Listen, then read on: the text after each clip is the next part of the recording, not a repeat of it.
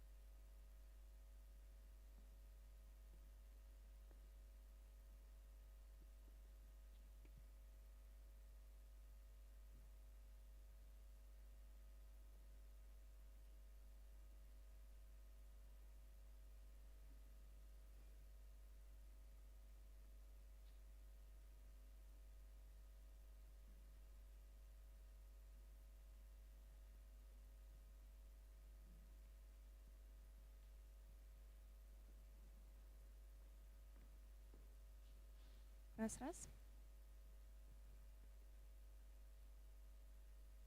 Раз, раз.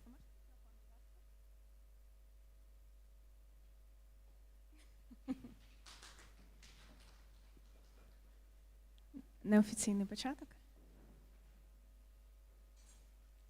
Трансляція. Okay, good morning everyone and welcome to the EIT Founders2Founders training on innovative entrepreneurship.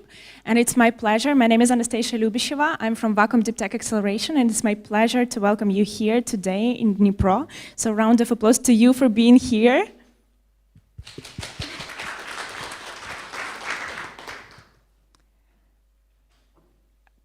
Clicker is not working.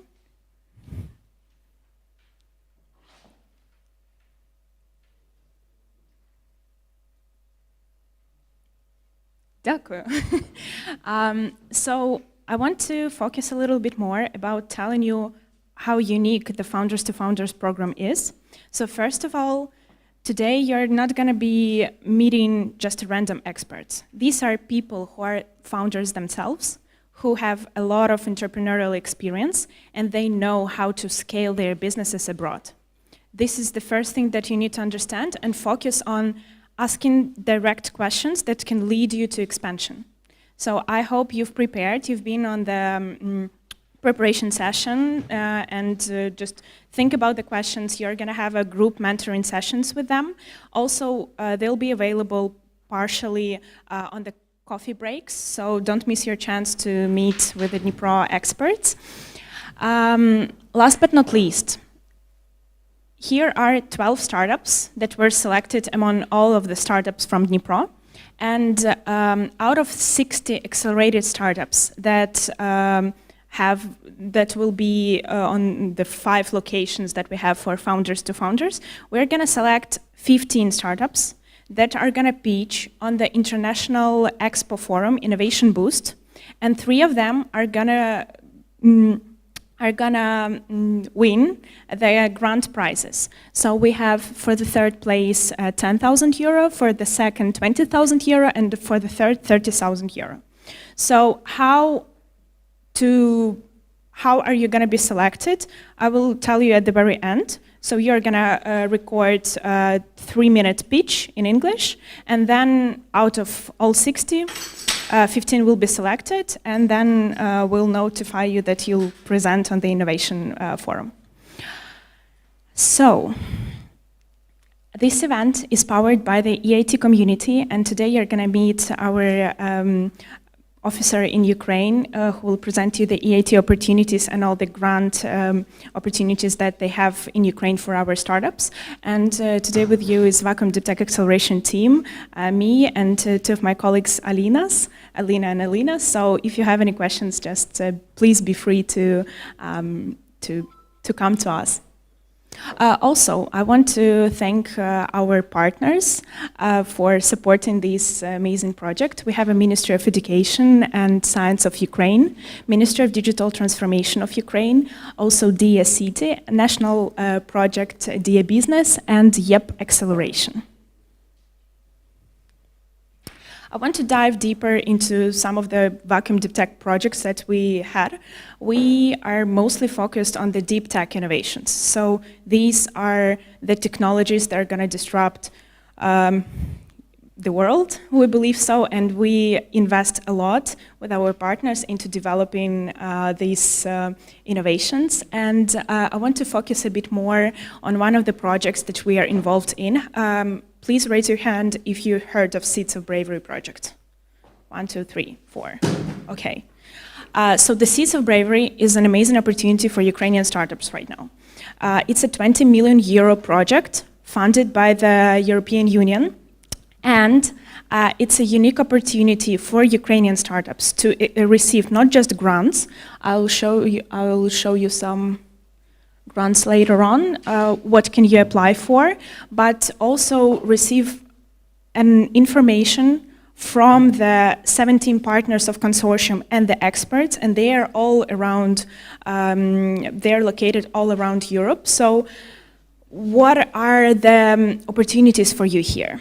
If you are willing to expand to the European market, and you know the specific market, you know your target audience, and you are Tier 3 to Tier 7, this is your project. So how you can, who we have here working with you on the Seeds of Bravery, these are not the whole startups, these are not the whole partners that we have. We have 17 partners and 2 associate partners involved in here. We have Aalto University, Plug and Play Tech Center, Erasmus Center of Entrepreneurship, many partners who are working to make this happen. This is a 2-year project, and this is your opportunity to work with the European entities and gain direct access to these entities through the education and through the grants. What are the grants that we have here? We have 5 opportunities for you to join and receive grants for 10,000 euro, for 25, 2 programs for 25 euro, and 3 for 25, and also 1 for 50. Each partner is involved in the making these educational programs happening, so it's not only that 50,000 euro, but you receive the full program dedicated and crafted specifically for your needs. So my huge recommendations for you to apply, to explore opportunities that we have here in the Seeds of Bravery. If you have any questions, you can come to me during the breaks, and I will let you know what are your best chances for each program. So yeah, my highest recommendations for this Seeds of Bravery program. And right now, I want to dedicate some time to thank you to our local partner. It's Dniprovska Polytechnica, Dnipro University of Technology. And today with you, we have Mykola Trihub. He's a Vice Rector for Perspective Development. So welcome, Mykola. He'll do a welcoming speech. So thanks a lot. I think that mic should be a bit lower. So in any case, warmest greetings and warmest welcome to Dnipro University of Technology. We are very pleased to see all of you here. This year we have a big anniversary of our university. It's 125 years.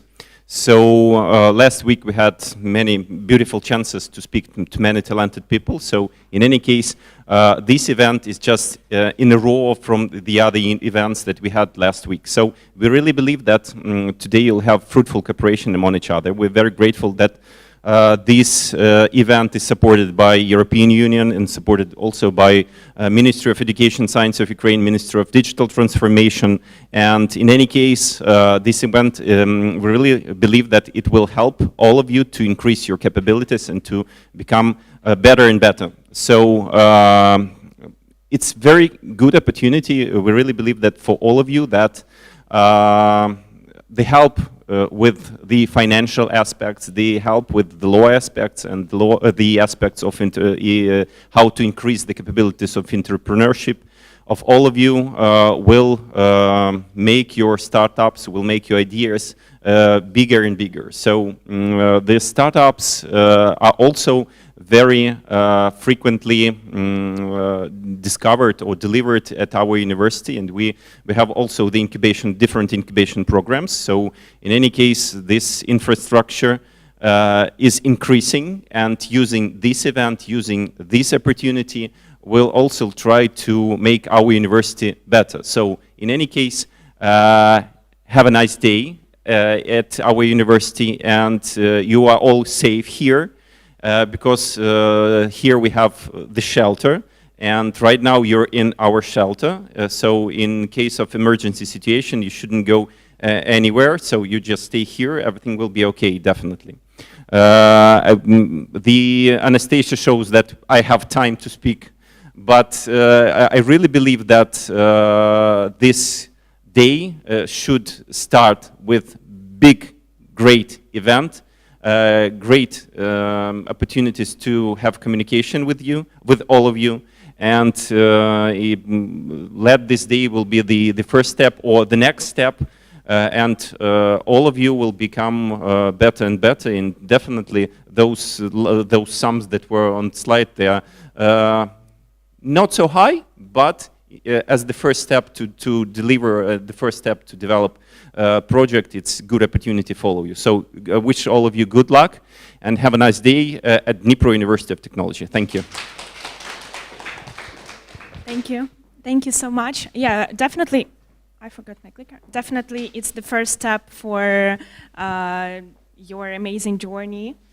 And again, huge appreciation to Dnipro to your university for supporting us. And now we are coming to you. So first of all, I want to say that you were selected among all of the startups, and I want to take some time to name your projects that are the part of the Founders2Founders program.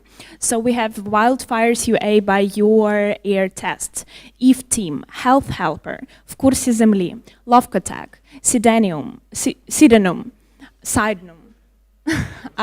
Interview AI, Vitametria, Will Keep, Green Future, Silent Wind, and Remnemo. Round of applause to you for being selected for this program and being here today.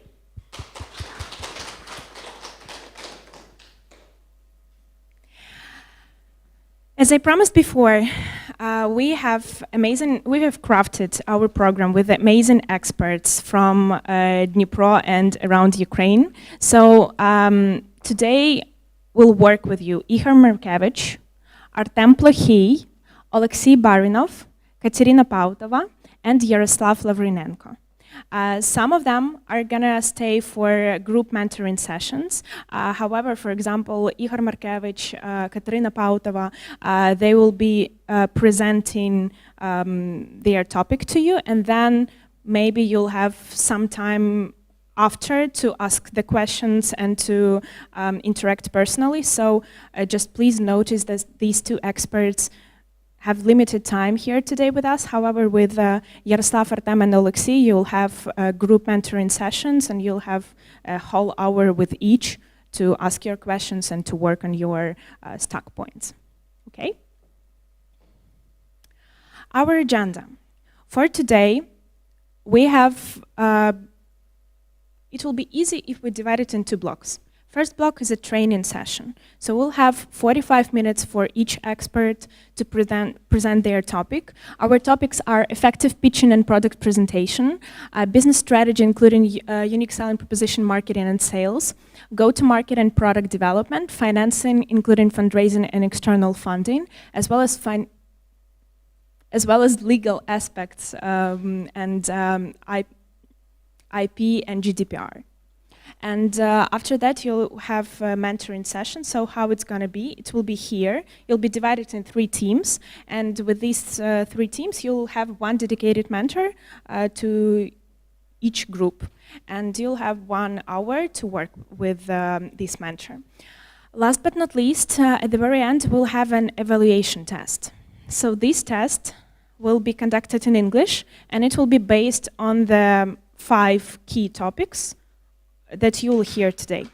So just pay attention. You have your notebooks, so maybe make some notes or some photos, because at the very end you'll have like evaluation of your of the information that you perceived today.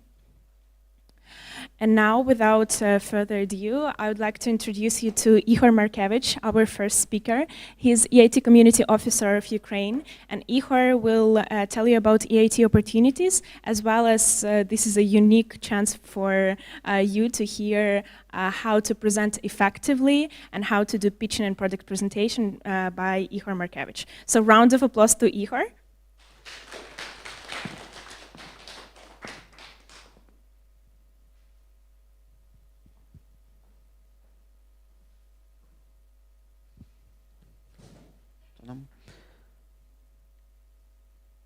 Presentation, 1 second. On. Not this one. We need another one. We will start with EIT opportunities. Hello, everyone. I'm happy to see you here. So in this place, and thanks Dnipro University that host us here. It's really great. And it's great that we are in the shelter, so there will be no breaks and no interruption of our effective work. And I will briefly present you the EIT Community Risk Hub in Ukraine and also several opportunities. But the main goal of this presentation is to show you how to find all these opportunities and the main processes, how everything is arranged in EIT and how everything is working there. After that, you will have the instruments and you will be able to find the exact programs, exact calls. And after that, if you will have any additional questions, issues, whatever, you can contact us directly and we will help you to pick up the best call for your needs and for your project. So EIT Community Risk Hub in Ukraine, it's the part of the bigger network of hubs in EU. EIT was established in 2008, so it's already pretty big amount of time when EIT is active in EU, and they already proved the effectiveness of the network and their actions and their programs. And since the end of the previous year, EIT was launched in Ukraine. We are representing all the EIT geeks in Ukraine, and we are active in the whole territory of our country. But the offline hub for now is in Kyiv. That's why we try to reach all the bigger and smaller cities in Ukraine just to meet potential applicants to our programs and entrepreneurs to participate in those programs and convince you to be a part of the biggest innovative network in Europe. This slide is probably the main one to understand whether you are relevant to EIT opportunities or your project or your idea or your business or not. So here you can see global challenges, and based on those challenges we have the division of EIT into different chapters that we called KICS, Knowledge Innovative Communities. So here you can find 9 big challenges. For instance, climate, culture and creativity, digital, future of food, health, sustainable energy, added value manufacturing, raw materials, and urban mobility. For now, if you are working on the project that can represent some of these industries, so you can find opportunities in EIT and you can find relevant programs to raise funding or to participate in different educational programs, acceleration, so on and so forth. If not, you still can think about different other opportunities that European Union is offering to Ukrainian innovators. Soon there will be one more chapter here, one more kick called water. So all the issues related to water supply, all the issues related to different water resources will be addressed there. Why it's so important? Here we have several numbers showcasing the impact of EIT. And for now, projects that were participating in EIT programs raised investment for almost 10 billion euros. So it's really great proof that programs of EIT are effective in terms of preparing to the next funding rounds, to the next investments, to the next grants. Also here you can find numbers about the amount of ventures supported by EIT, so it's projects and ideas supported by EIT. Almost 10K ventures were supported by EIT. And why this support is so effective? Because we are involving really great players in EU ecosystem. So we have almost 2.5K leading partners that are supporting projects that are participating in EIT programs and EIT calls. So for instance, we have Siemens as a partner. For instance, we have all the main automotive factories as partners, almost all the main FMCG networks in EU that are partnering with EIT. And it's really the fast track for your business or your project to pilot your idea there on the ground on EU market with the involvement of relevant partners. And also one more important number is that almost 2.5K new products and services were launched thanks to EIT. And this is the proof that we are targeting not only projects with the traction or already ready products. We are also looking for ideas that can be implemented in accordance with EIT programs. And some key benefits of EIT. When we are talking about EIT, the full name is European Institute of Innovation and Technology. A lot of people think that this is the higher educational institution, but it's not true. EIT is the unique case of public-private partnership, where EU as the public, Eurocommission as the public organization is supporting innovations through the funding to EIT, but also EIT kicks are attracting private money to invest into different projects, support different initiatives. So this is the unique combination of public funding and private funding. And you can find there different instruments that are relevant for you. If you are not eligible for public funding, in that case, you can raise additional private money. So everything is possible there with EIT. And EIT is not just about financial and non-financial instruments, it's also about investments. As I mentioned, almost 10 billion of investments were raised by EIT ventures. Moreover, according to Sifted article, only one of EIT kicks, as you know, we have 9 EIT kicks, invested in more than 100 startups in 1,000 days. So basically each day, each 10 days, there was the new investment. Every 10 days you can raise investment. But the issue is that you should compete there with EU projects as well. Not only Ukrainian projects are eligible for EIT programs.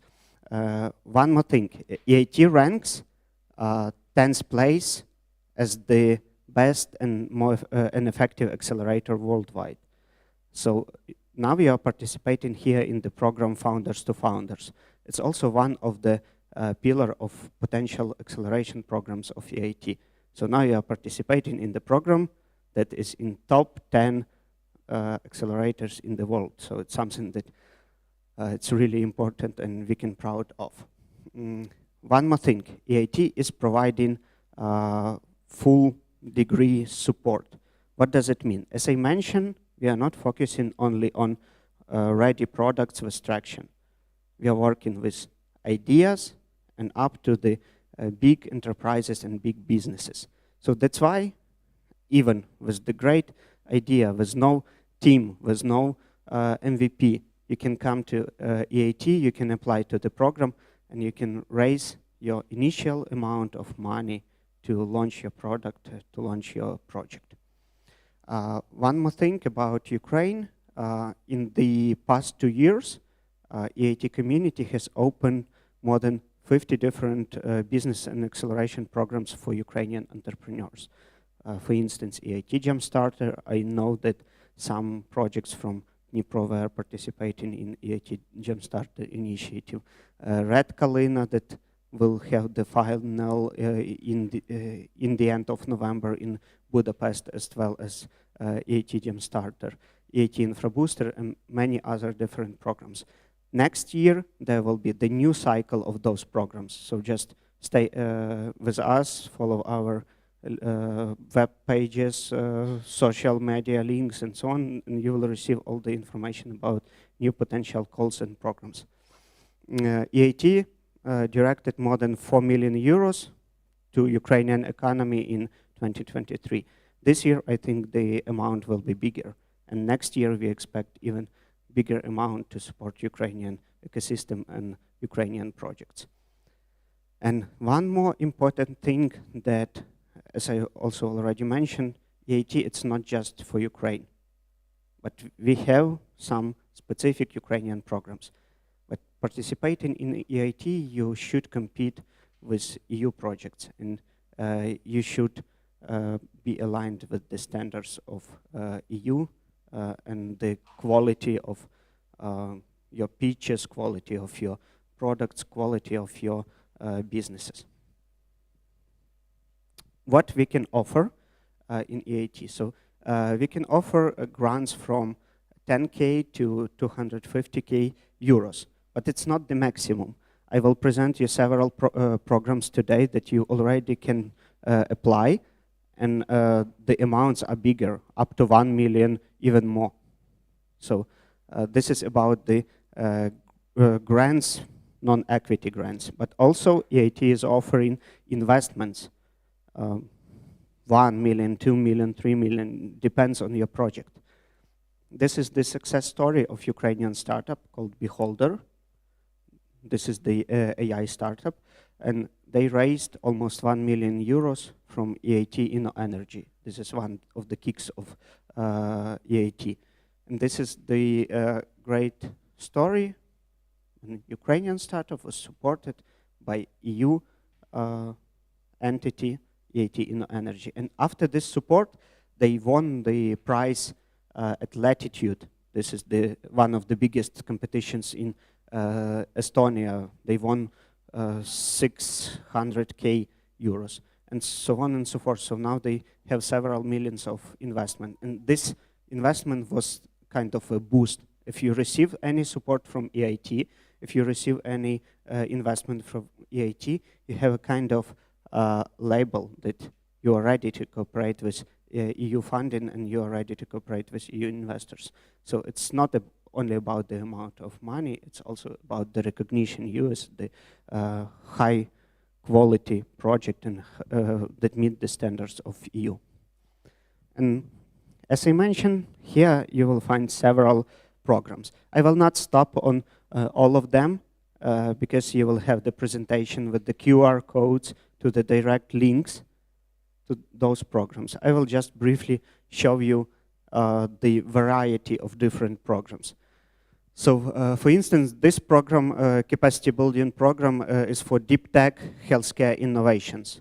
And this is the educational program. The deadline is till October 22nd. Today. But you still can apply till the end of the day. Okay, not a problem. So you have the extension, you can apply till 25th of October. Then one more call, it's EIT Manufacturing Transform Call 2024. So here you can raise funding in grants 20k euros. The deadline October 29. So here will be the QR code you can apply. What we are looking here, innovative startups that solve corporate problems of large, small, and medium-sized businesses. So this is about added value manufacturing. One more thing about call up to 8 million. This EIT Health flagship call. So still, if you are involved in health tech, healthcare, you can participate, apply till November 5th. You will have that presentation. You can scan the QR code and apply.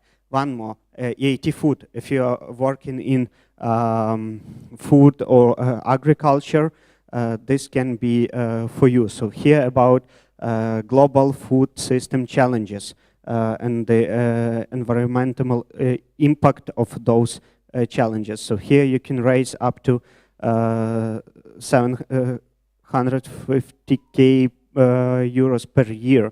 So also in the middle of November, there will be the deadline. You can scan and check if you are eligible or not. One more EIT food project, it's single project funding here for non-profit projects. So if you have NGOs, universities are also eligible, you can apply and you can raise up to 100k euros for 18 months. If commercial, you can raise up to 1 million. November 14 also the deadline.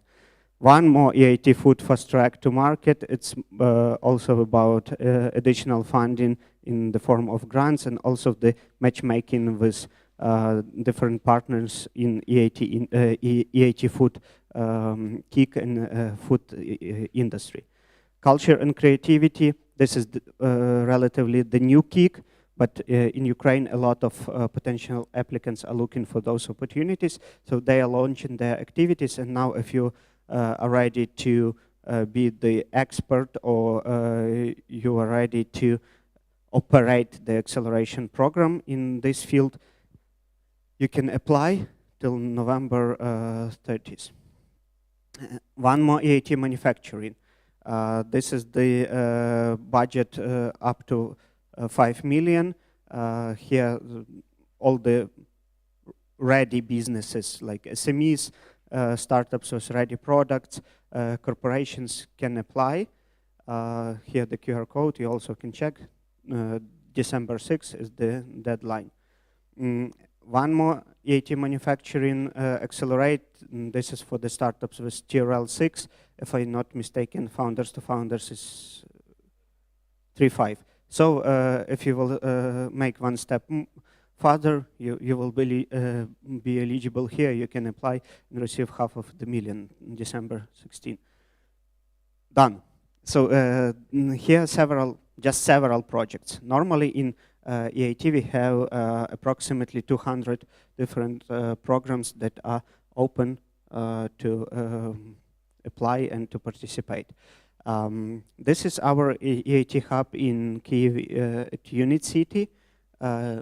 If you will be there, please come.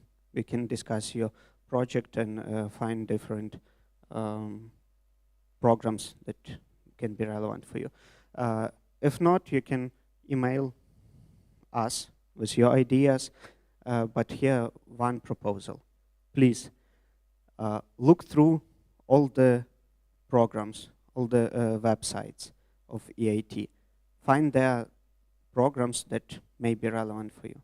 And only if you will have some questions there, we can facilitate your cooperation with EIT. We can help you there. But if you're just texting us, I have a project, please find us relevant programs, it will be more difficult for us. So please make our work easier.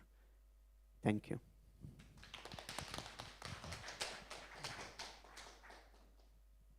Any questions about EIT?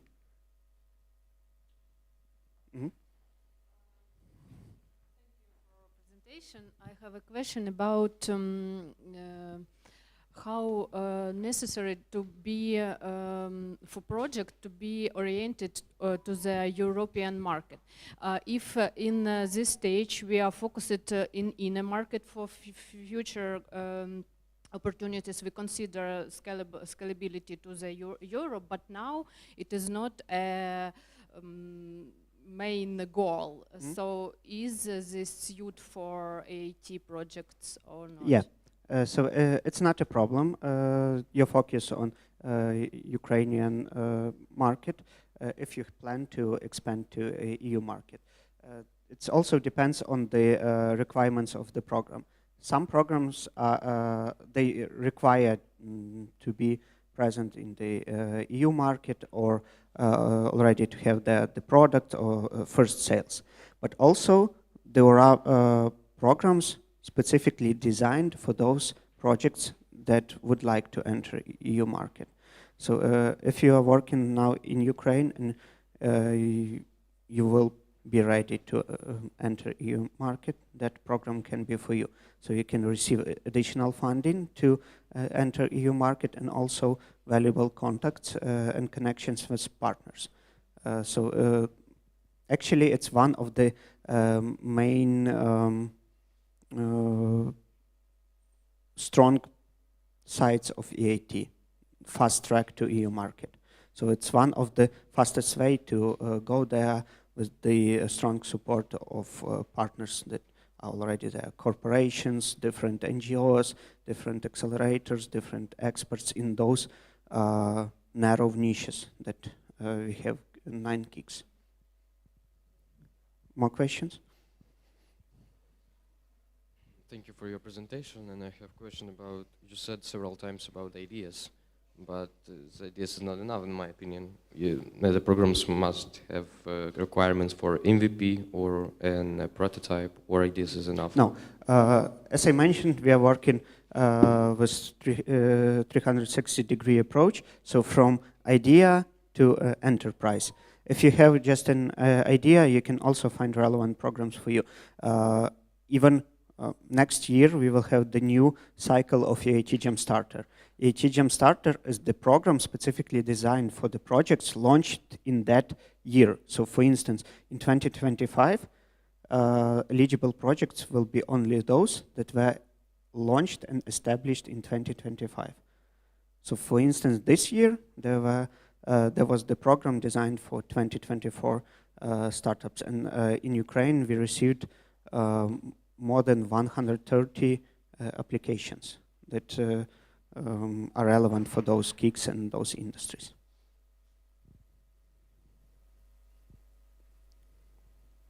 More questions?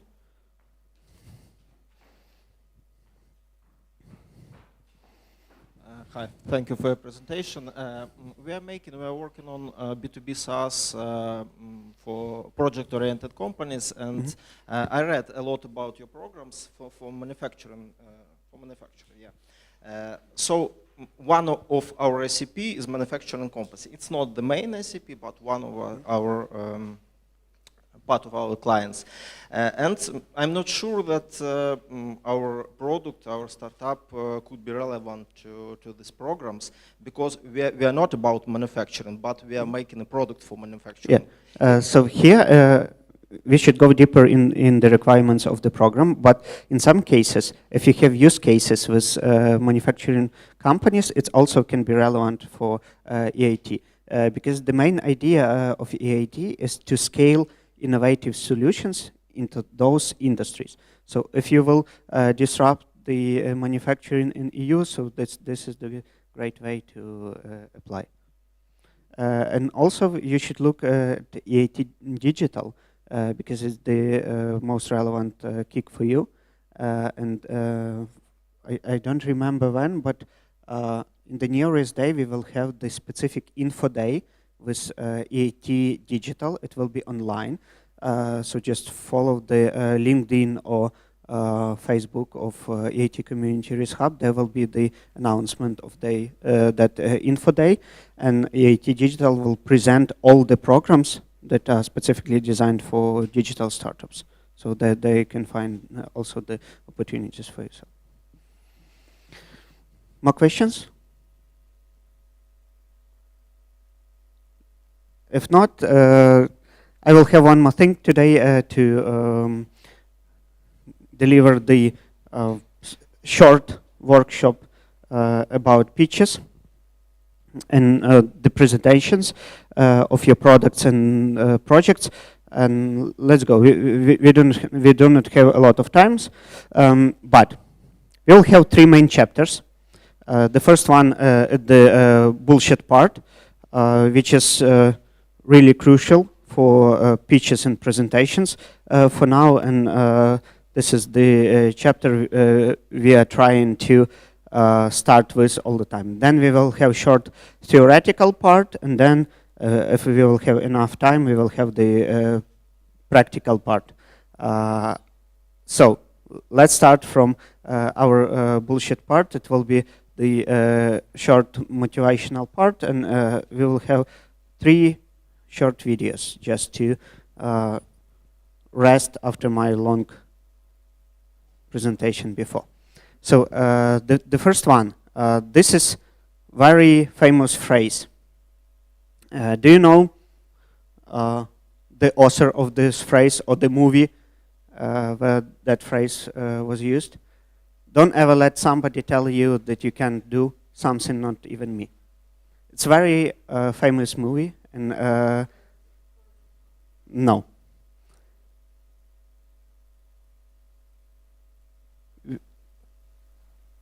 We will have it now. Don't ever let somebody tell you you can't do something.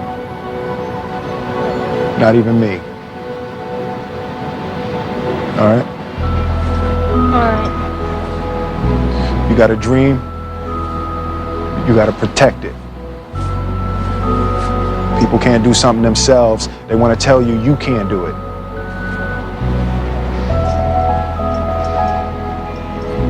You want something, go get it. Period.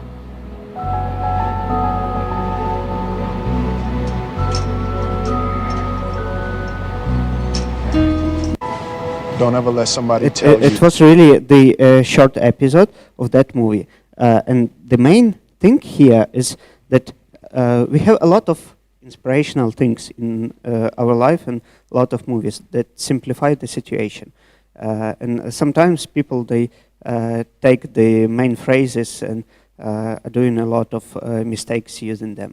So for instance, that case with the this movie and the phrase, don't ever let somebody tell you that you can't do something, not even me. Sometimes Ukrainian startups, in a lot of cases, they are so confident about their projects and about their startups, about their pitches and so on. They are trying to reach the stars, not listening to anyone. But it's not the correct way to run your startup and to run your business or to pitch your startup in front of investors. You should be open for all the thoughts, for all the questions, and for all the recommendations. Because only in that case, when you are communicating with the expert, with your potential customers, with investors, and you can listen to them, and you can understand them, and then you can think whether those recommendations is relevant or not, whether you should do this or not. This is your decision and your choice. But all the time, you should listen and you should learn, not just going directly to the stars and bumping into all the hurdles in your way. So it's not the way. Just listen, everyone, especially all the experts that will be after me. So they will be working with you in specific niches, in specific industries, specific questions. Be open, and I think you will find relevant recommendations how to improve your project. Next. One more phrase. I think you will know the author of the movie. It's the phrase that almost 90% of people always know. Yeah, it's Rocky. So let's watch short part of that movie. And it's also connected with the previous things that I tell you. Something you already know. The world ain't all sunshine and rainbows. It's a very mean and nasty place, and I don't care how tough you are, it will beat you to your knees and keep you there permanently if you let it. You, me, or nobody is gonna hit as hard as life. But it ain't about how hard you hit. It's about how hard you can get hit and keep moving forward. How much you can take and keep moving forward. That's how winning is done. Now, if you know what you're worth, now go out and get what you're worth. But you gotta be willing to take the hits and not pointing fingers saying you ain't where you wanna be because of him or her or anybody. Cowards do that, and that ain't you. You're better than that. So it's one more thing that I was telling before. If you can avoid all those hits and kicks, so please do so. No need to go directly to your goal. Please take into account all the conditions that may be on your way. Please think about this. Please forecast them. And only after that, when you are 100% sure that this is your choice, this is your decision, you can move forward. So also, it's about the openness to all the advices, and this is your readiness to analyze everything. Please plan everything in advance, especially your pitching and especially your presentation. Analyze the audience, analyze the people who are in the who are listening to you, whether customers or investors or partners. All of them, they have different goals, they have different requirements. Please prepare accordingly to those requirements. No need to have only one pitch and use those pitch in all the cases. It's not the way. And the last video for today, not the last, but this phrase, it's not so famous, but this is really strong phrase about the inches. When we add up all those inches, that's what makes the difference between winning and losing. So this is about small cases, small decisions. This is about details that you should work with and you should take into account. So turn on that short video as well. You find out life's this game of inches. So is football. Because in either game, life or football, the margin for error is so small. I mean, 1/2 a step too late or too early, and you don't quite make it. 1/2 second too slow, too fast, you don't quite catch it. The inches we need are everywhere around us. Hell yeah. They're in every break of the game, every minute, every second. On this team, we fight for that inch. On this team, we tear ourselves and everyone else around us to pieces for that inch. We claw with our fingernails for that inch. Because we know when we add up all those inches, that's gonna make the fucking difference between... So, the main lesson here is never make the situation decide your fate for those inches. Please be ready to all the issues that may arise on your way to success. Never let those inches decide yours, whether you will be successful or not. So it's also about thinking forward and about taking into account all the conditions and all the things on your way. Planning, working with the audience, working with the interest of people, working with the feedback. And in that case, those inches will not decide whether you will raise money, whether you will sell your product, whether you will attract grant. So it sounds everything inspirational, but when we will go deeper, we cannot rely just on the inspiration and on your fate. We can rely only on ourselves and our work. And this works with the pitches. So short theoretical part. What is pitch? Who know? Yeah.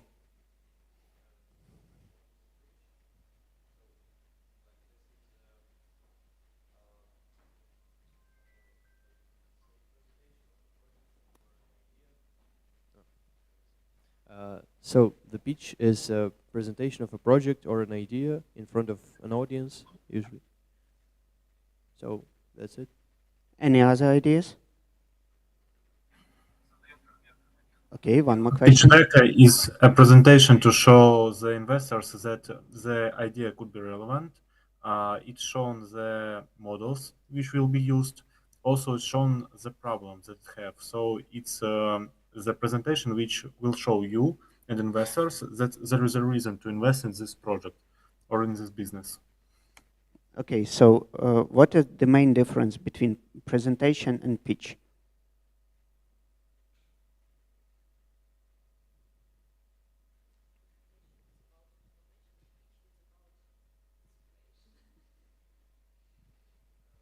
Well, as I understand it, pitches are usually connected to startups and businesses, and presentations can be like about just everything, like anything. How often do you pitch per day?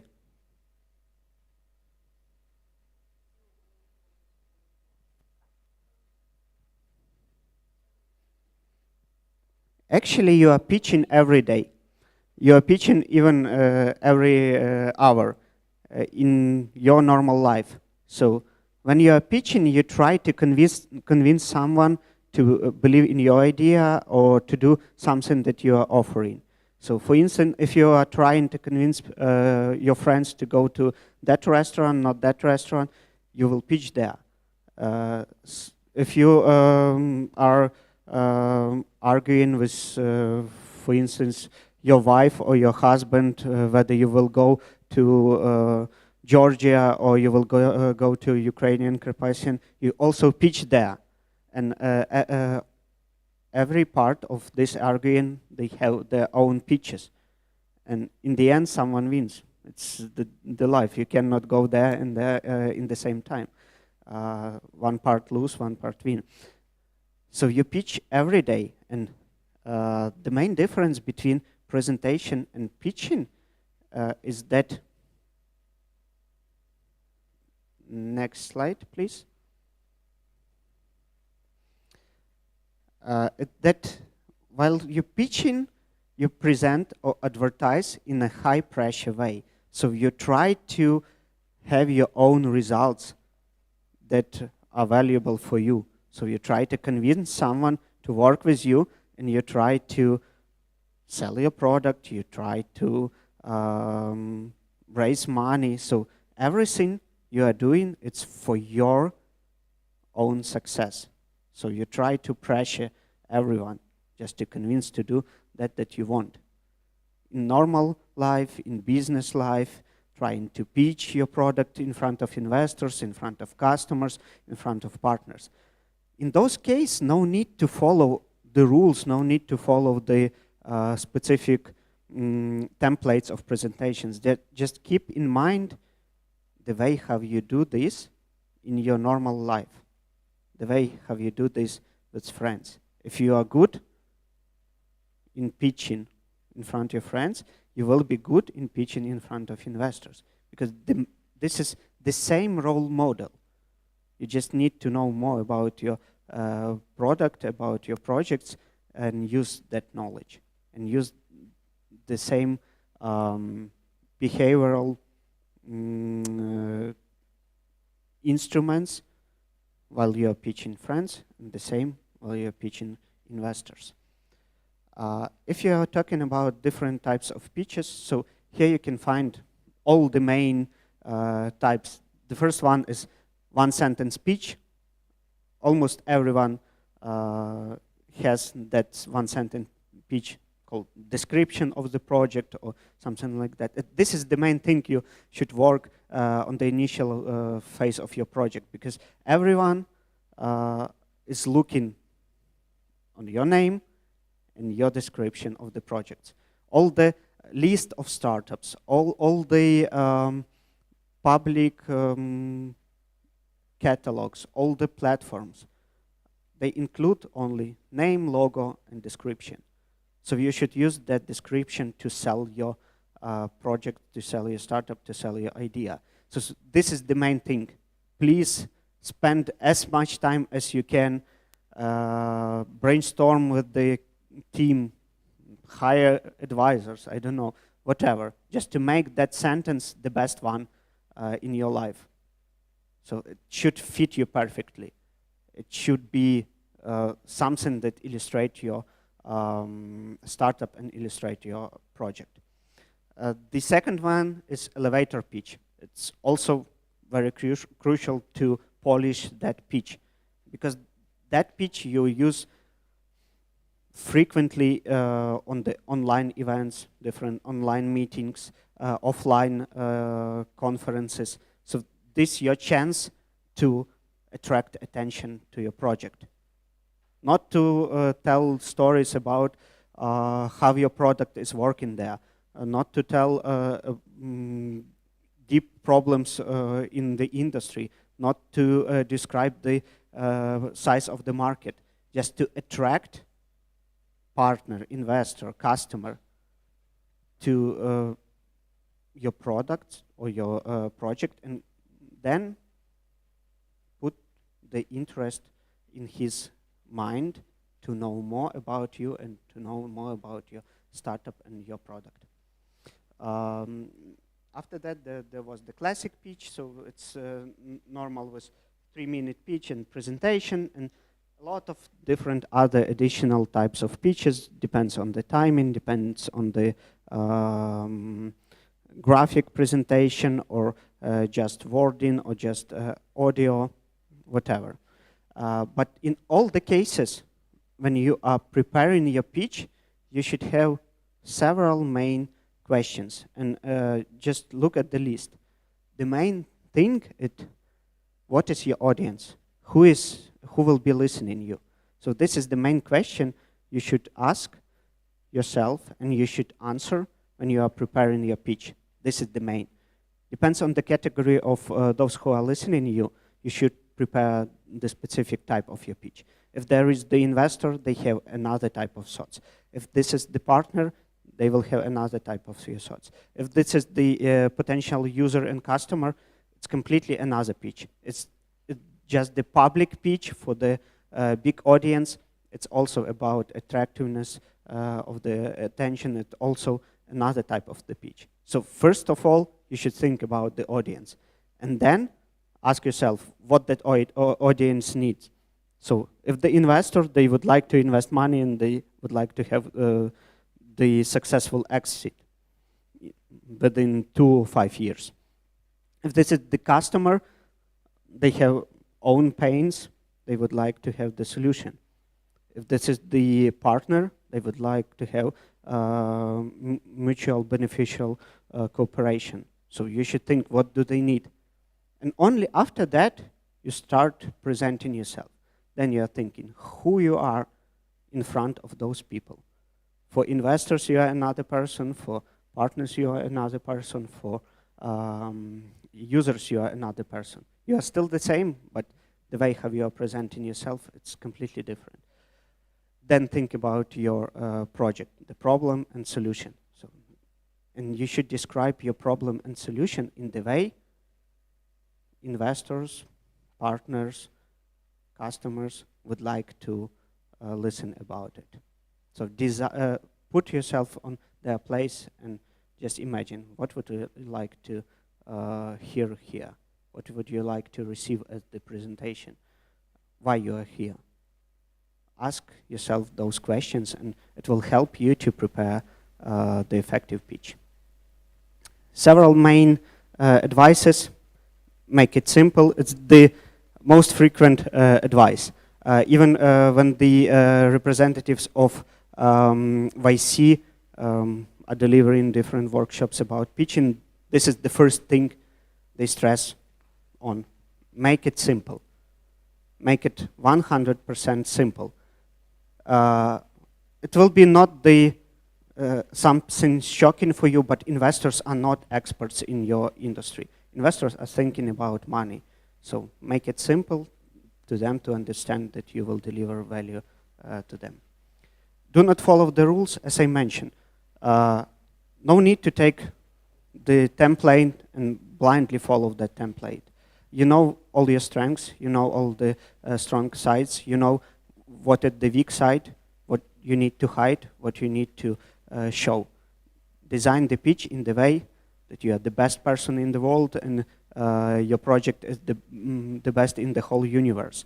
Just show all the main strong parts of your project and design accordingly your pitch and your presentation. And you're also the boss. You define what they will know about your project and what they will know about your startup. So if you, in some cases, experienced startups, they can design the way how they will receive the questions after the presentation and how they will answer. So you can make yourself the producer of your presentation and just think what they heard from you, how you present, and what they will ask. You can hide questions in your presentation and convince them to ask that questions, just to highlight your strong sides, just to highlight the key points of your projects and your startups. So you can design the way how you present and how you pitch. One more thing, make UX in the best way. So all the people that are listening to you, they are your users or your investors. So their experience should be really comfortable and they should understand the way how you navigate them through the pitch. So design the presentation and your pitch with the great user experience. It should be really something when they think that they have those 3 minutes you are presenting, and this is one of the best time in their lives.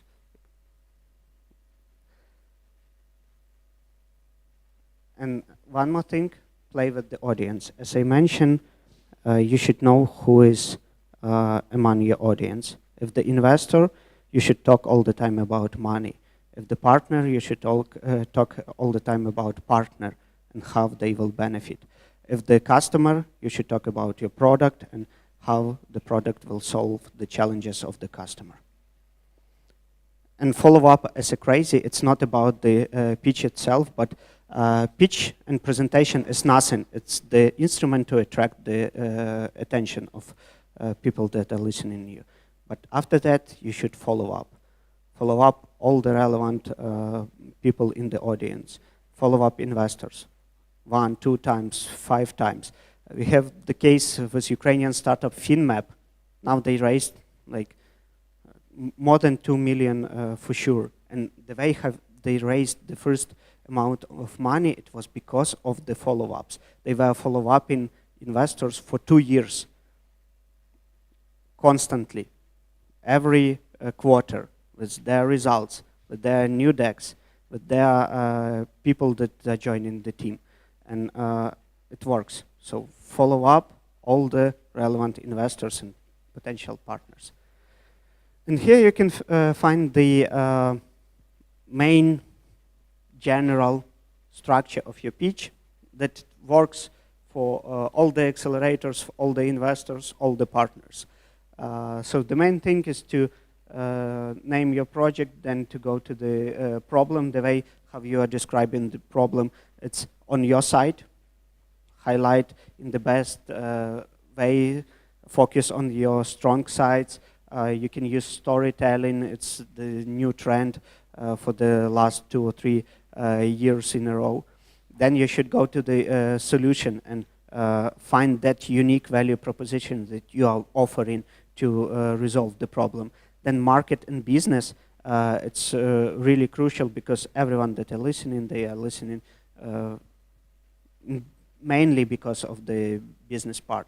And it's not enough just to show the size of the market. Show them the mass, show how you count the potential revenue, show how you count the different other metrics like lifetime value or whatever. Then you should showcase your traction. Doesn't matter if you was founded yesterday, you already have traction. Just you need to show in the proper way. So traction, it's not only about money, it's not about the clients, it's not about the customers.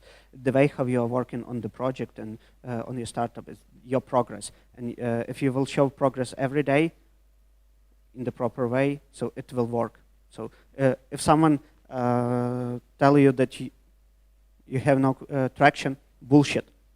Never agree on that. Competitors. Every project has its competitors. If you tell you don't have competitors, so your project will have no success on the market and will have no potential customers. Vision.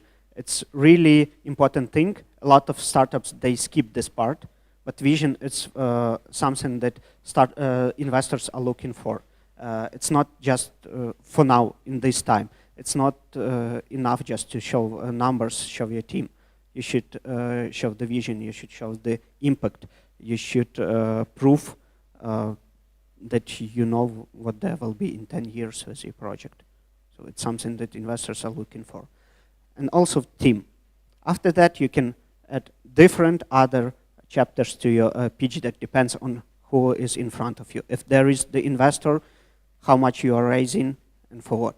If there is the partner, you offer to the partner. If there is the customer, you offer to the customer. If there is the grant authority, so how much you need and how will you spend those money and what will you achieve because of that money.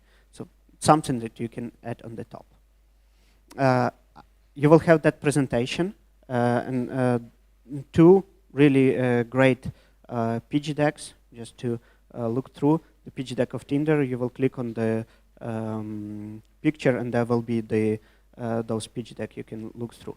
No need to show now, but thanks to that pitch deck with 10 slides, they raised $50 million of investments. Only 10 slides, but clear vision and clear problem definition. Then the other one is Airbnb. Airbnb. It's 18 slides and $600K as investments. You can also look through. They have really a lot about competitors. They have really a lot about market and the business model. So it's really important to look through that presentation. Here you will find the link to the recent IT Arena final competitions. And when you will click, you will jump into the pitch of the winner, Extra Vision. Just look through that pitch. It's not ideal. They have a lot of problems, but pay attention to the storytelling and how they play with the audience, how they make them feel the challenge, how they make them feel the pain of really niche industry, surgery. So this is the solution for in health tech for surgeries. Look through that video. It's really important. And short practical part. General mistakes. As I mentioned, you have different audiences. And what you should understand, investor is not your customer. So you should design the pitch accordingly to the audience that you are present in front of. As I mentioned also, the main mistake is that you are 100% accurate and 50% clear. it should be in the other way, 100% clear and then 80% accurate. You can even tell the fairy tales if it's simple and everyone is understanding your product and the pain and the challenge.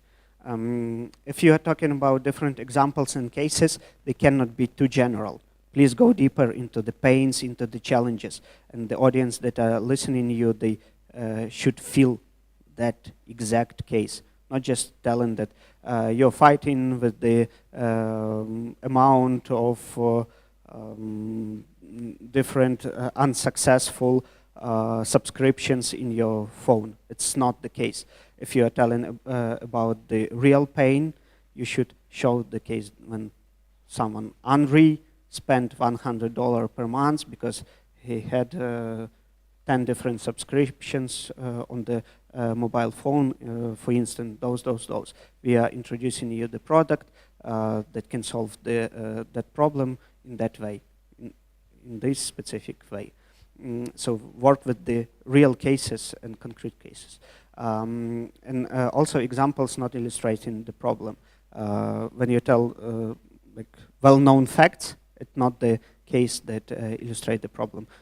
Go into the personal cases, go into the cases of your friends, go into the cases of the businesses.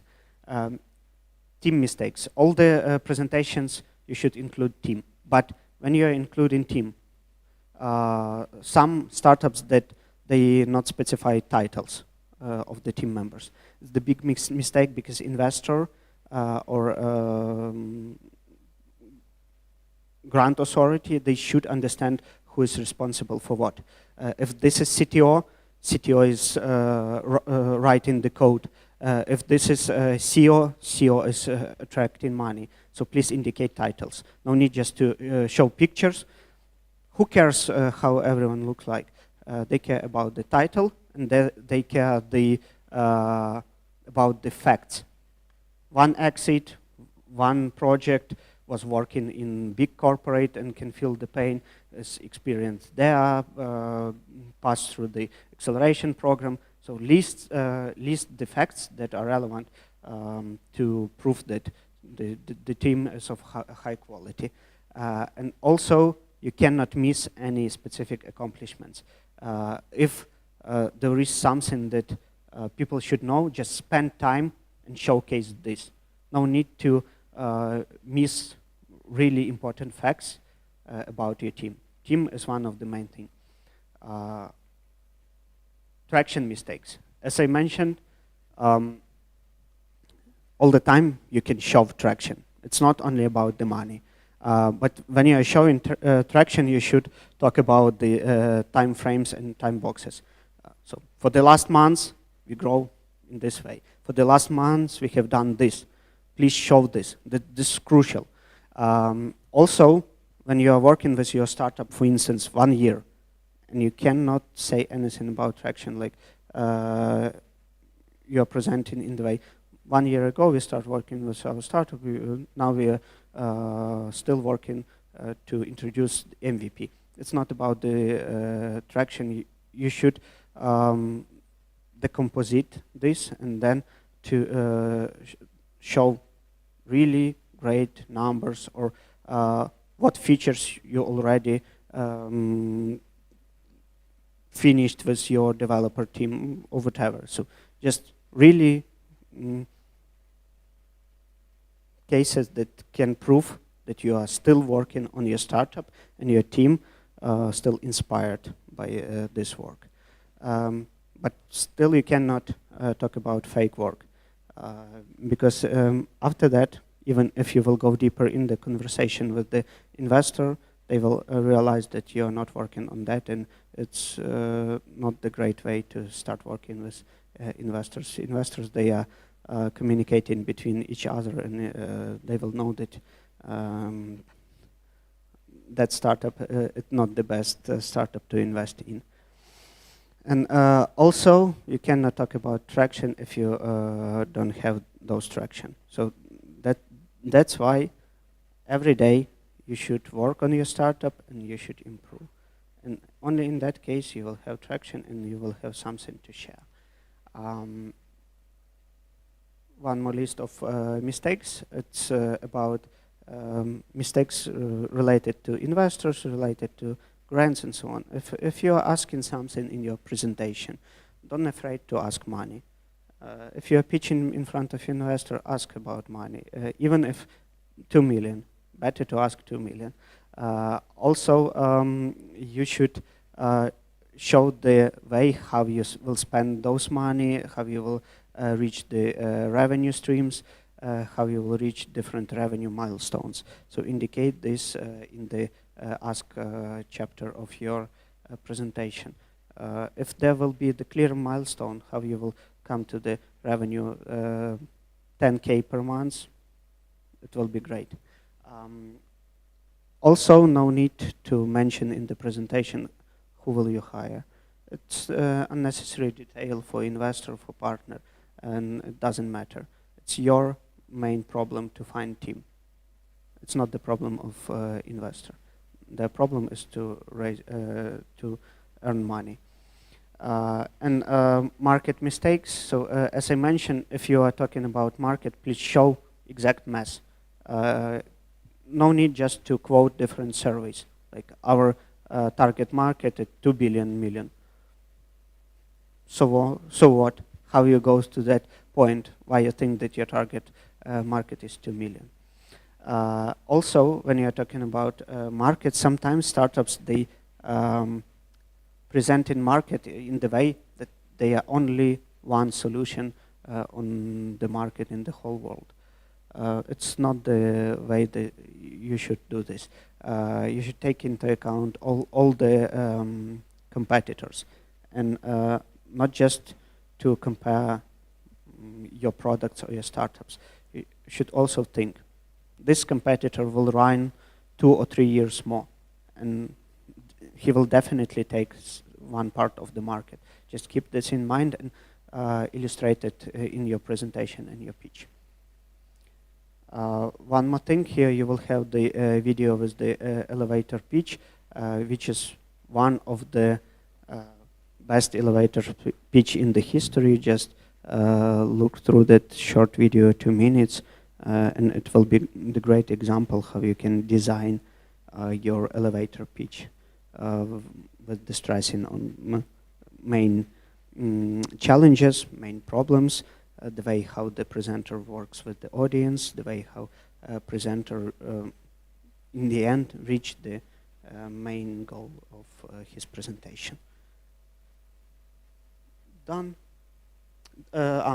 This one bonus slide, it's the way how YC it's structuring the pitches.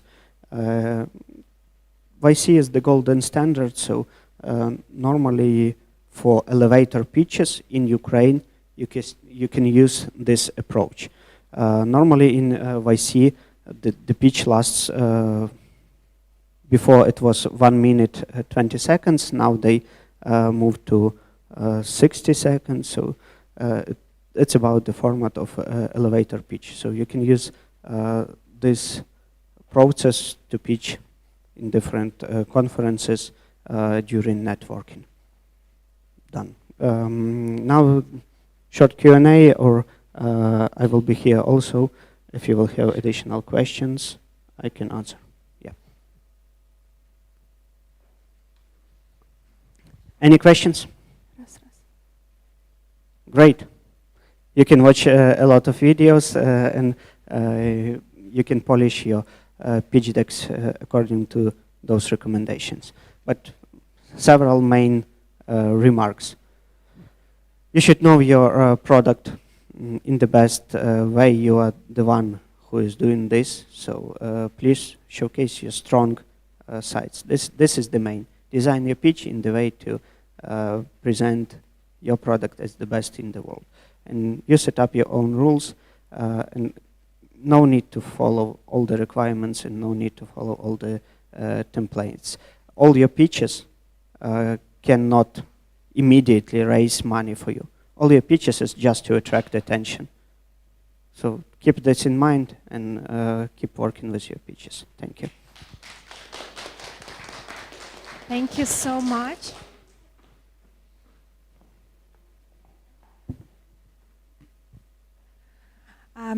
Thank you so much, Ihor. I just want to make a short announcement that we've prepared a bonus to you, and this bonus will be the following. It will be related to the pitching session and how to present effectively, and it will be delivered by the Stanford professor, Jeff Kabili, and he'll have 3 sessions for you. They'll be online. The first session will be on the 25th, so this Friday, at 5:30 p.m. We'll share with you all the details. 2 others will be on the 13th and on the 14th of November. So they will be divided into 3 sections. First, nonverbal communication. Second, how to polish your pitch. And the third one, about storytelling. So you'll have 3 hours with him in 3 different times when you'll be able to ask all of your questions related to pitching, as well as see how these pitches are presented in the Silicon Valley. Few things that you need to know. These 3 sessions on pitching, they won't be recorded. So you have to be present online in order to receive information from the Stanford professor. The second thing, and this is his request, is that only people who will join Zoom online, that join with the camera on, will be allowed to stay there. If you will switch off the camera, he will just delete you. So you just need to know these things in order to be present at these events. All the information, again, will be sent to you via WhatsApp. However, we're excited that he joined us, and we think this will add huge value to your final pitches. I'll just take a moment, while we are talking about pitches, I'll take a moment to tell you about your tasks after this first boost day. So within 2 weeks, you'll have to record 3-minute pitches in English, presenting your idea, presenting your product. How it can look. So it can be like a half, for example, it can be a Zoom recording, so we can see you as a speaker and we can see the presentation. Or you can use, I don't know, a studio, or you have a pre-recorded editing so that 1/3 will be dedicated to you as a presenter, and 2/3 will be dedicated to the presentation. Pay attention that this should be in English, and you should send it within 2 weeks. So this is the core things that you need to do, and out of everyone, just 3 will be selected. So out of the batch of 12, you here, 3 best projects will be selected to present on the Innovation Boost. It's an expo forum that I mentioned before. And now, without further ado, let me introduce you to our next speaker. It's Katerina Pautova. She's a founder of Academy of Practical Knowledge Pro Result, ex-commercial director of Comfy and Elo Group. A round of applause to Katerina. Thank you, Nastya. Do you hear me? Is it okay? Okay, super. Thanks, guys. I wanted actually to skip, but then at the end I thought that I should come back. So I think I have 2 news. One is not very good. My presentation will not have any amounts of grants. Sorry. And the second is that after my presentation we are going to have coffee break, and I think that's a good part. So let me start. It's some words about me. I have more than 20 years experience in marketing and sales.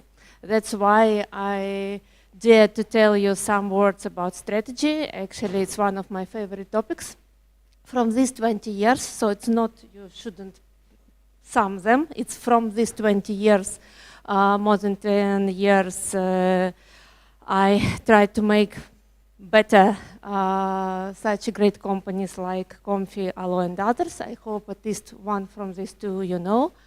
And on the other hand, I used to work in distribution, so trying to sell as many products as possible to such great partners like Comfy, Allo, and others.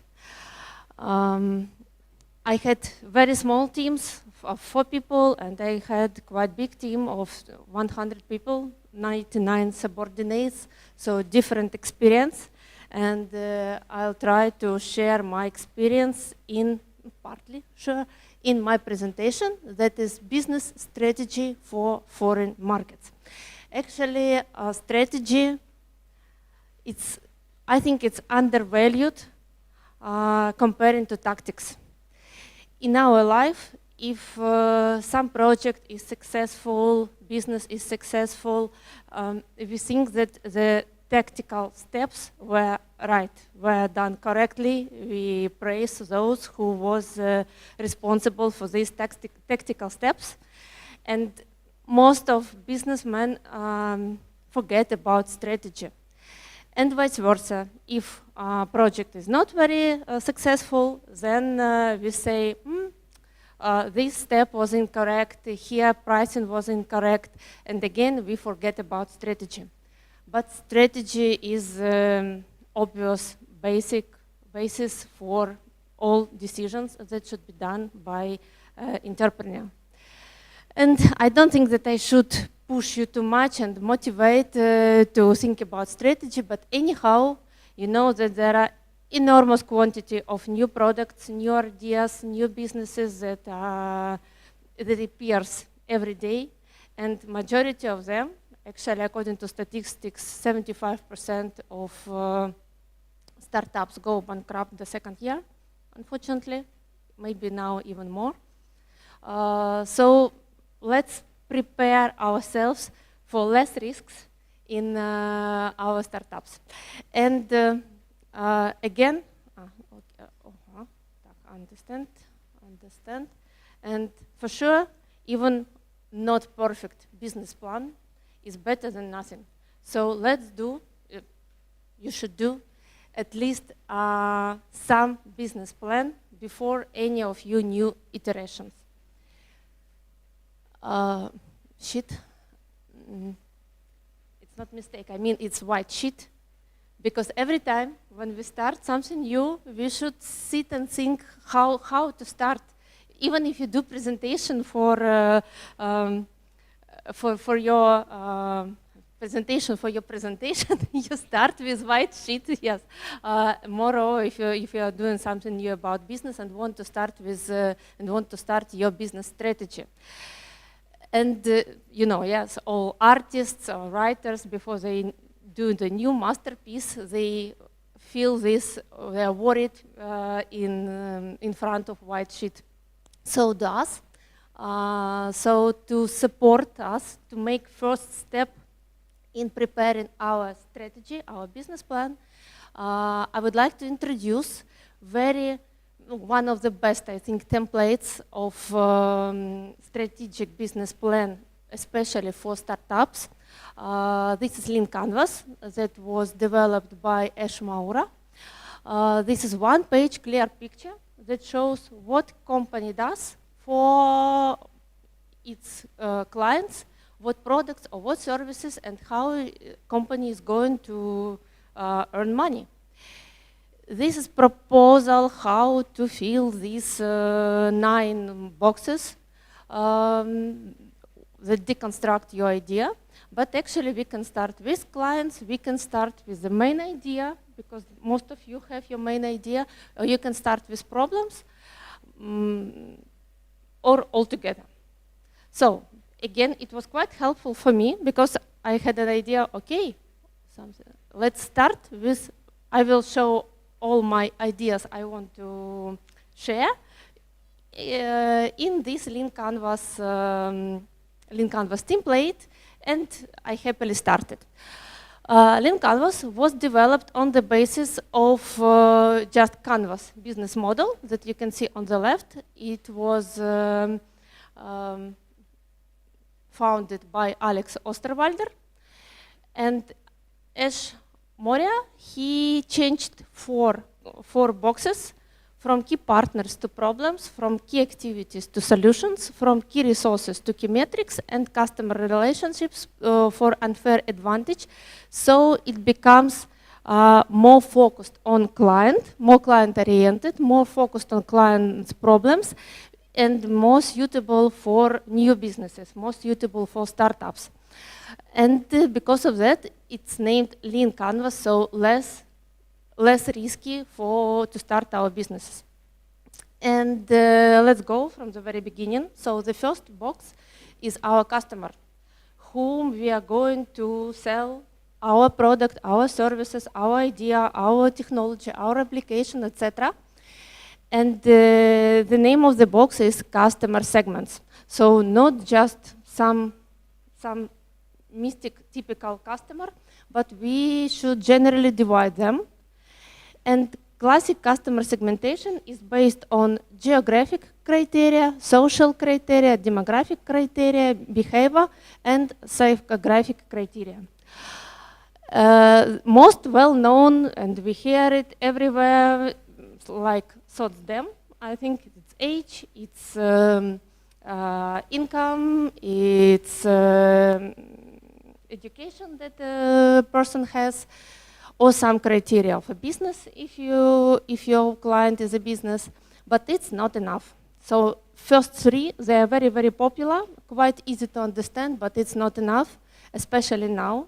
Maybe 20 years ago it was more or less okay, but now we should go much deeper to understand our clients from the simplest sex, age. Sex now is not easy actually to understand already. Residence, marital status, to most how to say, interesting, and what we should know, or what our try to understand what our clients think, what scares them, what do they like, and what do they hate. Especially now, we know that if some people hate something common, it makes them a very strong group. Ukraine is one of the examples.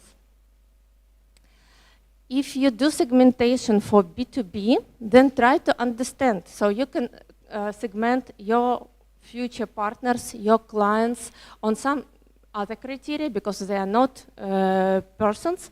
But then try to understand whether your product or whether your idea, your future product, do they match the target audience of these business partners. Because again, we have a common situation when you, as producer of some product, I mean globally, have potential partner or have partner, and you like each other, and they like your idea, and they are ready to cooperate with you, but their main target audience, your product doesn't suit their main target audience. So people to people, team to team, you suit each other, but their target audience is not yours, and you should check it as well. One of the examples I want to share is how was made customer segmentation in sport club.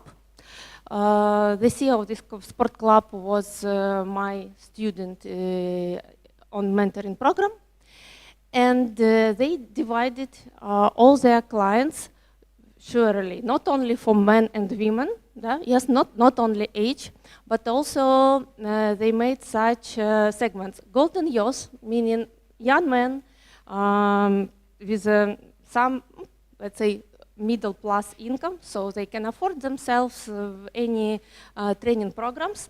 But for them it was also quite important, how do they look like, how the what atmosphere is in this sport club, is everything new, is it more or less prestigious for them. Also they had VIP clients, older guys. Most of them were top management or business owners, and who were really keen in sports. So they want to show better and better results. And they had other VIP gentlemen that were most keen about their own feelings. So, okay, result is quite well, but massage is better. And with trainers, they do like more to talk to the trainer, not just make more отжимания in yes in English. And with women, I think you can understand. So yes, lady who have to take her child with her has a little bit other focus than a business woman that had very hard day, and now she wants also to make herself better, but also have some anti-stress result when she visits the sports. And Glam Star, you understand, yes, it's a young lady who is Instagram girl. Yeah, for sure, she is doing a lot, but also she wants her trainer to know how to make a picture of what she is doing. And after such segmentation, this sport club, they knew how to prepare packages, promo packages for each of these segments. What trainer to recommend to each new guest that how to say, from this or that segment, because trainers cost different money, the available time is different. So the sport club is enormously popular in their city. They are very profitable and they themselves quite happy with this approach. And their NPS is very high, and etc., etc. So, but mostly we think that yes, men and women, what else? Maybe some income, but again, but you can go much deeper. Okay, because I want us to be in a hurry. Then what says our marketing books? That after you divide your clients to customer segments, it's better to have personified archetypes for each segment. So you should think about ideal person from each segment, visualize it, and make all your communication, internal and external, like to this person. As for me, I used to think that it's bullshit. Because two work to do. But in reality, when I started my own business after quitting from big company, and I started my small but own business, in the beginning, we just made segmentation, but we didn't go in any archetypes. But then, after several months, we understood that in each client segment, we really have one person, but it was a real person. So we didn't make it artificial way. We find one student that was most typical, that was our students, so he already, or partner, already bought the course, and he or her really had all needed criteria to become this typical archetype. And for us, it becomes much more easier than to prepare all advertising materials, to prepare our new landing. So when we wrote some phrase, we think, how Maria will think about this phrase, or how Danila will react on such proposal. And really, it made our life, I mean corporate life inside organization, much easier. And when you visualize your client, it's different relation with potential client. Moreover, what we have, so a lot of our courses are bought with the support of HRD, HR directors from this or that company.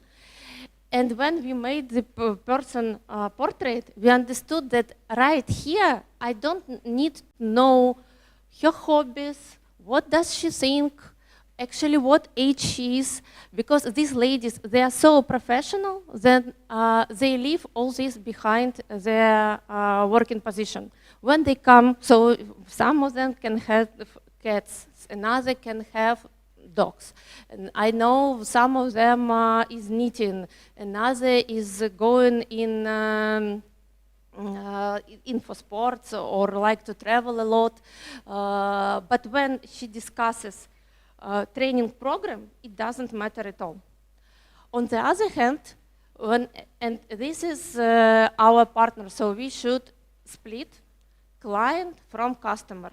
You should think who is your client and who will be the end user of your product. It a little bit differs in your communication, in your approach, in your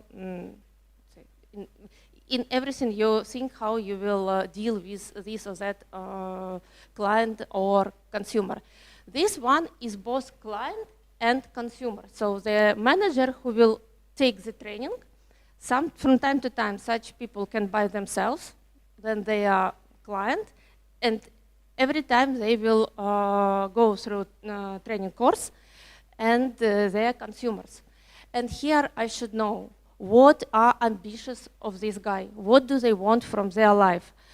Fortunately, mostly we know what do they want from their life. On their laptops, screens of their laptops, we will see the newest model of BMW or the newest model of Audi, and they want a car, they want to support their parents, they want to travel more, at least after our victory.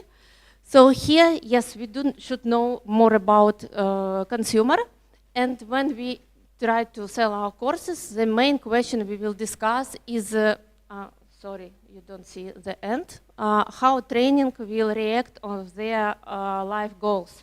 I don't know actually why it's, with the lady that is HRD, is mostly the budget of the training, because not because she thinks that we don't generate enough value, but because she has a budget from her company, and I should support her to sell us inside her company.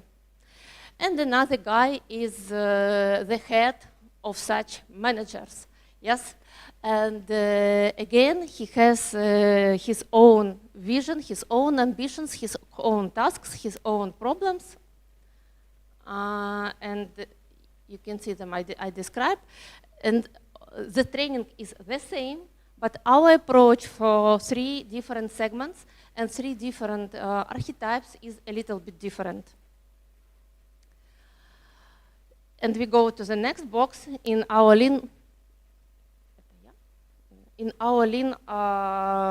canvas model is customer problems. I think it's one of the main topics we should realize, because for sure people do not pay money if they are satisfied with their life. They are paying money if they have some needs or they have some problems and they want to improve something. So to go less risky, yet to go right way, developing your product, you should definitely understand what problems solve your product. And for that, what do we do? First of all, we find out jobs to be done by our customers, or by customers of, if you are in a B2B segment, then customers of your partner. Job to be done means what the client do, where you can touch him or her with your product. In such process, they could have some pains or some customer needs. Customer need is less painful, it's more wider, but if you can find the problem, it's deeper, and probability that the client will buy is much higher. And we should understand, when you try to find these pains, you should know that people buy only something for health, wealth, and relationships. So whatever you try, guys, why screen is disappearing continuously? I think it's not me. Okay, people buy only health, wealth, and relationships. So whatever you try them to sell should influence somehow their health or their wealth or their relations. But now, the latest years before the war, the total world goes also in entertainment. So actually entertainment could be part of relations or part of mental health, but it's so important now that worldwide that we can put it as a separate topic. And again, safety. So we should say that safety is something about health, but for our country and for Europe, it's so important now that we could also put safety as the same topics. So we have 5 topics that people are ready to buy. If you find here something, so you make your assumption that my future customers, they should do this activity, and during this activity they face such problems, and my product gives them solution for these problems, and it doesn't coincide with any of these 5 topics, then it means you are on, and you should do your job once again. I'm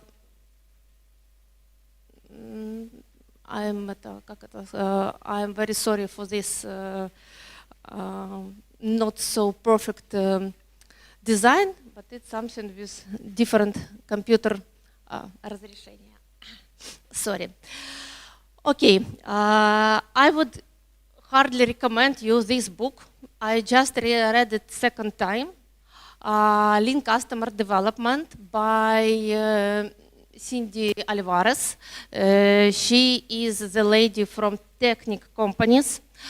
I'm not the lady from Technic companies, but even taking into consideration this moment, it was very interesting for me because she clearly tells us how to start preparation.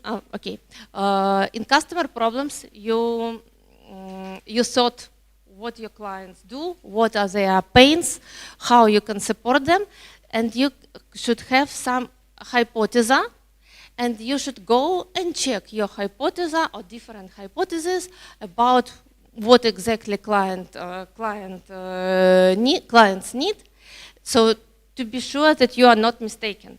And this book definitely supports this process. So she tells absolutely clearly what you should do, with whom, how to start, what questions to ask, what to check, how you will understand that your hypothesis is correct or not correct.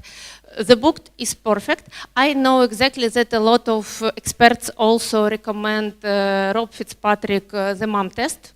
Запитай маму українською мовою. I saw yesterday that Fitzpatrick is already translated into Ukrainian.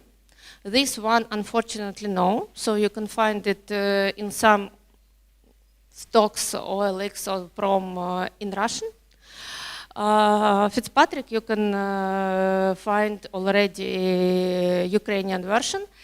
But as I read this one, I do recommend this one. It's perfect. Not only the main topic, but also a lot of very tiny, nice life hacks, life ideas. When in each chapter you will find something interesting for you. The blue one is how formula of hypothesis works. So we, as a company, believe that some people, means one of our customer segments, during the process, this is job to be done, face such problem. And this is the problem that you think for what you do your product. And then you go to talk to your target audience. And then you go to talk and check whether your hypothesis is correct or no. And this is 5 questions that she proposed. This is main questions that she proposed to talk about during the interview with potential customers. How do you do this? This means this job of a client today. Do you use some tools or products or applications? This is what is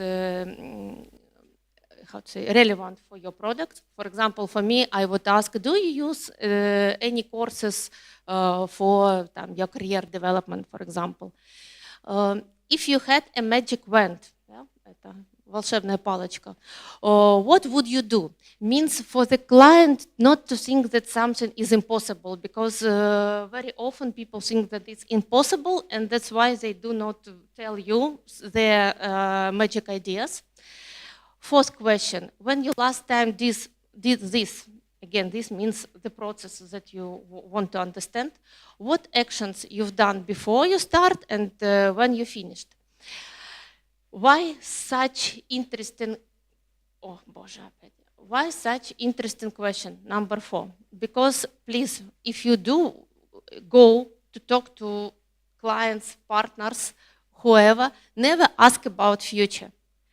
It's one of psychological moments. If we are asked about the future, if someone asks you, if you will get this or this, are you going next year or in the future or after that to do something or to use something? In the future, all of us quit smoking, more exercise, get up earlier, stop lying, stop drinking every day, only Friday. So in the future, all of us are different people. Especially if someone, if we don't talk not to ourselves, but if someone asks us, we cannot say how we will behave in the future. That's why she insists that we should ask now, today, or the last time when you did. Don't ask about the future. And the fifth question, what do you want me to ask if I forget something? So please, the client to ask something. It's only obvious questions that you should ask. For sure, when you have some answers, you go deeper and deeper. And another moment, don't ask consumers about just features they want to add to the product, they want to make better. It's like Steve Jobs says, don't ask consumer about improvements of the product. It's not their job. Or the phrase that could belong to Ford. If I ask consumer what features they want, they just ask me more quick horse. Yeah. So you ask about problems and then you make decisions yourself. Solution, the third box. Yeah, we have 9 boxes. This is the third box from Lean Canvas business model. Now we should find solutions to the problems that we identified in while interviewing our potential partners or clients or customers. It's better if we can find unique solutions. It's already Igor said. Yeah, if you have unique solution, you're lucky. I hope that most of you have unique solution. But from time to time, we cannot have unique solution. The gas stations, they don't sell unique product. They sell the same product, but then they have to find something other way of uniqueness. And we will talk about it at the end of the presentation. But if already you have unique solution, this please write down and focus on it. But anyhow, you should write down all solutions that you can provide to reduce pain of your potential clients.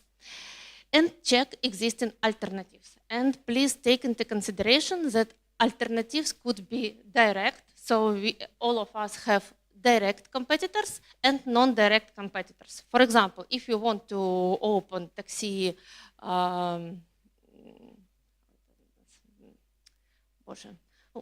one more taxi service, then we should understand that other taxi services is our direct competitors, and we check them for sure, but also we have non-direct competitors like Uber, like car sharing, like bicycle rent, like bikes, electric bikes, etc.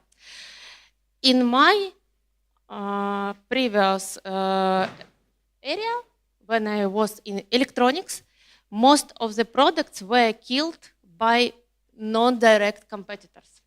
Smartphone as a product killed enormous quantity of other devices.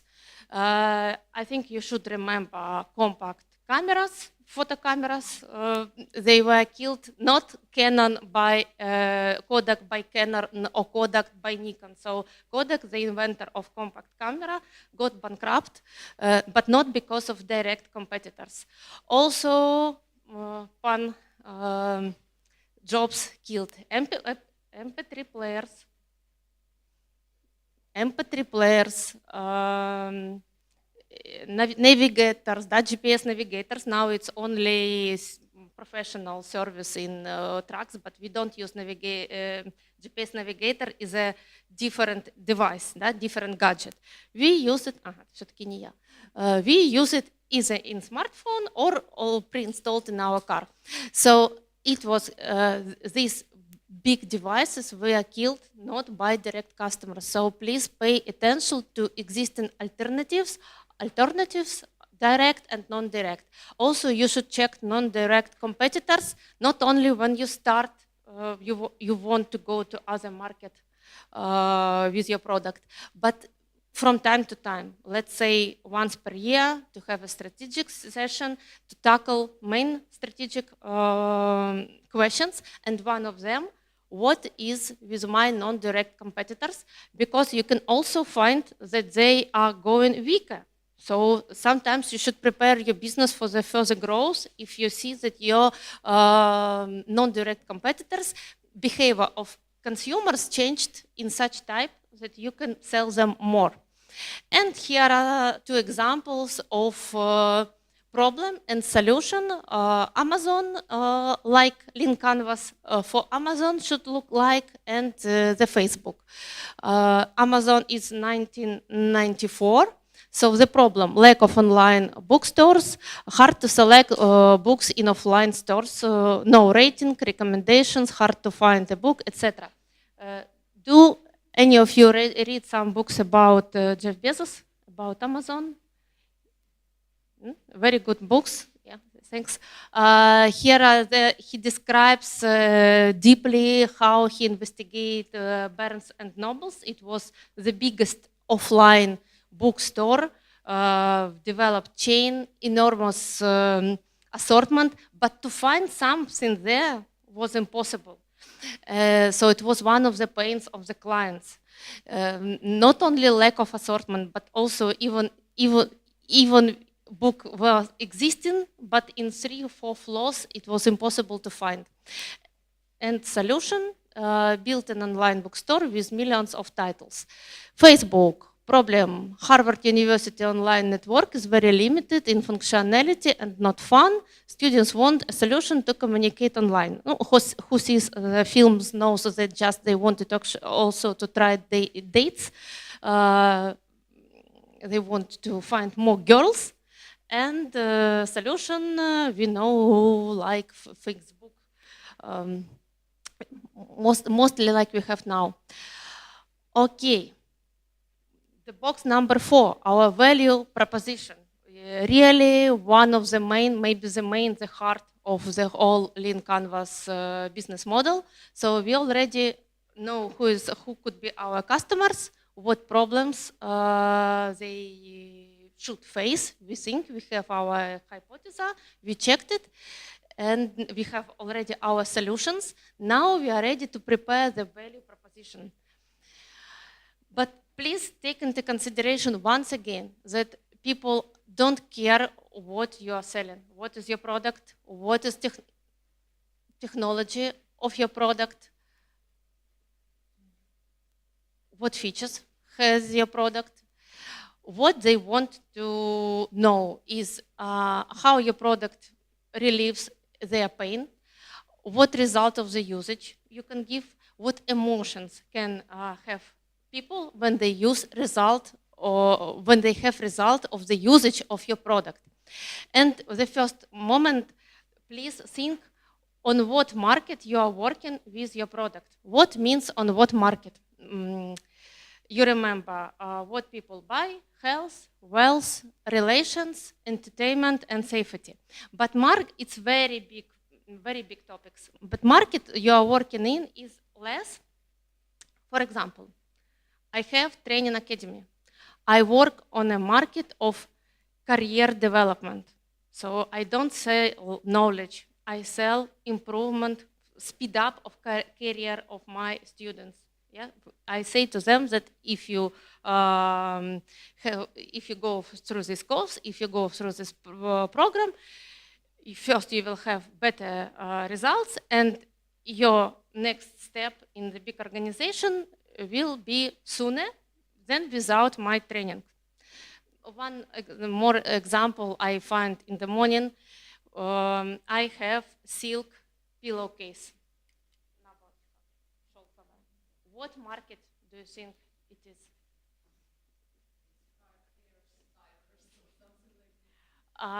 Yes, very close. So it's a market of beauty. So it's постільна білизна, but it's not the market of home. Another cotton pillowcase, it's home cushioners. But silk is something about beauty, because everyone who wants to sell it to me say your hair will be better, your skin will be better. It's not a question of even quality or how it will look like. So you should think on what market is your product, and it will help you also to check these alternative competitors. Because all other producers that work on the same market are your non-direct competitors. Okay.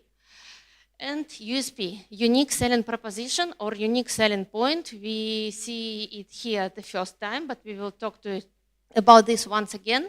This is the feature of your product that makes it different from competitors, or the better thing if it makes it better than competitors' product.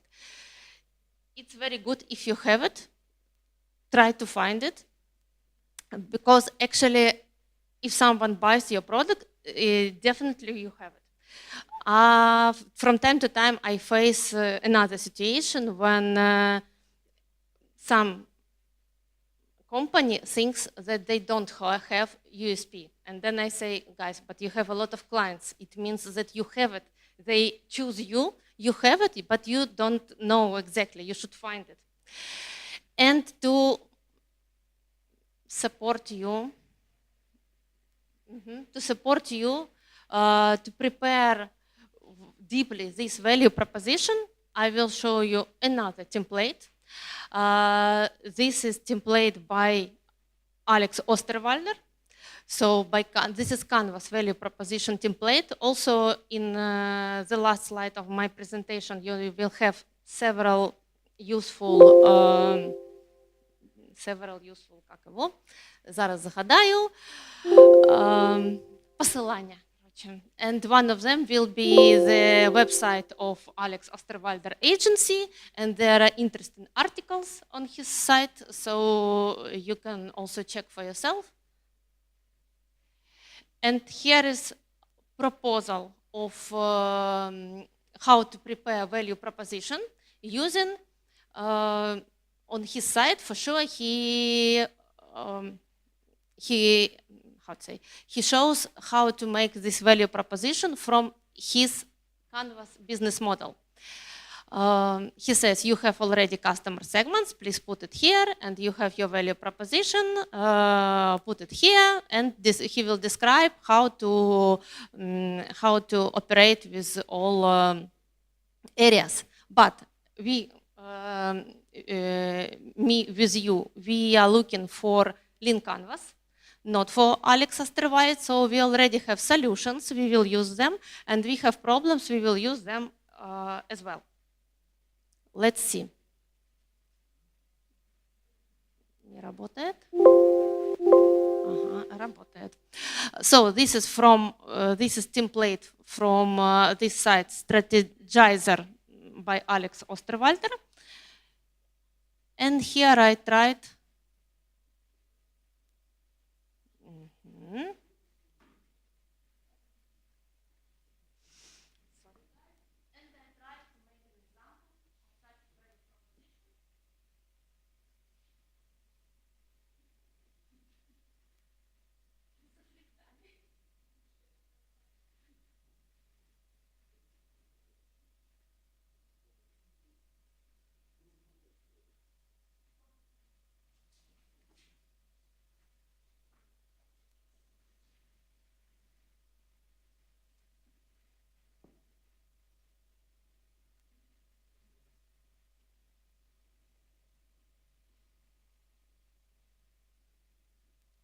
Nastya, it's okay. I can continue with any version.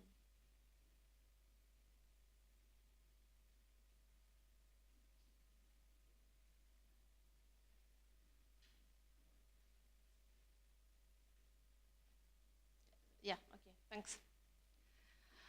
So this is this example. If you will do it, please do it with your team.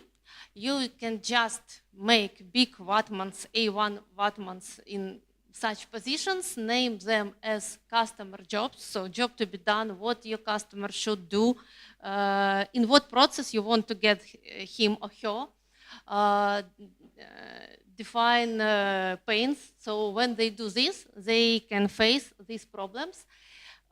Customer gains, how customer will understand that they have success.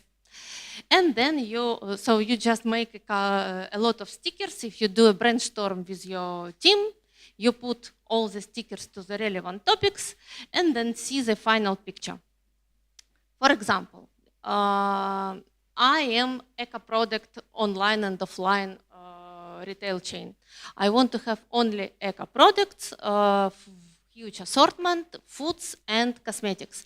And I say that and my target segment is, for example, mothers with 1-2 children that are very keen on nothing without soya, nothing without GMO, nothing without nitrates and everything else.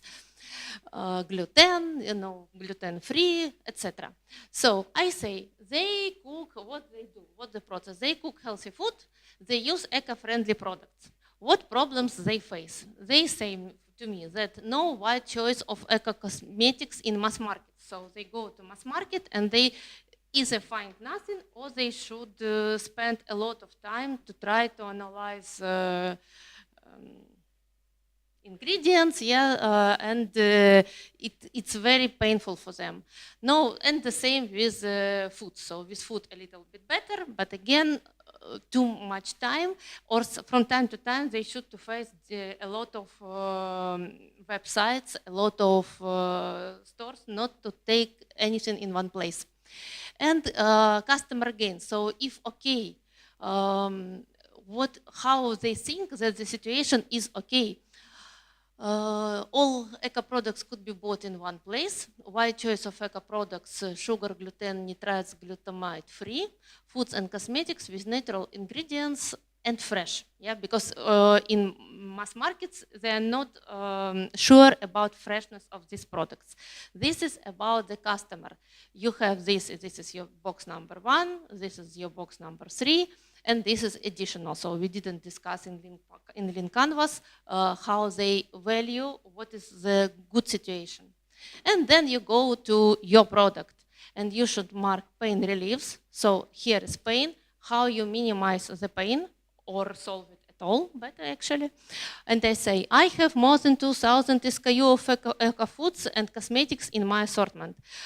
I choose them precisely, so when I order to my site or to my offline store, I check all ingredients, so my future customers do not need to check them too precisely. I make such pre-check. And gain creators. I take this and I see for each piece what is in my product. All eco products could be bought in one place and are on stock, so they don't need to wait. Why? So I'm not marketplace. I will not buy it somewhere and bring their own stock. Wide choice of cosmetics which meets international eco standards. So I put high level of my quality. Wide choice of eco foods, expiring dates accounting. So I put it in the system and I guarantee fresh every day new products in stores. And my products and services, healthy food, natural cosmetics, online and offline stores, and same day delivery. So I prove that everything will be fresh. And then you can, if you use such or something like this template, do it with your team, analyze before that your client and his needs, and then you can make from this template very easy 1-sentence statement or 2-sentence statement about your value proposition. Our products helps client what wants, and you make these jobs to be done by solving his problems, all helping to achieve these positive higher gains through increasing gains creators and or decreasing or solving his problems. For example, in my example, our Eco product shop with everyday fresh 10,000 more SKU helps mothers who want to prepare only healthy food for their families and use natural cosmetics by providing wide assortment of products with healthy ingredients in one place and easy same-day delivery that guarantee freshness. I write it, it's not a mistake now, it's just for you to see each part of this template, how I use this template in this one phrase, in this one statement that can be used internally then for the team, because you will become bigger and bigger and you will have new commerce, and you should, and they all departments should understand what is the product, what is our value proposition, how we will communicate it externally to end consumers. You have partners, for example, from advertising, and you very quickly can say, this is actually, it also can be used in pitching, but as Igor said, don't forget whom you are pitching. So, but as a one sentence, who are you, it also will be useful. Please try to add numeric values, especially when you are saying that you are reducing pain, 30% less time consumpting, yes, or 100% more some successful things. So try to use as much as possible. If you reduce problem completely, then for sure it's 100% no problem anymore. But if it's partially, then use figures. If you have unique, then it will be unique value proposition. For sure, focus on that. If you don't, if it's not that unique, it could be, but anyhow you describe for whom you are doing what. Box number 5, channels. How you will communicate or get physically to your clients, to your consumers. So here we write down how we reach our consumers in communication, in delivering product service physically, and also check how our competitors reach them. Here I just want to tell 2 stories. One very short about physical situation in Europe when I was country manager in Bulgaria of small distribution company in 2022-2023. I faced very interesting situation. I was second country manager of that firm. The first one was Bulgarian guy, and they had very hard relations with the partners. It means, so no arguments, but just partners didn't want to meet. So when they tried to set the meeting, it was very hard just to set the meeting. The partners didn't want to find time for these guys. And when I came, surely we set first welcome meeting, they had to. And then every time when I wanted to meet partners, top managers, it was more or less okay. And one time in this half of a year, one of my teams come and say, after meeting with the main client in Bulgaria market, he say, we are so lucky that we have you, blah, blah, blah. But it's so easy now to set meetings. I said, what a problem. I couldn't even imagine that it was a problem before just to set meeting. It's not the question about the result of the meeting, just to set it. And they say, you should understand, in our market, historically, in our business culture, it's like to play the game дата ні не казати, да, чорне-біле не називати. Тобто we never say no. We just say, oh yes, we will, let's think, come later, we will do all our best to think about it, and blah, blah, blah, and blah, blah, blah. And you say, I cannot guarantee this, or maybe no, or I think probably no, but we will try to improve, or don't wait for this. So you just say them yes and no.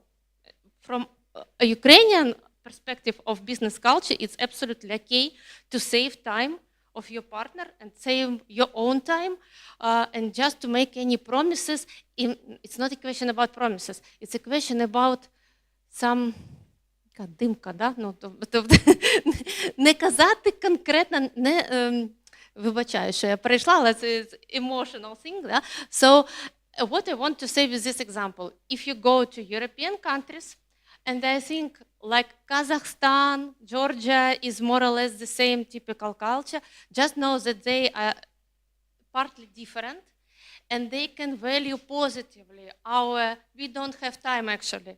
We have much less time than them, and I think they also will value positive if you will be very concrete and save their time and keep your word. But on the other hand, please take into consideration that your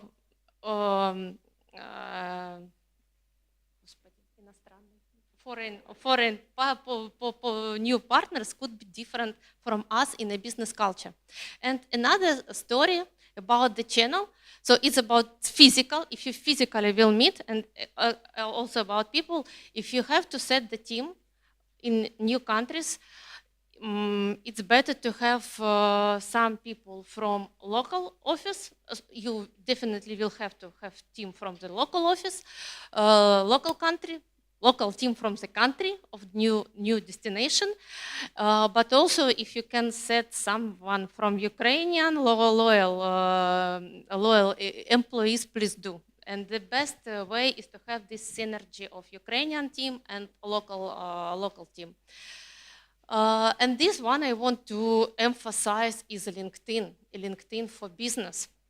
I know the person who prepared these two profiles. We were students in the same big program, and this Igor Stepanov is a client of my acquaintance. He has furniture fab production in Ukraine, I think quite good, well known in his area, but he wanted, and he had already some businesses in Europe, but he wanted to relocate to United States of America. It was in 2018, and he asked the guy, professional mentor in LinkedIn, to prepare to him a professional account and business, and try to find business partners. And he said, I will live in Austin, Texas. And in 1 year, they do so that when the guy relocated to USA, he had a list of clients. So he started working immediately. He has already a wait list of clients. And this fresh example, it's our Lamel Ukrainian cosmetic brand. And Natalia, yes, she is owner or co-owner of a brand. She also wanted to go to USA, America market. This was they started in 2022, and again, she absolutely happy with enormous, not only sales but also buyers contracts. Beauty expert, beauty bloggers, so they find through LinkedIn and make these matches and connections and professional with full house. So LinkedIn is so powerful now in terms of business. It's not only in Ukraine, it's yet not that popular, but if you go abroad, you can do it yourself, or you can find professional mentors who can support you, but definitely you can make all these boxes with checking potential clients sitting here in Dnipro through LinkedIn. So please use this opportunity. If you want, I can give the name of the person, but it's another job now, LinkedIn support, but we have enormous quantity of LinkedIn personal support, like to make account for finding a job. But business support is a little bit different. It's much deeper, it's more, if you want, I can give, but anyhow, it's a very good, what channel? Revenue, the next one. So we start to calculate our money, and revenue is price multiplied by quantity we sell. And here, let's talk a little bit about competitors. As you can understand, not perfect competitor analysis is much better than no analysis at all. So for sure, we should do competitor analysis, not only for pricing, but for pricing definitely. And after we make analysis of our competitors, now I speak about direct. So not taking non-direct, at least direct analysis. And we should answer ourselves two questions. What is price, in what price segments we are going to work, and what top 3 competitors we will choose as a benchmark. And again, if you have product, some product, physical product, startup is going to, and you're going to Europe, please take into consideration that their online stores have no limit inside Europe. So you should analyze not only competitors in the country of your destination, but all Europe players. It's very hard, actually. From another country, it could be even better delivery the next day. So they really like in one country. And another book I do want to recommend is Confessions of the Pricing Man. Book is quite old. Examples partly are relevant, partly not, but they have one chapter. It has one chapter when he introduced how to set pricing packages and why. And if you have service or you can set different package for the same product, then you'd better maybe find it in internet and just read this one chapter because it works. So I had 2 packages for my first very, very popular training. I had a lot of students. I had no time. I wanted to provide, it was just when I started my own business, and I wanted to go and have free time to write another courses, not to have only one in portfolio.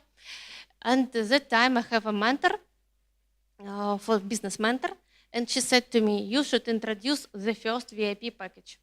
I said, I don't want. I have one simple with no feedback and another one with curator. Please don't take me in this process. I have a lot of things to do. She said, please set VIP. Please set VIP package with your part. You can set as high a price that no one will buy. But because of this third VIP package, your middle package will become much more popular. She was not right. Some people bought VIP package, unfortunately, and I have to check their homeworks. But it was really expensive, so it was great. Actually, she was absolutely right. The portion of middle package increased dramatically, so it took more than 80%. So less people start to buy the cheapest one.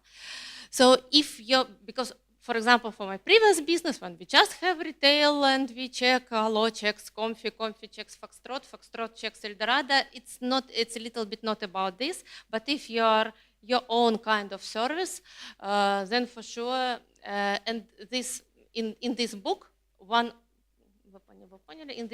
chapter is devoted to this approach in very good way, and after that you immediately understand how to realize this.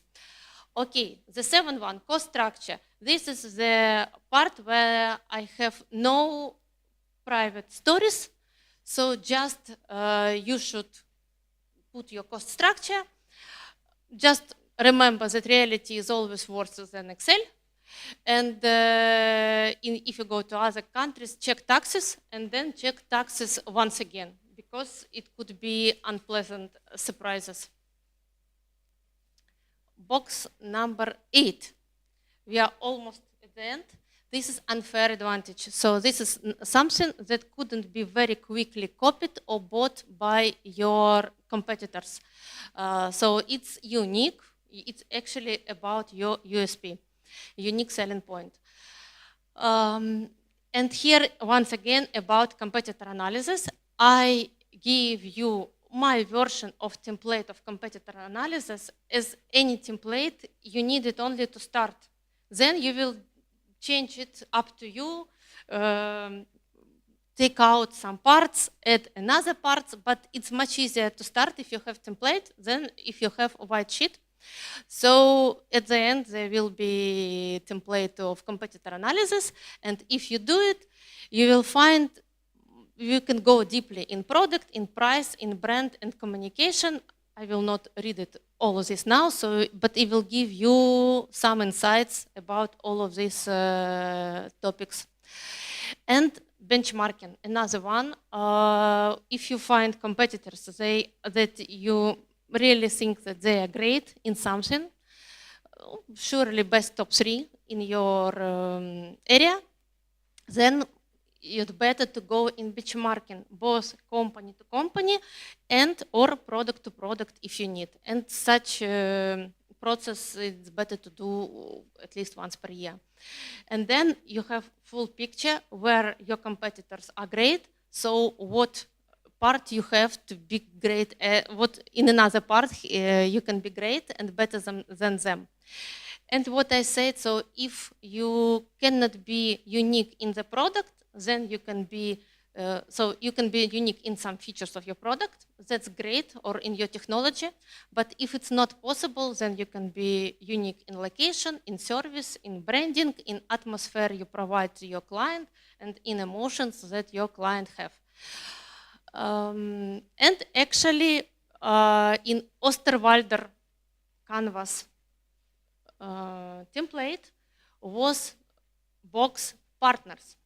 In Lean Canvas, we don't have partners. It's changed to maybe this unfair advantage. So it's changed. But again, please think about partners as well. Exclusive partner could be also your unfair advantage. So partners and resources are also very useful to analyze. And the last one is key metrics. So how we, not our partner will evaluate good or bad, how we will evaluate our success. First of all, we should set our strategic targets, our strategic goal, because yes, we understand that we want to sell and we want to survive and we want to become bigger and maybe we want to become leader of the market. Actually, when I used to work in Philips Royal Electronics Ukraine from 1999, it was a great time because being sales director in Ukraine, you could attend meetings of all world product manager and top manager of the whole Philips Electronics, and I heard how CEO of the whole group, that time very, very big company, now not so, but no matter, and he said, I will approve increasing budget of advertising or increasing budget of production only for those product categories when you can tackle number 1, number 2 place in the world. So if you can't say that you want to make this new product and you will become, I think he gave 2 years, and you will become number 2 at least, then I will give you no more. So it's useless. Yes, it's for Philips, etc. But then later he explained, so yes, sure, if you want to become number 1, then at least you will be in top 5. If you say that you are not sure about number 2, then you say, we are loser on this market, I'd better invest in another product. So yeah, he had big range of products. So we set our strategic goals, how we see ourselves in 1 year, 2 years, 3 years. Ukrainians now don't look for more than this period of time, but even 1 year is okay. And then please set OKRs and KPIs for the whole team, absolutely whole team, to achieve these strategic goals, not only for the owner of the business, because now I consult big businesses of Ukraine, and I see typical problems that only owner should do and take decisions and has KPIs. It was my decision, it was my problem, yes, it was my fault. but what about your team? My team, and team is 300 people or 500 people. It's not 5 people, it's a very big team. But he used to take everything, or she used to take everything by himself or by herself. So the whole team should understand OKR. It's like we want to achieve, or we will achieve some objective that will be measured by this key result with such initiative. This is the formula of OKR.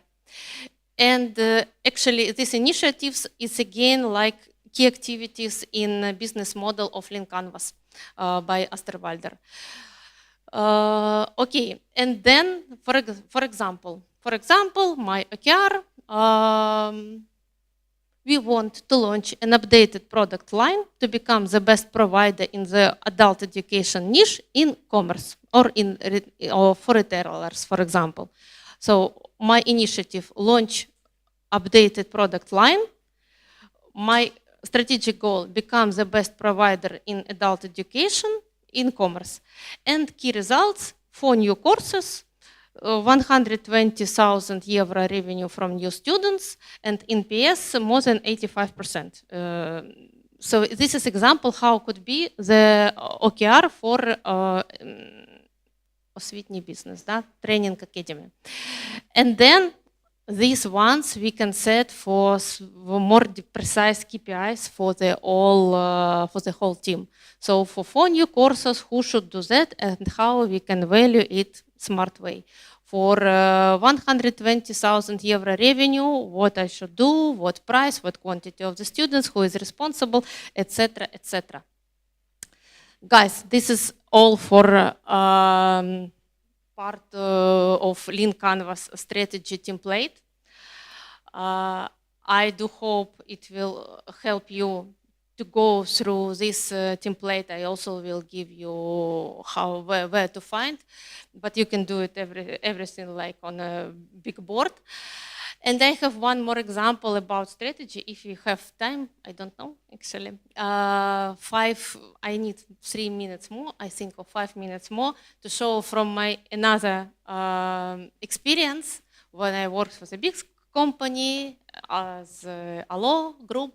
I hope you know this company of smartphones and gadgets. And our main competitor in 2018 was a company from Odessa, company Citrus, very strong competitor, incredibly strong competitor. And in 2018 already our company was #1 in market share in smartphones, but we felt something unpleasant, that like we are buying our market share. So if we do promotion, people come and buy. If you don't do promotion, less people come and less sales. And we start to analyze our main competitor, and we found out that our consumer were mostly women or family purchase. So when people communicate together with the age 45 plus, income middle or middle minus, and Citrus clients were men, individual purchase, age 20-45, income much higher, middle plus or high, a lot of IT guys. So it's yes, I haven't told you, it's about why do we need strategy, and why do we need strategy, why we should check that all our tactical steps will make our strategy true. Let's say, yes. So everything then we do after we prepare all this Lean Canvas business model, and then we start our real life, and all our decisions in the real life should support our strategy. Yes, and this is one of the examples. So we have competitor, here's how our store looked like in Odessa, and it's our competitor store looked like in Odessa in 2018. We checked what are benefits of our direct competitor, and they had a lot of gadgets, and they had a lot of electric bikes, and they had wide assortment of Apple products, and they had much 3-4 times bigger trade areas than ours, and bright advertisement. I would say the advertisement was on like, ладно, на грани фола. And we set our strategic goal. We want to attract younger people with higher education and middle class income. So it's not about sales, it's about widening our target audience, yeah, whom we want to attract, because we sell to the whole country. We can't say that we want to sell only for youngers and we don't want to sell to elder people. No, but we want to have more younger people. And we decided to change our store size and design, our advertising message, and our assortment, and it was the main job of my department, because I was responsible actually for all assortment, all pricing, promo activities. I didn't tell you. So when you come to that time to Confi or to Allo, what you see on the shelves, what was a result of our department activity. And the case I want to show is very, very uneasy, let's say, yeah? So I take this picture just to understand that it really was crucial decision, because for the same time, company Philip Morris, producer of IQOS, came to us and proposed to put their devices in our stores. And we were shocked because none of our owners smokes. Everyone is from my example, like healthy food, no gluten, etc. And here we say that it's a cigarette manufacturer, proposal to promote smoking, and actually absolutely insufficient profitability, because on tobacco devices you will not earn anything. So it looks absolutely useless, and actually if you haven't seen this film, it's perfect. It's an old film. I do like when you some movie was popular and then but you haven't seen it in the right time. But this still is worth to have a look at least once about negotiation. It's in Ukrainian, I think it's здесь курят, just like that. Okay. And we said to IQOS, we said, no. First time we said we will even not give this proposal to our top management. Second time when they attract us, it's about follow-up actually. They came to us second time and say, okay, we will show your proposal, and for sure the result was no. Third time actually the result was no. But once in 2 months they came to us to show what some of their changes. And that time they had only IQOS spaces, and that's all. So 5 or 6 biggest stores all over Ukraine, in the biggest cities of Ukraine, and that's all. And they wanted to have some partner who will cover big territory. And the quality is not good because it was not sent to us officially. I made a photo from this presentation from display. So like it's like we showed it then to our owners. And they showed us this presentation from half-year report on barn-year report. And you can see that their consumers is 59% male with a premium income. When person say that they are premium, it means that really this medium is premium. Because we don't like to, we say, not so bad. So really we understand that mostly men with very big income. And we showed it once again, we went to strategic committee and we said, guys, in terms of our strategic goal of changing target audience, we should go. We will be very accurate, not to have risks we had no advertisement at all for, still they have, I'm not working in Allo for 2 years, but still they have cooperation. And we opened the first store in 9 months. We had also IQOS space in Kharkov and some KPIs. So store traffic in those shops where we put IQOS zone, We increased store traffic up to 20%. 3 of 5 ICAS buyers never visited Allo Retail before, so it was their first introduction to retail, and they say, not that bad. 60% of these people bought as well other products, and 80% registered in loyalty programs and become loyal customers. It was, and still now, ICAS is for the stores with a relevant trade area, it's absolute must. So it's like part of the store. And we did a lot of other things. So now stores looks much better. This is the last slide of my presentation. Thank you very much. If I speak Ukrainian, it will be quicker.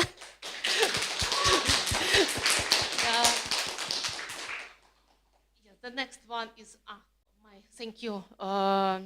If you're interested, you can reach me in LinkedIn slide of our academy with courses and Instagram and Facebook and all messengers. And the last slide here you can find samples of Lean Canvas.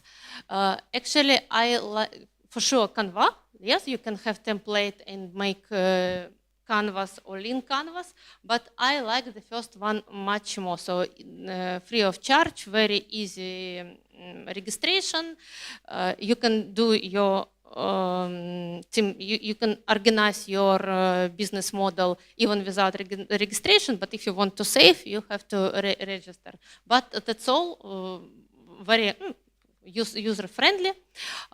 Here is a site of Alex Osterwalder agency with very interesting articles. Here you can find Rob Fitzpatrick book and template of benchmarking and template of competitor analysis. That's all. Thank you for your attention. And thank you so much. Anastasia, thank you for the honor to be here. Dear participants, we are inviting you for the group photo with Katerina. So please join us, and we'll have 10 minutes break right now, and we'll proceed with our second part. We'll have English presentations, however, Ukrainian-speaking experts, so it will be much easier to perceive the information. As for now, just please inviting you to the group photo. Yeah, and for the questions, if you can do this while having a coffee, American style, that would be good. Okay? Okay. Please join for the group photo.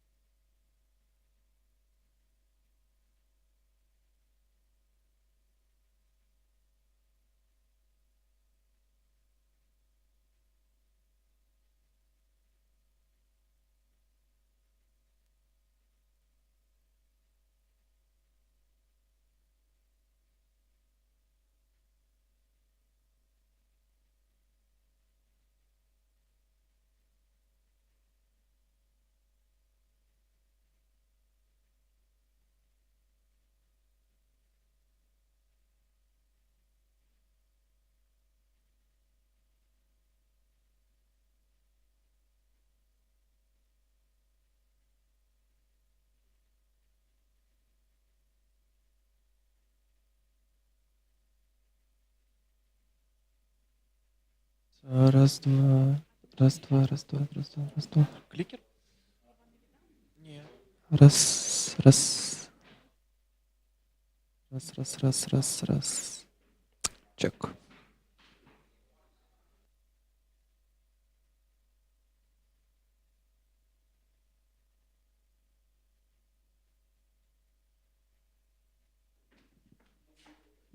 Раз.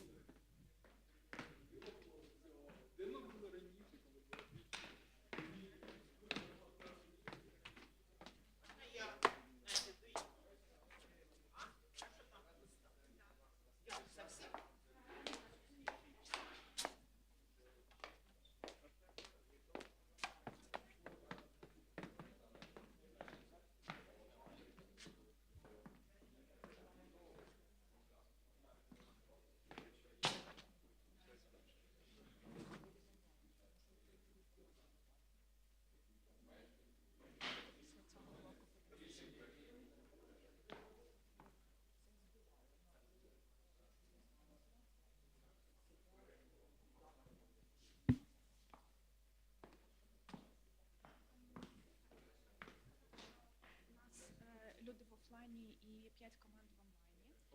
От, тому там потім буде запис цього, так що потім просто щоб не знала. Добре, матюкатись не буде. Бажано. Далі говорити в мікрофон і говорити отак в мікрофон. Тобто отак от жестикулювати, не буде чутно YouTube. Да.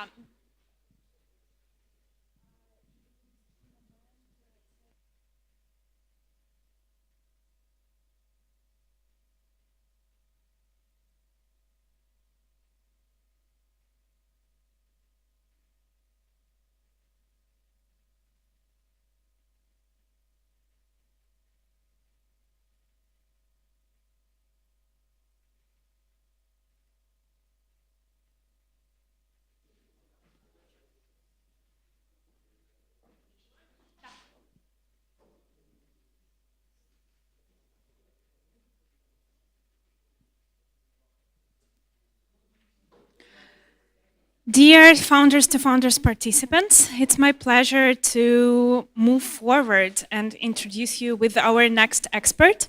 So here with us, we're going to have Yaroslav Lavrinenko, co-founder of WebLank UK, building startups and MVPs from the ground up.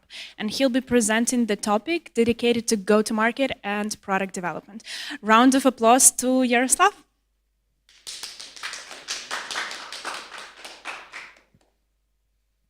Всім привіт, мене звуть Ярослав.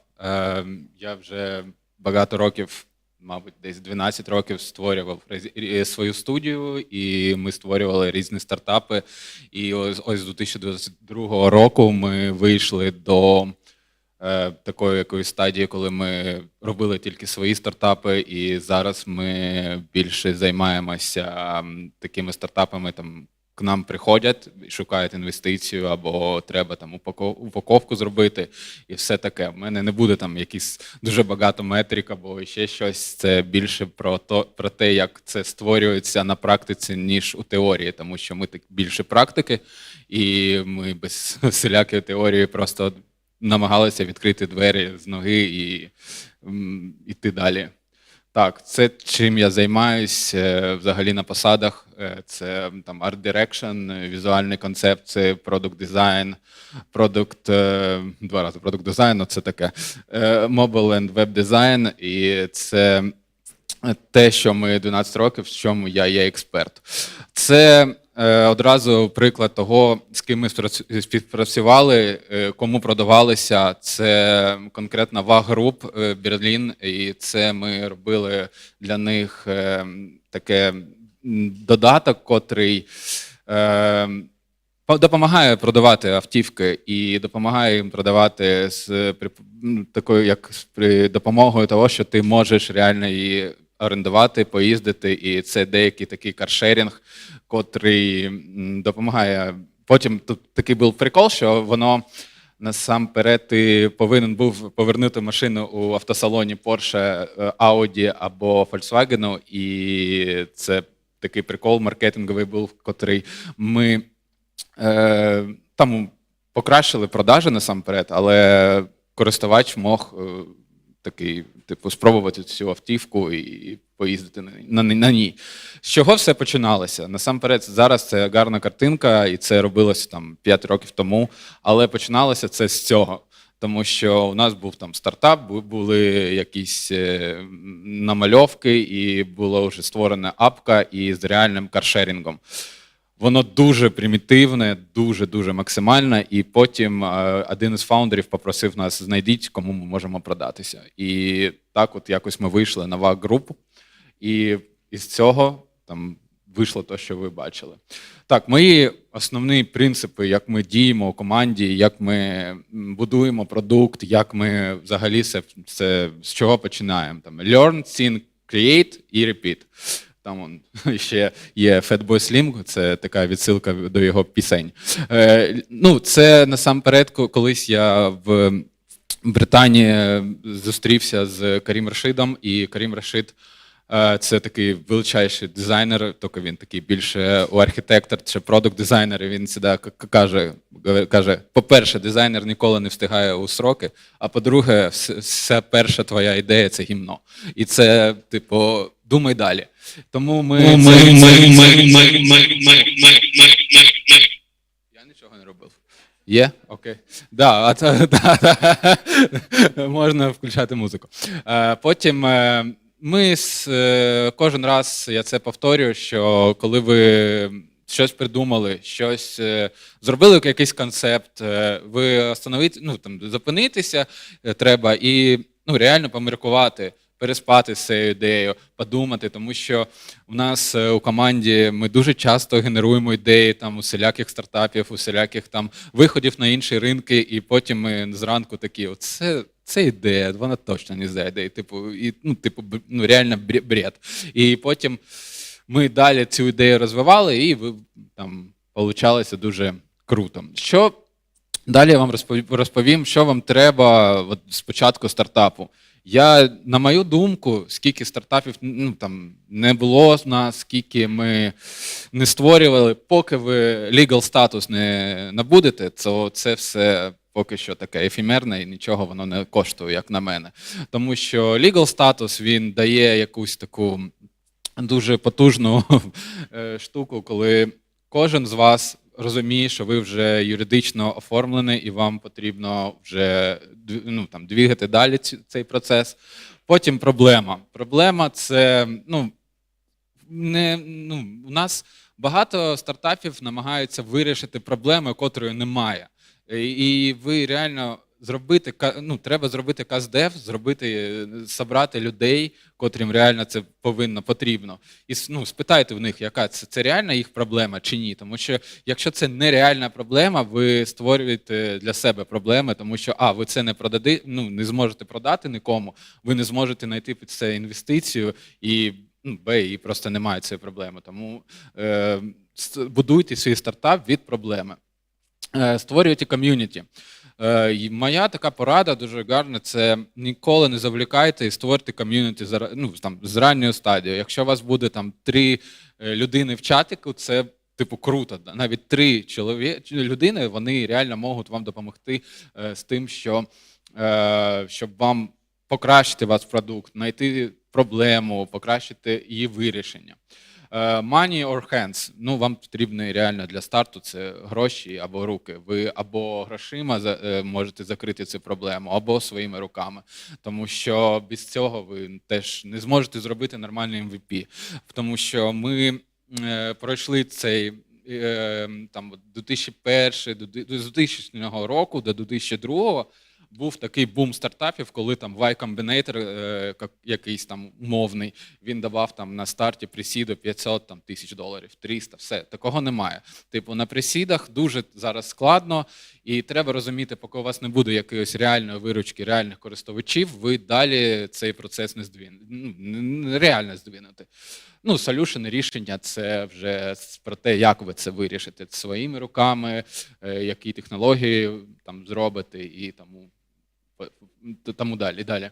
Далі це Після цих всіх шагів, котрі я тільки що розповів, вам потрібно реально розуміти вашу воронку продаж. Якщо у вас це як, знаєте, як на базарі, ви приїхали там яблуки продавати, і якщо вас ніхто не купує, значить у вас воронки немає.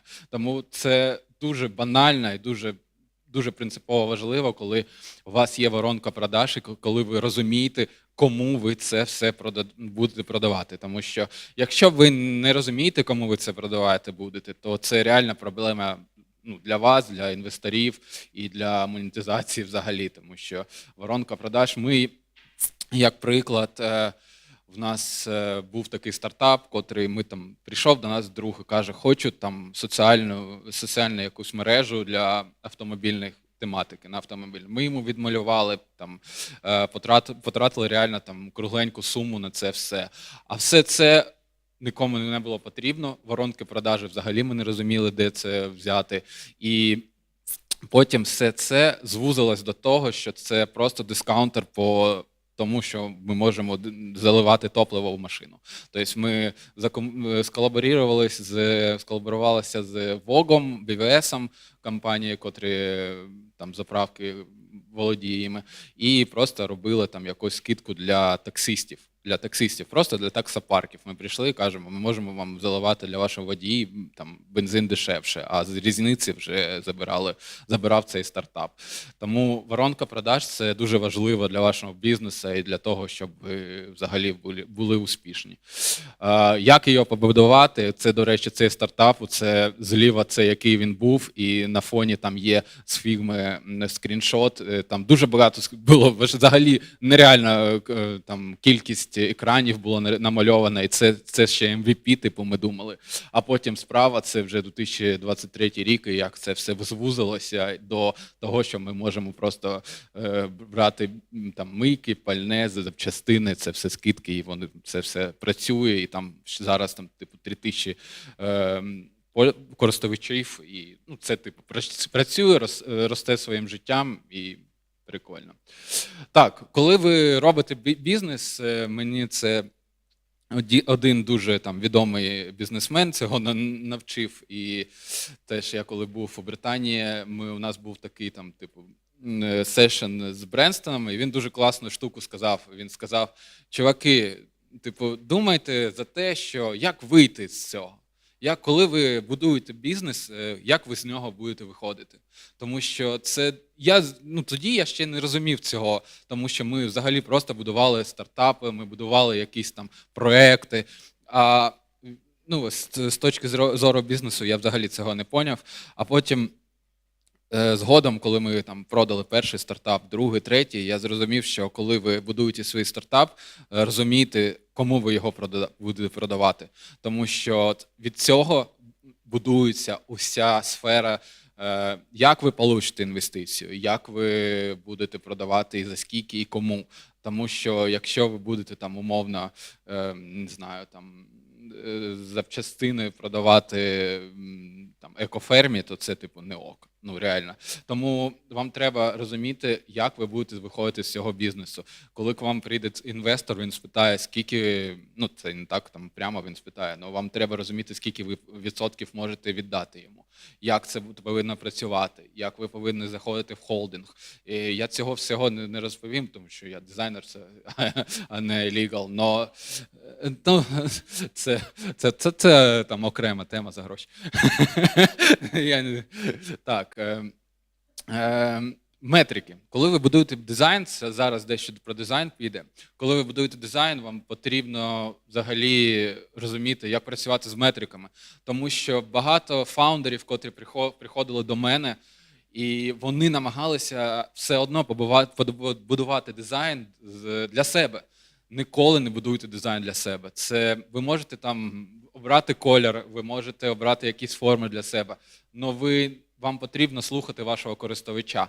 Коли я казав, що вам потрібно будувати ком'юніті заздалегідь, то обов'язково це ком'юніті повинно вам допомагати в цьому, тому що де цю кнопку розположити, де тут попап повинен, або тут повинна бути сторінка. От зараз ми там будуємо спортивний, кіберспортивний стартап, і там от у нас є конкретно менеджери, котрі роблять деякі турніри, і вони нам кажуть, тут нам от усі ці турніри, тут зручно, незручно. І ви не зможете цього зрозуміти, тому що ви, можливо, розумієте проєкт по-іншому. Тому вам потрібно там до 10 людей зробити чатик просто в Телеграмі там, або де завгодно, і просто питати, і, там, спілкуватися з ними і розуміти, що потрібно для вашого потенційного клієнта. Далі. Так, це насамперед. Будуйте ком'юніті негайно, тому що ви де це можете взяти? Це друзі, нетворк, чат, потім Інстаграм, Фейсбук, LinkedIn, Ютуб. Я в Інстаграмі там не дуже сиджу. От я для себе останніх 3 роки відкрив LinkedIn, і він реально працює для інвесторів, він працює для того, щоб ви просто там раз у тиждень напишіть там 10 статей собі і там якихось постів, і зробіть якусь сітку там і систематизуйте цей процес, і у вас буде дуже крутий там якийсь фідбек, і вам навіть вже не потрібно буде будувати ком'юніті, тому що ви будете бустити свій там особистий бренд, і будете бустити ще і свій продукт, і себе, і це реально типу must-have зараз для бізнесменів, я вважаю, тому що я такий не дуже публічна людина, не дуже це люблю, але я LinkedIn працює реально. Ми там і інвесторів знаходили, і клієнтів знаходимо і тому подобне. Тому що от LinkedIn, а YouTube, Instagram, Facebook, як наші партнери, з ким ми працюємо, вони там сидять і теж кажуть, що це круто, і це теж працює, і я їм довіряю їх. Так. Далі, вам потрибно зрозуміти user needs, що вам конкретно для вашого. Ви можете це двома шляхами це зрозуміти. Це прототипування, просто прототип, буквально ви можете там заюзати. Є Figma, є дуже багато різних там, не знаю, стартапів, котрі там дуже просто ви зможете там накидати сайт, або ви можете накидати мобільний додаток, це інше. Юзер-тестинг, я вам просто розповів, це просто ви ці прототипи і тестуєте на своїх там АБ-тестування.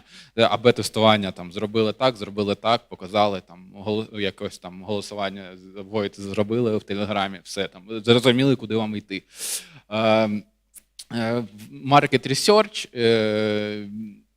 market research, вам потрібно, перед тим, як це все робити, вам потрібно просто знайти ваших конкурентів. Якщо у вас їх немає, це такий дуже не дуже гарно з одної сторони, з іншої це реально круто може бути, тому що або у вас дуже нереальна ідея, котру ще ніхто взагалі не придумав, це так типу 0,1% від загальної кількості, або не знаю, або це нікому не потрібно. Це два варіанти, котрі можуть бути реально. Ще вам потрібно що зробити перед тим, як малювати, це портрет персони, котра буде, кому ви будете продавати, рік, чим займається, де живе, скільки років. І це все там портрет персони, користувача, ви можете прогуглити, там все є це. І, звісно, там user journey, там продумувати, як користувач повинен йти, яким путем по вашому там шляхом, по вашому стартапу або сайту і таке інше. Так, це якраз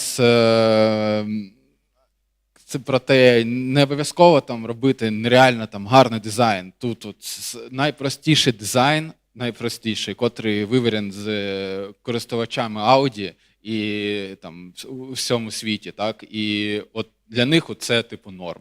Тому це як приклад того, що я до цього розповів, що повинно у вас вийти на фініші. Це там буквально одна кнопка Booking, так, там CTA, котра буде вас там призивати к дії, там якісь плани, скільки воно коштує, якесь круте відео. Це може варіюватися від вашого користувача. От конкретно на прикладі Audi це ось таке. Далі це так, що тут я хотів? Я хотів тут розповісти про, це теж, до речі, про те, як ми робили стартап справа у Швеції. Це YourRental, це така дуже велика, доволі така, великий стартап навіть зараз так. Він перший, хто почав у Швеції, у Норвегії і ще десь, не пам'ятаю, Данії, якщо не помиляюсь, робити такий інтегратор, як хаб для букінгу, для Airbnb та всього такого. Далі зліва це додаток Volkswagen. Ми коли це зробили Volkswagen додатку, мене особисто долучили до розробки дизайн-системи Volkswagen внутрі по їм UX, UI. І це ось, до речі, що може вийти. Як взагалі потенціал можна розвивати у бізнесі, тому що ми взагалі там йшли продавати додаток, а в ітогі мене ще й долучили до цього. Ну, це теж прикольно. Сервіска. Так, рання стадія розробки. Це вам потрібно зрозуміти, що у вас повинна бути бета. Коли ви все зробили, у вас вже є ком'юніті, ви починаєте запускати бета-тестування.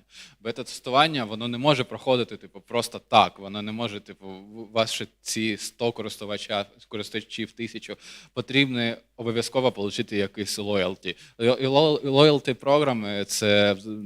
Там, не знаю, ви можете там на рік безкоштовно їм запропонувати користування своїм продуктом. Або ще люба інша плюшка це може бути. Ну і це ще як, до речі, створюєте ще Slack. Це дуже така корисна штука, коли ви туди можете загнати там пользователей та робити там теж дуже корисні каздеви цих користувачів. Так, це, до речі, слайд дуже життя про те, як не затягуйте. Не затягуйте за своїм продуктом. Не думайте, не намагайтесь його зробити настільки ідеальним, скільки от ви бачите. Ні. Цей проєкт, потрачено на нього $2 мільйони і 3 роки розробки. І це тільки екран з фігми, це тільки драфти, те, що не пройшло в продакшн з одного файлу, таких 4.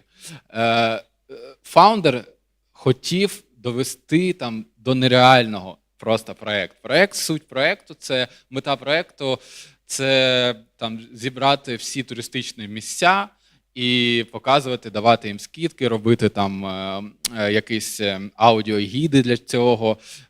Там були внутрі покупки і купівля всяке, маркетплейс і таке інше. Ну, такий проєкт, типу 50-50. Ми намагалися 3 роки знайти якісь там супер фішки, його в ітогі знайшли тільки, що там можна прикольно зробити аудіогід, AI-гід. І от 3 роки він не випускався, потрачено нереально там грошей на це все. І там в ітозі, коли він вже запустився, воно вже і не сильно хайпове було, і не сильно там дуже там цікаво для потенційного користувача.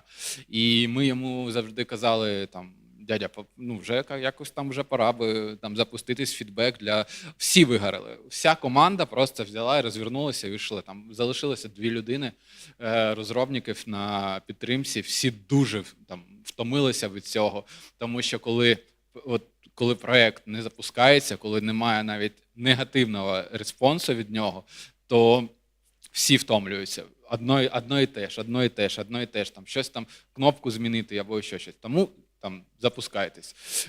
Тут це, до речі, проєкт 2020-2021 року. Це Угорщина. Ми для клієнта зробили 2 проєкти, дуже хайпових на той момент, і він реально не займався їм. Якщо ви все створили і думаєте, що у вас, типу, все добре, то це тільки початок, якщо що. Ви завжди будете біжати вперед. Тому, або кудись біжати. От це приклад того, що коли була коронавірус, коли був дуже такий хайп делівері і хайп якийсь на там, всі там намагалися найняти якихось там нових IT-користувачів, ми розробили йому там HR-систему і розробили delivery-систему. Але Мухаммед, він такий дуже цікава людина була, він не займався, тому що це була його інший бізнес, і воно все прогоріло. Він якщо я не помиляюсь, там за якихось 500 тисяч євро це все продав, котре там було теж 2 роки життя потрачено, і він такий, хоч не в нуль, типу. Я кажу, ну так. І це теж не завлікайтесь з цим. Це круті, це так би мовити, мій топ, котрий я використовую, там, і котрий використовує моя команда.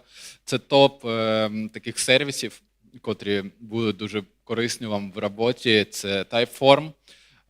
Він дуже гарний для того, щоб там, не знаю, форми робити. Ми дуже часто з деф розсилаємо форми.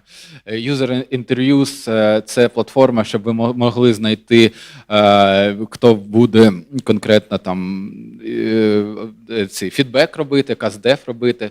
Hotjar – це мапа, там, ви туди завантажуєте сайт, і буде відображена тепла мапа, куди людина буде нажимати.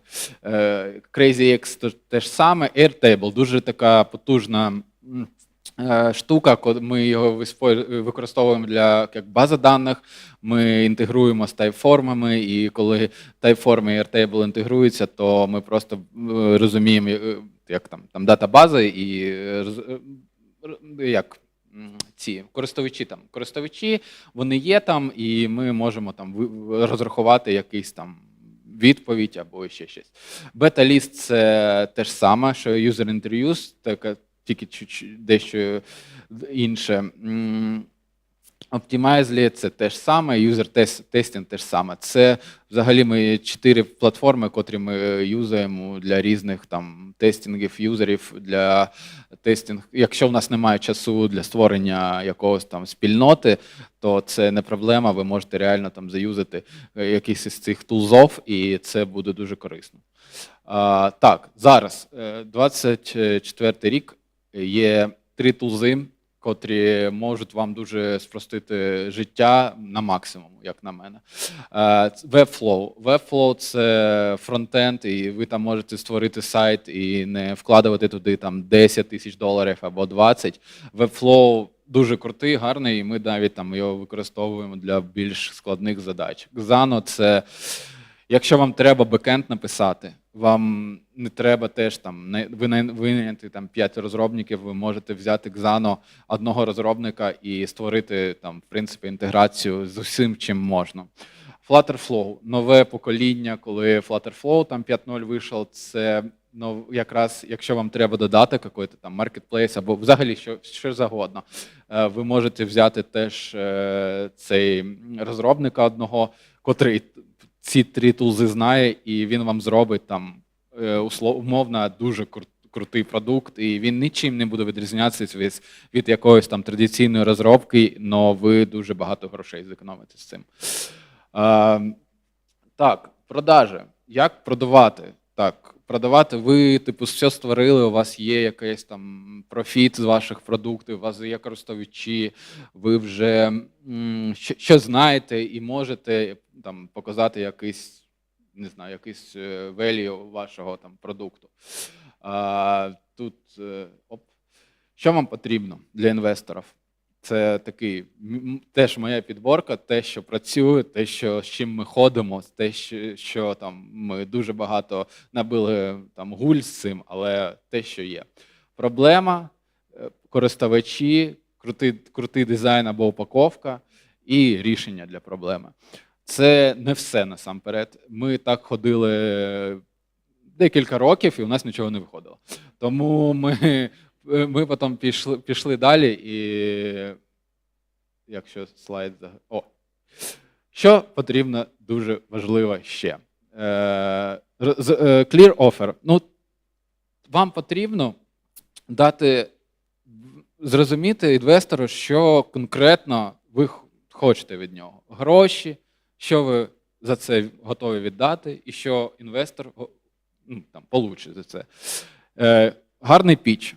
Піч взагалі, якщо ви будете робити піч, не робіть його більш ніж на 5-6 сторінок.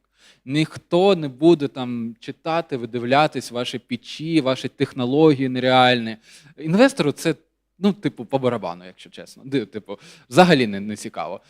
Конкретно там написали там на одному слайді, які там дуже кратко. Далі, якщо йому вже буде цікаво, він вже запросить там повний піч з вашою технологією, або ви там зідзвонитесь і будете розуміти, що потрібно. Далі, бізнес-план, а ліпше зробити фін-модель, це не дуже дорого.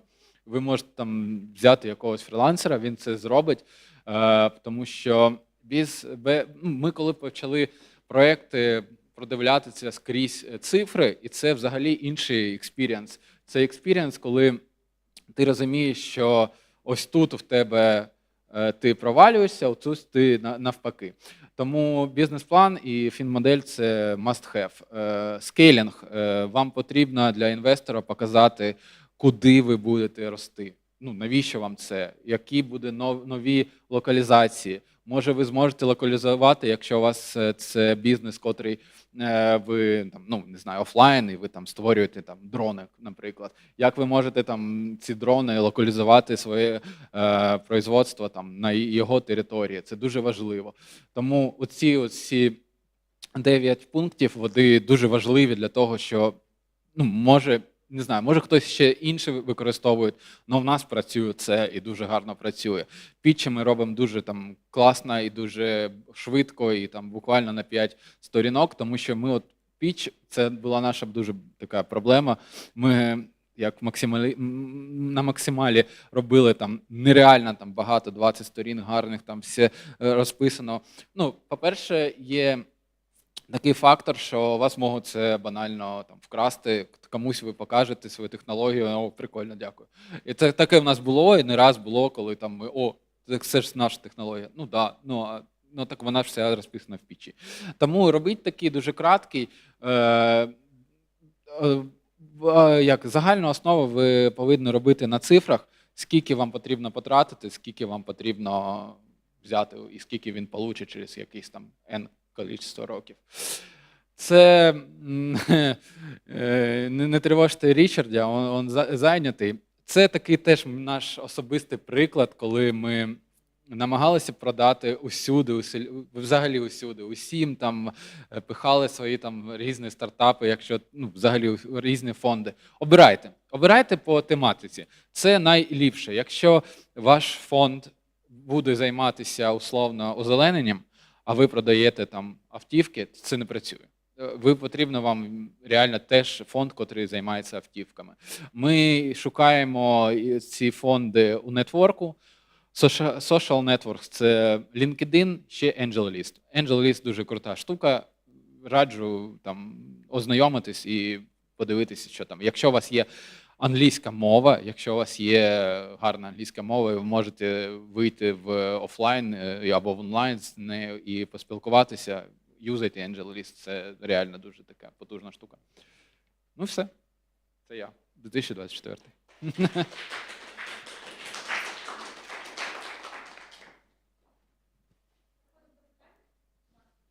Давайте, окей. Та я так, я вже лижи не гострив. Давайте. Хочу уточнити перший момент. AngelList уже немає. Він зараз якось... Інакше називається, так. Да. Друге питання в мене по ось цим... У вас була сторінка з бекендом, фронтендом. Так. Наскільки глибоко треба знати технології, щоб ними користуватись? На собі я перевірив, дивіться, я взагалі не знав бекенд, таких загальних.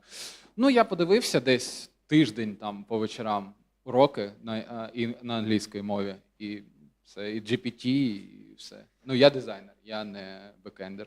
Мені ніхто не допомагав. Це десь за тиждень я там зробив. Що я таке робив за тиждень? Я зробив за тиждень автопостінг. Нам потрібно було на сайт зробити так, щоб блог автоматично заповнювався і через GPT генерував якусь там статтю в блог, і він брав з поисковика з новин найтрендовішу тему, і на цю тему він робив через GPT статті автоматичного постінгу. Це я за тиждень прочитав, і за другий я це імплементував. Це прям дуже складна штука. Я не знаю, може мені так було. Воно не дуже там прям легко, що ви там, таке намалюєте. Так, це лоу-код. Десь можна у вас почитати про цю історію? Чи де можна взяти приклад? Дивіться, ви просто заходите в YouTube Xano пишете, і там, у них є свій канал, і там все є це. Це все взагалі є. Якщо там все, що в мене є, можете на LinkedIn зайти, подивитися. Якщо буде якісь питання, пишіть, я допоможу. Ще питання? Скажіть, будь ласка, ви сказали 5-6 слайдів, як я зрозуміла на презентацію. Можете сказати, що там повинно бути, must have? Щоб ідеї не зовсім зрулювали, як ви казали. Дивіться, перший слайд. Ми відмовилися від титульної сторінки якоїсь, ми від цього відмовились, у нас просто відразу йде там, тайтл і опис там на першій сторінці, що це за продукт, якась картинка. Другий слайд, якщо я не помиляюся, це якийсь там, що ж там на другому? Ми там описуємо команду, партнерів, ми описуємо, що ми взагалі там, по-моєму, зробили, що зроблено, що плануємо зробити. Оце так. Це буквально речення. Це не потрібно, якщо не влізає, то на 2 зробити, там ніхто ж. Ні. Ми скільки раз питались візуалом взяти, воно не так береться, як циферками. Це перший піч. Вам далі потім ви встигнете. Якщо їх заінтересує, це все буде по-іншому. А потім якийсь аналіз, хто є вже на ринку, там буквально 2-3 компанії, потім логотип, назва, і ми там якісь основні відмінності від нас, все. І ми від них. Потім, що у нас? Потім у нас йдуть про гроші. Про гроші дуже просто. Нам потребується, там, наприклад, 100 тисяч для того. Інвестор отримує те-то. Все. Взагалі дуже так коротко. І з них немає часу, щоб там видивлятися ваші картинки або видивлятися. Ні, нічого такого. Це вже наступне. Якщо вам сказали, цікаво, давайте, більш уже інакше порозмовляємо, але, скоріш за все, до цього у вас все одно буде якийсь там мітап з цим менеджером, котрий вас буде вести, тому що там все одно вас буде хтось вести, якийсь менеджер, котрий там буде відповідальний за вашу сферу. А потім він сам підскаже, що вам потрібно. Це для кожної компанії це така. От ми зараз з мілітарі працюємо, там взагалі все інше. Там взагалі все по-іншому. Хто є інше? Та ні, все так же само. Взагалі нічим не відрізняється. Просто зустріч. Зібралися люди просто з іншої сфери. Просто там метрики потрібні інші і інше. Більш така детальна штука там потрібна. Як ви там будете захищати свій там протоколи свої, наприклад, там зв'язку. Не знаю, якось. Треба. Алло, бекендер, як? А то я не знаю, що це таке, я дизайном займаюся. Таке.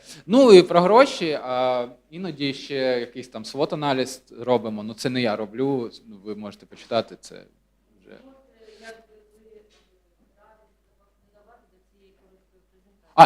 Ще, тільки так, дуже так, кратко. Щось ми ще таке робимо, я просто зараз так не пам'ятаю. Да, окей. Ой, буде цікаво. Да, Дякую, взагалі дякую. no Дякую problem. за... Да. Дуже дякую за таку прикладну, насправді, презентацію. У мене таке питання. Повертаючись майже до початку, коли ви казали про знаходження проблеми, яку вирішує продукт.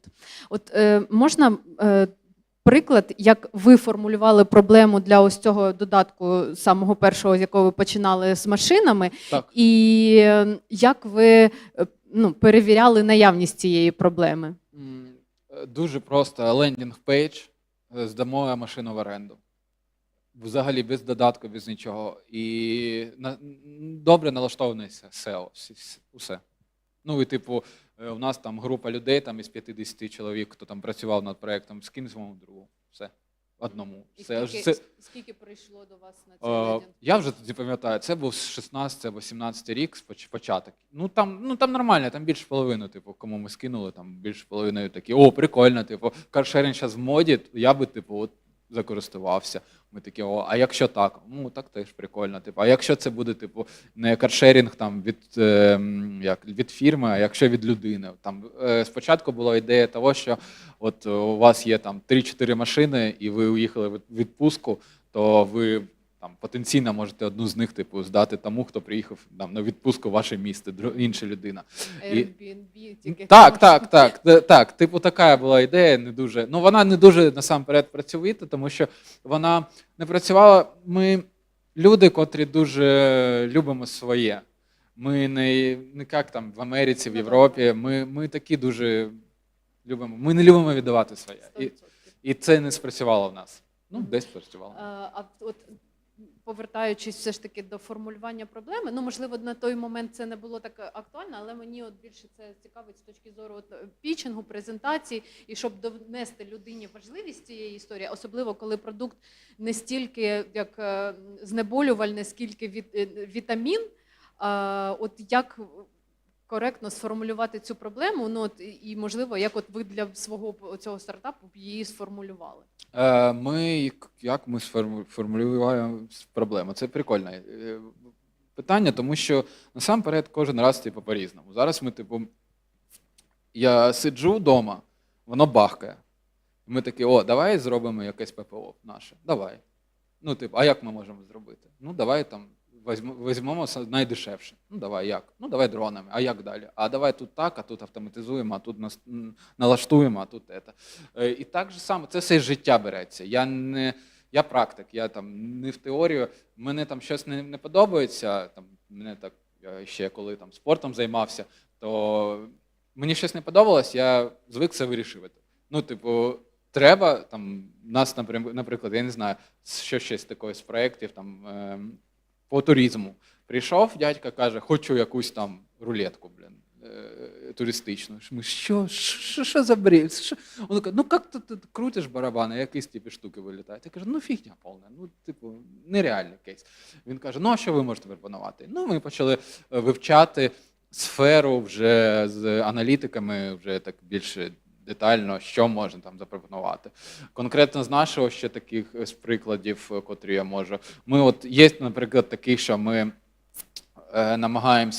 намагались 3 роки побудувати якийсь HR-стартап, котрий буде автоматизований, котрий все. І ми прийшли до того, що HR-ам це не потрібно. А компаніям тим паче не потрібно, тому що у компанії є там, ми думали, що брати людей, котрих вони планують звільнити і там трансферити до іншої компанії. Ми вже навіть юридично це продумували. Але це нікому не цікаво. Людина не хоче йти. Вони не хочуть звільняти HR-ів, тому що якщо вони в Європі звільнять HR, то це типу нереально. Їм дуже багато це коштуватиме, ніж вони будуть у них у штаті. Тому це я не можу якогось там формулу вам сказати. Це так дуже індивідуально, так. Ну, просто я ж кажу, єдине, що допомагає, це люди, котрі, от ваше ком'юніті, вона вам підкаже. Ми, коли почали створювати ці ком'юніті, це, то, опять же, друзі, сарафан, нічого такого взагалі нічого такого складного. Але вони почали нам так дуже багато підказувати, і ми такі, о, точно, типу, а отут ця інформація. Тому... Ну, а якщо ви питаєте, як оформлювати проблему, то у Катерини якраз був класний темплейт. Ми потім вам скинемо всі презентації. І я думаю, що якщо ви хочете, щоб вам хтось дав фідбек, по-перше, у вас будуть групові менторські сесії, ви можете прямо прийти і сказати, дивіться, у нас це сформульовано так, вам зрозуміло, яку проблему ми вирішуємо. І це, ну, типу, дуже просте і найкраще питання, яке ви можете поставити. А другий момент, Катерина давала свої контакти. Тобто ви пишете, ми були на Founders2Founders, ви знаєте, ви нас надихнули, ми переробили отак от проблематику. Чи є у вас якісь варіанти того, як це можна краще зробити? І завжди, чим простіші питання, тим краще. І знову ж таки, от Ярослав у нас по product development, да, і go-to-market. Тобто це питання проблеми скоріше от до попереднього спікера. Я пропоную більш детальні питання поставити під час групової менторської сесії. Я з вами українською. Round of applause to Yaroslav for this amazing presentation. Дякую. Зараз я пропоную нам піти на обід. Наше гаряченьке дуже нас всіх чекає. У нас буде півгодини обіду, і потім ми перейдемо до наступних сесій, які будуть присвячені фінансам і легальній частині. Вони також будуть українською мовою. Після цього ми перейдемо до групових менторських сесій і все по плану. Тому чекаю вас через півгодини. Це буде о котрій? 14:20. Окей? Да, отут.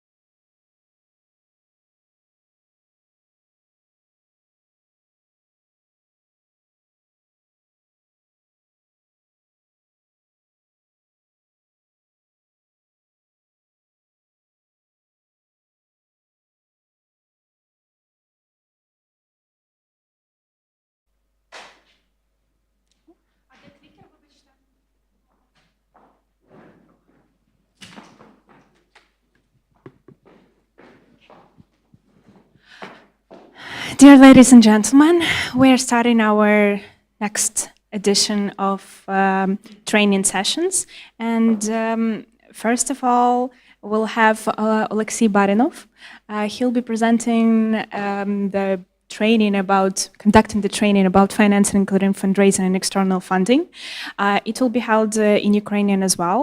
You'll have some time to ask questions, and also Alexey will join us for our group mentoring sessions. So give a big round of applause to Alexey for being here today with us.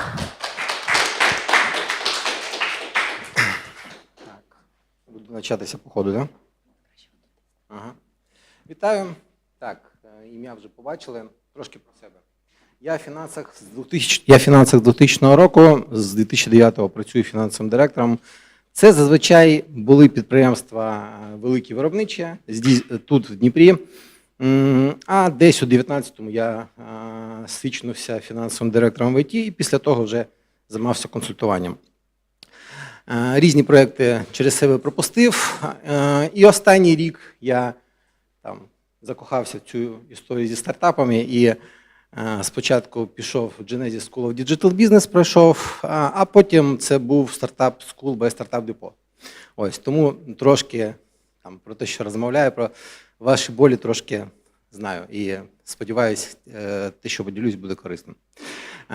Повернусь до попереднього. Ярослав трошки так вже зачепив тему з фінансами, з фінансовими деякими показниками в пітчі.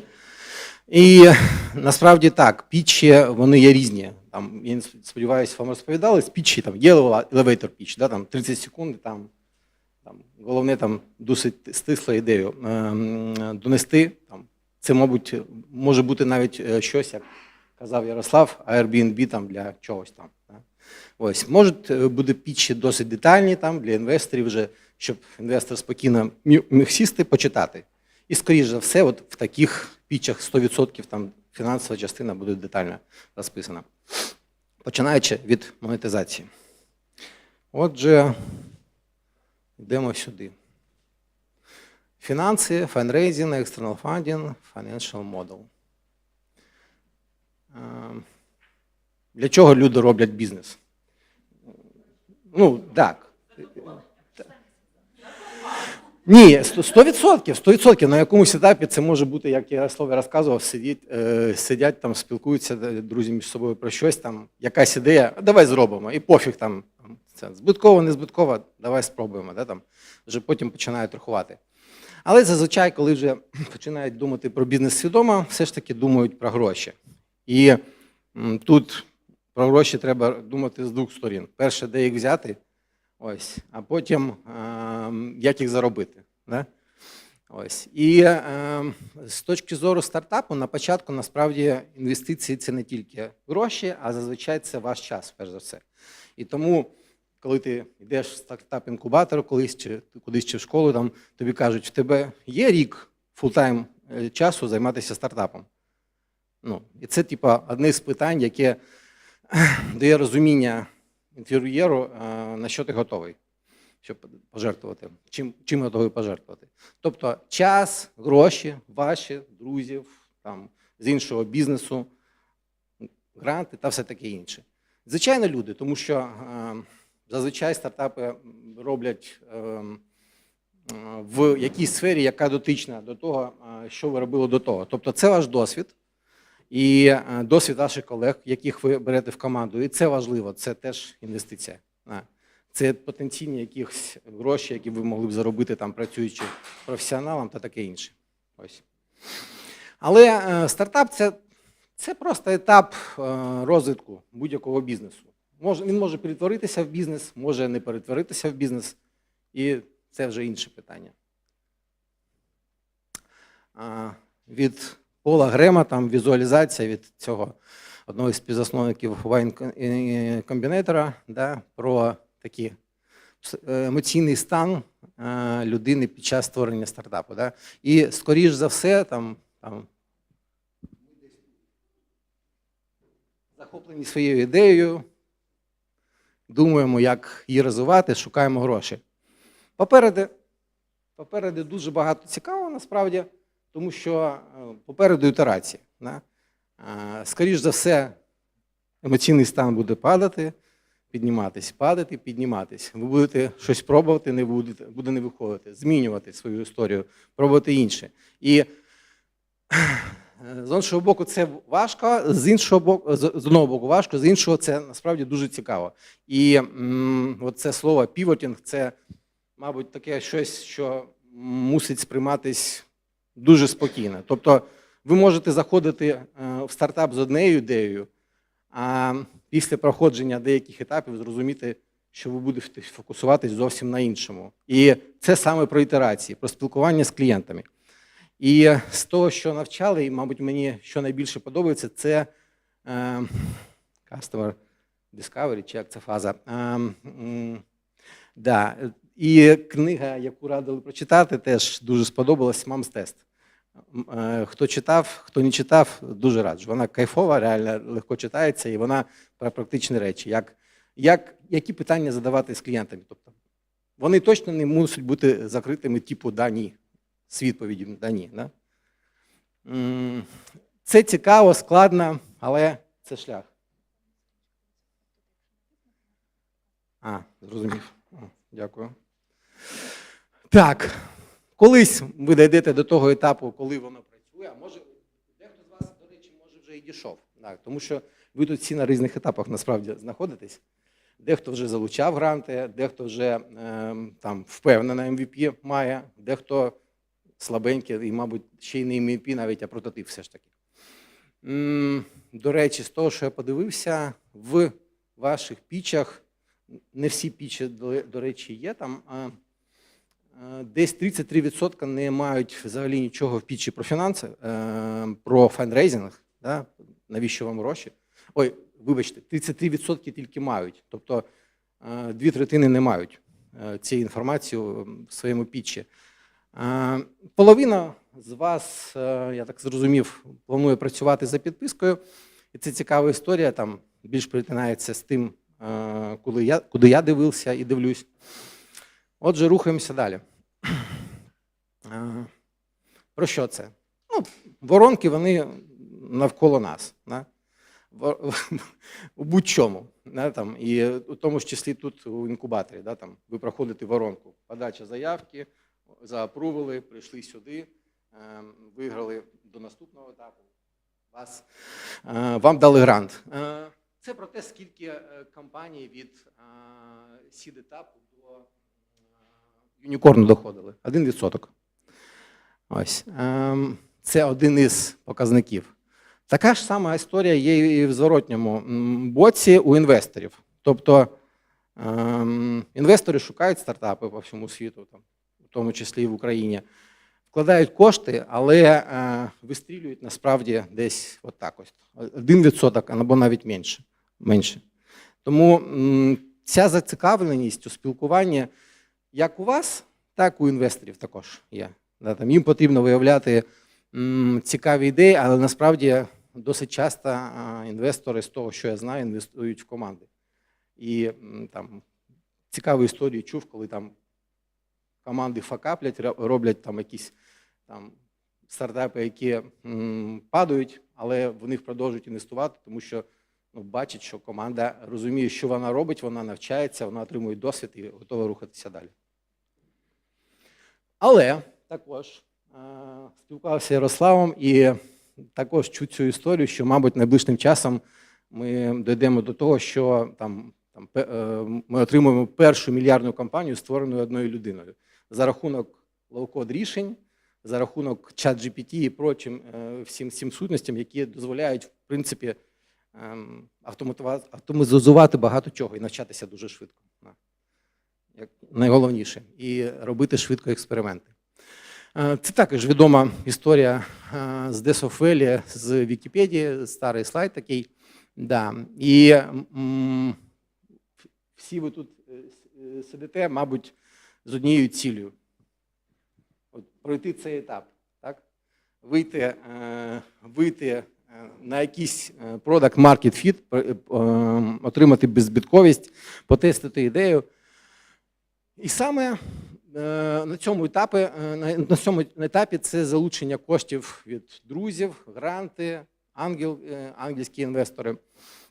На цьому етапі найголовніше вижити. І вже далі, коли ви знайдете якусь стійку модель, там позитивну юніт-економіку, ви зрозумієте, як ви заробляєте на одному клієнті з таким впевненим плюсом, вже тоді ви будете залучати кошти для того, щоб це масштабувати. І масштабувати як можна швидше, якомога швидше. Ось. Та історія також з одної з презентацій. Я там, до речі, посилання зробив про те, що розказувала попередня спікерка про de-risking, про те, що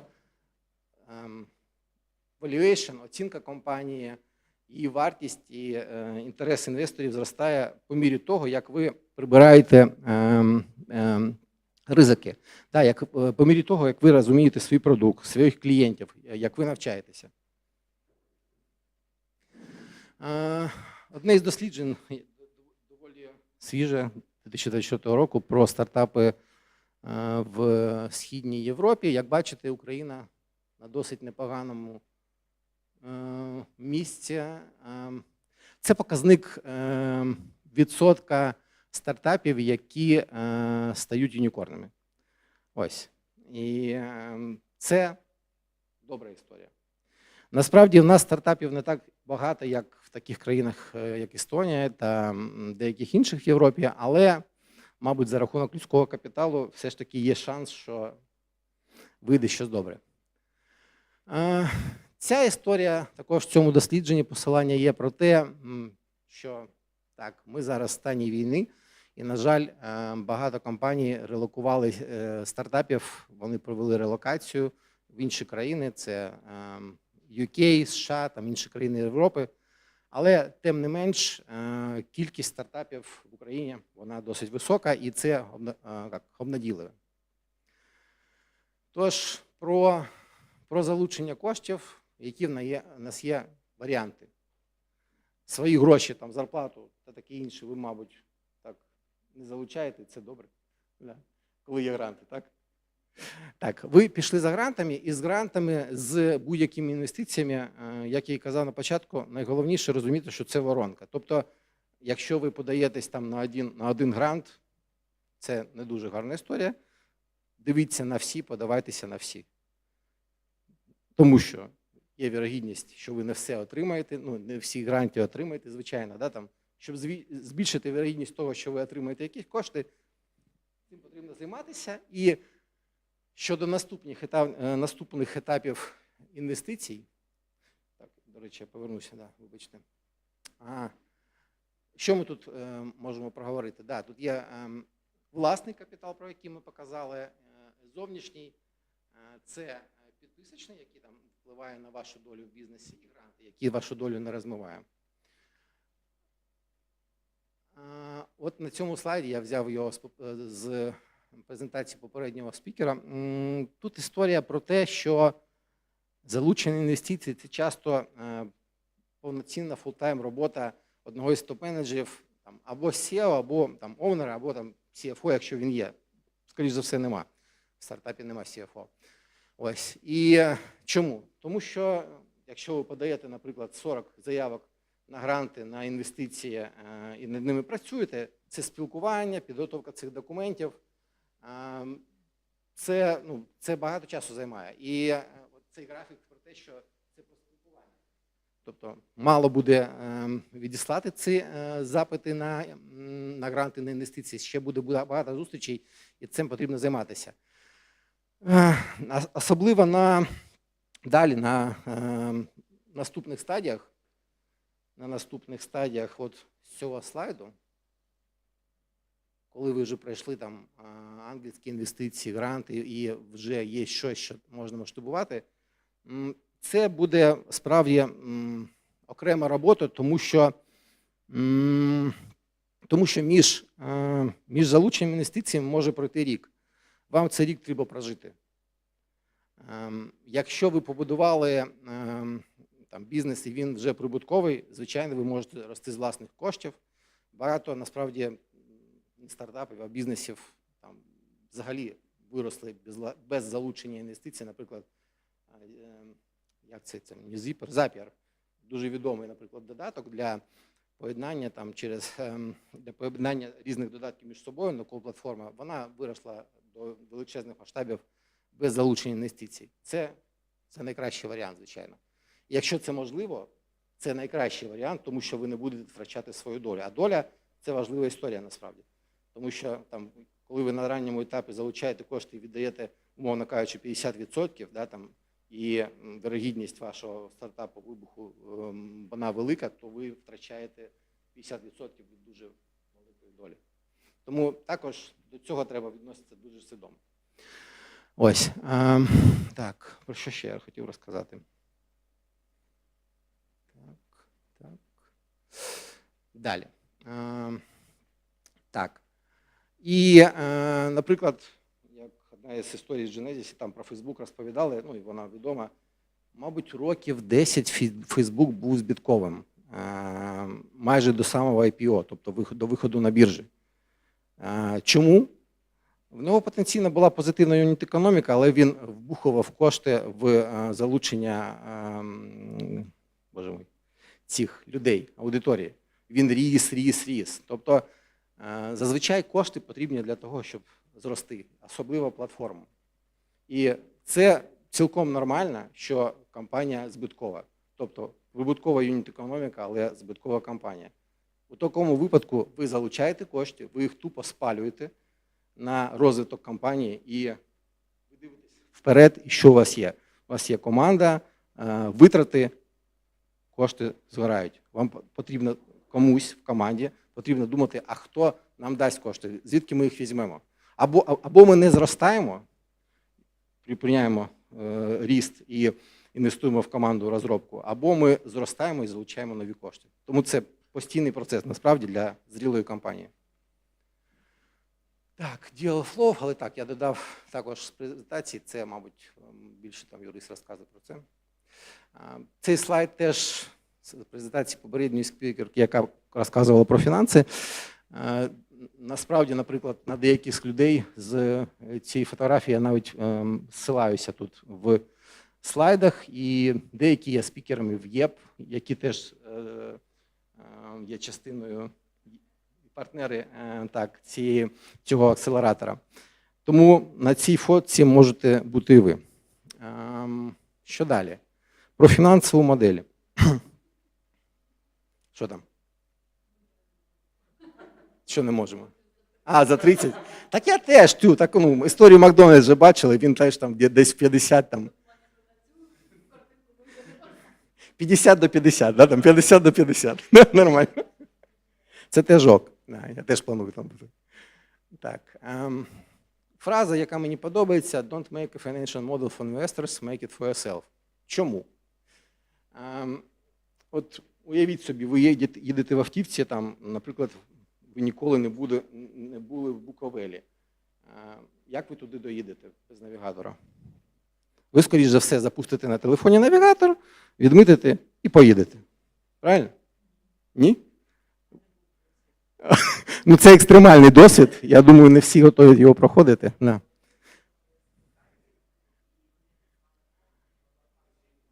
О. Це я колись в попередній реальності. Да. Це кайфово. Це пригоди, це теж цікаво, да, але, мабуть, з точки зору бізнесу це ризиково. Да. І ось фінансова модель – це насправді як навігатор. Да. Що фінансова модель, в чому вона вам допомагає? Ви розкладаєте на елементи свій бізнес. Да? Під час того, як ви створюєте фінансову модель, ви продумуєте елементи своєї компанії. Найголовніше – виручку. Як ви будете отримувати виручку? Скільки ви коштів витрачаєте на маркетинг? На одиницю, там, на одного користувача, там, на одну підписку. Це найголовніше те, на що потрібно звернути увагу. За що чого ви будете зростати. Тому що якщо у вас просто в голові зараз зроблю додаток, який буде популярний, а прорахунків немає, ви б інвестували в таке, на вулиці підійде людина і скаже: слухай, дуже потрібні гроші, як ходить у нас на бухло, воно може виглядати насправді так. Є, звісно, кейси, якщо ви там геній запропонуєте інвестиційну якусь там нереальну інноваційну там технологію, скоріш за все, там є шанс, скажуть, да, тупо, треба хопатися, він геній. Да. Але, ну, ми про вірогідність, да? Тому треба думати про фінанси, і фінансова модель – це тупо гра. Ви відкриваєте Excel або Google Sheets, вбиваєте доходи, розходи. Да? Умовно кажучи, як ваше життя, можете спробувати ваше життя розкласти. Вашу зарплату, майбутню там, і все таке на ці елементи, да? Там, за рахунок чого у вас там, зарплата зросте, наприклад, да? Там, і що ви отримаєте через 10 років з цією історією. Так і з бізнесом. Ви розкладуєте все на елементи, заносите в табличку і масштабуєте це по місяцям на декілька років вперед. Це про вашу візію, як ви бачите світ. І чому воно потрібно інвесторам? Тому що вони отримують відповідь, як ви бачите свій стартап. І на базі цього будуть вам задавати питання. Все, що до того було, це от там деякі варіанти пітчу, да, всі ці шаги там, побудови пітчу, да, там, воно закінчується зазвичай фінансовими показниками та навіщо вам гроші. Да? Тому що ж ви ж за грошами прийшли. І це варіант пітчу funding pitch deck, тому що sales pitch deck він інший. Да? Там, це ви не продаєте, це ви запитуєте гроші. Отже, найголовніше, що хочу тут сказати, що фінансів не потрібно боятися і думати, боже, то для бухгалтера, то для яких там хворих людей, які там дуже прискіпливі, люблять все це колись в табличку заносити. Ні, це тупо як іграшка для вас, а спробуйте змоделювати, що ви отримаєте. Да? І під час цього процесу, найголовніше це процес насправді. Під час цього процесу ви зрозумієте багато речей про свій бізнес. Ви будете рахувати, побачите мінус. А чому мінус? Так, а якщо я тут зміню, що я отримую? Ви будете гратися з перемінними з цими і бачити, як ви впливаєте на свій бізнес. Оце найголовніше. Саме про це ця історія. Звичайно, для інвестора вона також важлива. І це саме про цю фразу How will the startup make money? Driver-based financial model. Про всі ці показники. На початку, коли у вас взагалі нічого немає, ви нікому нічого не продаєте, скоріш за все, ви не розумієте взагалі, які там можуть бути показники. Ми до цього дійдемо, але все ж таки отримати якісь дані можливо. Тому що є ринок, є конкуренти, на яких ви будете спиратися. Да? Є ціна, яку ви пропонуєте ринку, і яку ви, скоріш за все, теж подивилися у конкурентів, да, там считали, і з якою ви працюєте зараз. Да. Так, що тут? Далі. Це я просто про те, що насправді фінансова звітність може бути не якоюсь сухою, це от візуалізація того, як заробляє Apple, да, там, його економіка розкладена, условно кажучи, там, великими мазками. Тобто це, по суті, PL-ка, да, там, income statement. І коли ви будете будувати свою, уявіть, що ви робите щось схоже, по суті. Будь-яку PL-ку можна так візуалізувати, якщо захотіти. Також, наприклад, компанія NVIDIA, да, там, дуже популярна. До речі, вартість компанії зараз майже догнала Apple. Да, його, мабуть, стане номером 1. Да. Бачимо, що да, основний заробіток не з геймінгу, ми все знаємо, що це дата-центри, це AI, сервери, да, майнінг, біткоїни і все таке інше раніше було. Тобто PL-ка в таблиці – це така ж сама історія, яку можна почитати і розказати щось про компанію. Просто не візуалізовано в такому вигляді. Вибачте. Це теж декілька прикладів, потім переглянете. Отже, що тут? Тут один із варіантів, які за посиланням є, моделі, яка теж була запропонована акселератором, там, трошки її там адаптував. Зазвичай у вас що є? У вас є data entry assumptions, тобто це от якраз про те, що я кажу. Ви думаєте, що ваша кількість клієнтів буде такою-то, ціна такою-то, ціна підписки такою-то, кількість, вартість там реклами за клік такою-то. Все це вносить в будь-якому порядку. Просто вибросьте це на бумагу. Потім впорядковуєте. Потім йде PL. В PL, от PL це от те ж саме. В PL ви по елементам, давайте я переключуся на цю візуалізацію, в PL ви по основним статтям розкладуєте ваша виручка, з чого вона буде приходити, як ви будете заробляти. Інвестор зможе зрозуміти, а що ж ви, може ви будете заробляти з підписки і паралельно з транзакцій якихось, да, там, продавати якісь. Це теж буде видно в PL все. Тобто це спосіб оцифрувати все те, про що ви казали до того. Ваша монетизація, ваші ціни, ви вказуєте. Ваші маркетингові витрати, ви вказуєте. Все це виливається в таку історію в Income Statement в PL. Balance Sheet Cash Flow. Ну, чесно кажучи, вони другорядні. Да, вибачте ще раз. Чесно кажучи, вони другорядні, тому що найголовніше це Income Statement, це економіка, про що я казав. Да? Balance Sheet та Cash Flow – це такі підтримуючі звіти, які теж можуть підсвітити проблеми, які не побачиш без них. Ось. Вони всі ці три звіти, вони пов'язані між собою, і про це можна окремо говорити, на це треба витрачати час, але насправді нічого складного там нема, там все це побудовано, той же баланс на принципі, не знаю, зберігання енергії, мабуть. Да, там. Якщо ви від чогось відняли, воно кудись додалось. Да, там.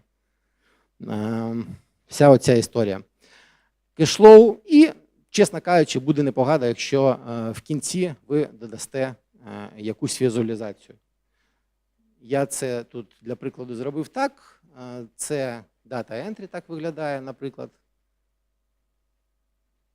Так виглядає Income Statement великими мазками. Ну, великими мазками там статті, там Total Sales, COGS, собівартість, маржа.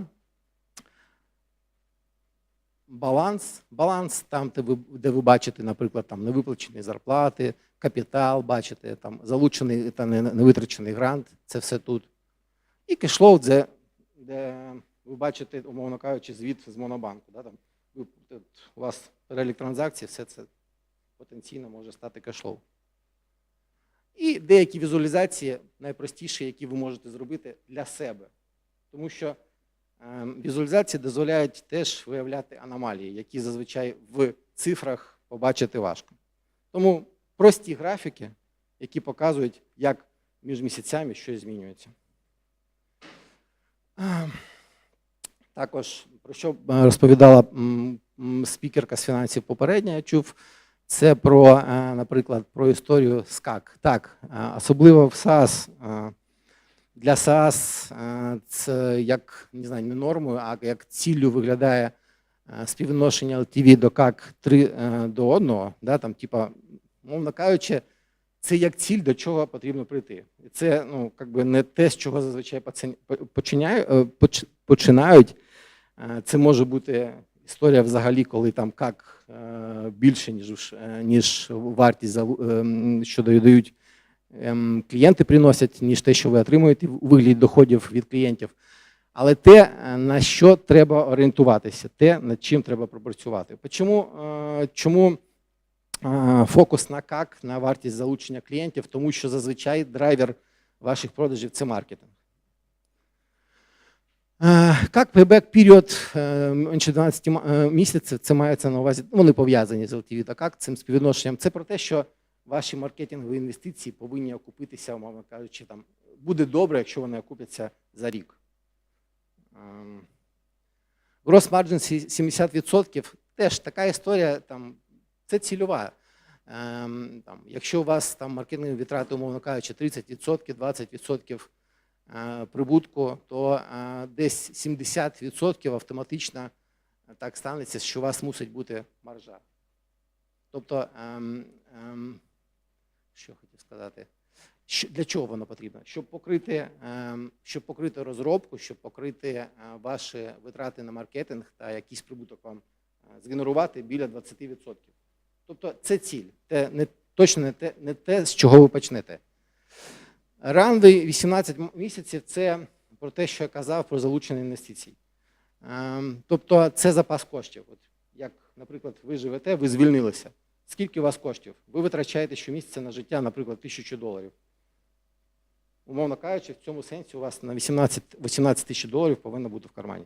Так само це працює для компанії. Компанія залучила кошти дуже добре, коли вона має резерви на підтримання своєї діяльності на 18 місяців, щоб залучити наступний раунд інвестицій.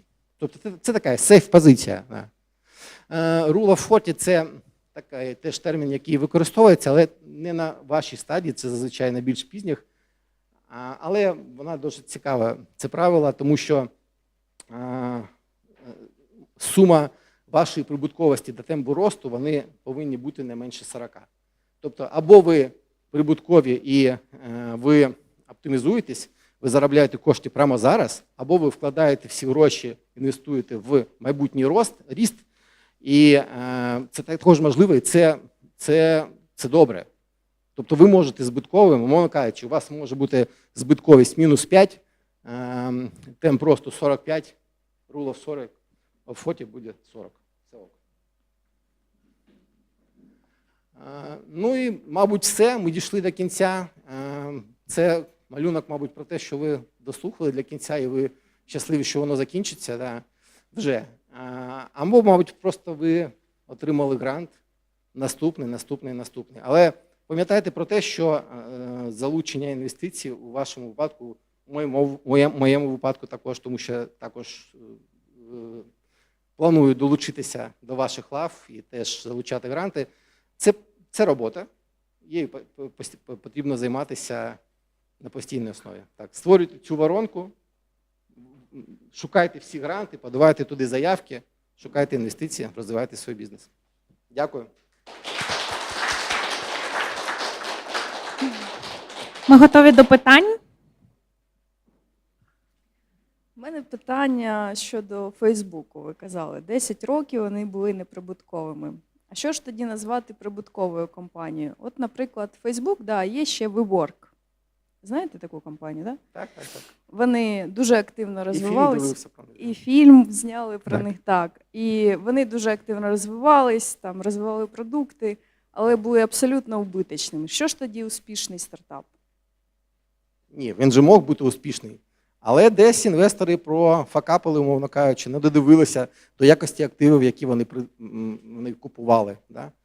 Тобто, мабуть, замилилися очі інвесторів, коли вони оцінювали стартап, коли давали гроші. Да?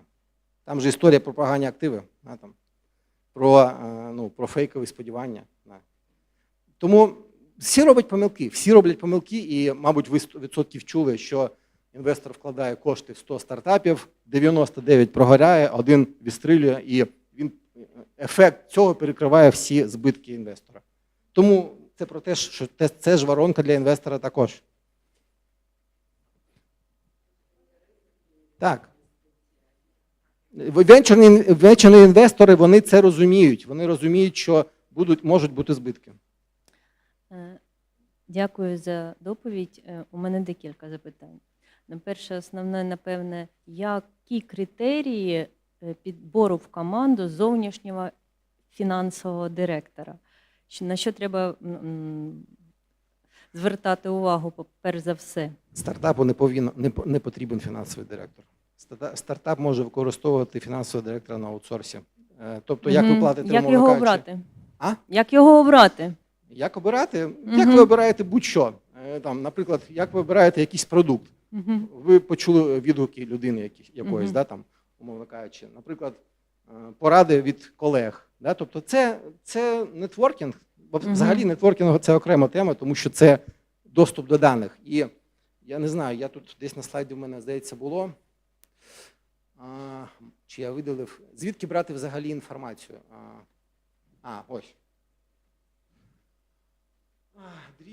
Driver-based financial model. Звідки ви шукаєте цю інформацію для фінансової моделі? Ми даємо, стартап дає. Ви шукаєте в Гуглі, бенчмарки, спілкування з колегами, багато спілкування, власні ресерчі. Наприклад, в Genesis, як зрозуміти вартість реклами. Ми запускали за $100 рекламні кампанії, за 50 бачили конверсію, порівнювали це з бенчмарками, які знаходили в інтернеті, і розуміли, що це більш-менш реалістично. Да? Як коли нема даних, наприклад. Так і з фінансовим директором. Ви спілкуєтеся з людьми, це найкращий спосіб. Ну, наприклад, параметри гарної презентації, вони явні і зрозумілі. А от параметри людини, яка зробить гарний... А як ви знаєте, що парикмахер гарний? Експеримент, але в стартапі у нас немає стільки часу. Рекомендації, мабуть, так? Так. Дякую за відповідь. Тобто фіндіра не шукаєте, фултайм вам не потрібен. Вам потрібна людина на аутсорсі, яку буде допомагати, консультувати. Я зрозуміла. Це навіть, просто нещодавно буквально позиція була там part-time в HR-стартапі, і я їм сам порадив, кажу, ось людина, яку я знаю з Америки, яка гарний саме для вас фіндир на аутсорсі, беріть. Добре. А скажіть, будь ласка, тут ви казали, що треба робити пітчі під аудиторію. Як ви вважаєте, який оптимальний пітч для акселераційних програм для демодей? Тип пітчу який? Це пітч для інвестора або пітч... Ну, більш схожий на пітч для інвестора, там десь слайдів 10, мабуть, так от, десь. Тобто... І от це може бути от те, що намальовано в цій, наприклад, дуже пітчів, інформації про пітчі дуже багато. Якщо потрібно, я скину, тому що в мене просто є цікаво, із Genesis, на що із звертати Startup увагу. Depot, Дякую. ця інформація. Дякую. Так, от слайди є. Так. Дуже дякую за корисну інформацію. У мене таке питання. Якщо у нас бізнес, по суті, ще немає трекшену, як фінансового, немає залучених клієнтів, ми тільки в процесі розробки. Звісно, ми побудували фінансову модель, яка базується виключно на асампшенах, тобто ми проресерчили там якісь показники конкурентів, там ще когось, склали юніт-економіку і, в принципі, там вибудували якийсь P&L, який... якби ми думаємо, що він буде працювати. Але по факту у нас на зараз це тільки витрати. Тобто час розробників, хоча вони всі, в принципі, так на ентузіазмі працюють фактично безкоштовно, але все ж таки в фінансах це мінуса. І як от з точки зору саме пітчингу, як таку інформацію, тобто ми показуємо, що у нас просто діра фінансова. Це норм. Да? Це норм. Воно мусить бути логічно. Наприклад, в Genesis у нас була там задача за 2 місяці, ми там будували історію, потрібно було MVP додатку, наприклад, для дейтингу зробити. Ми там нішу шукали, всю цю історію.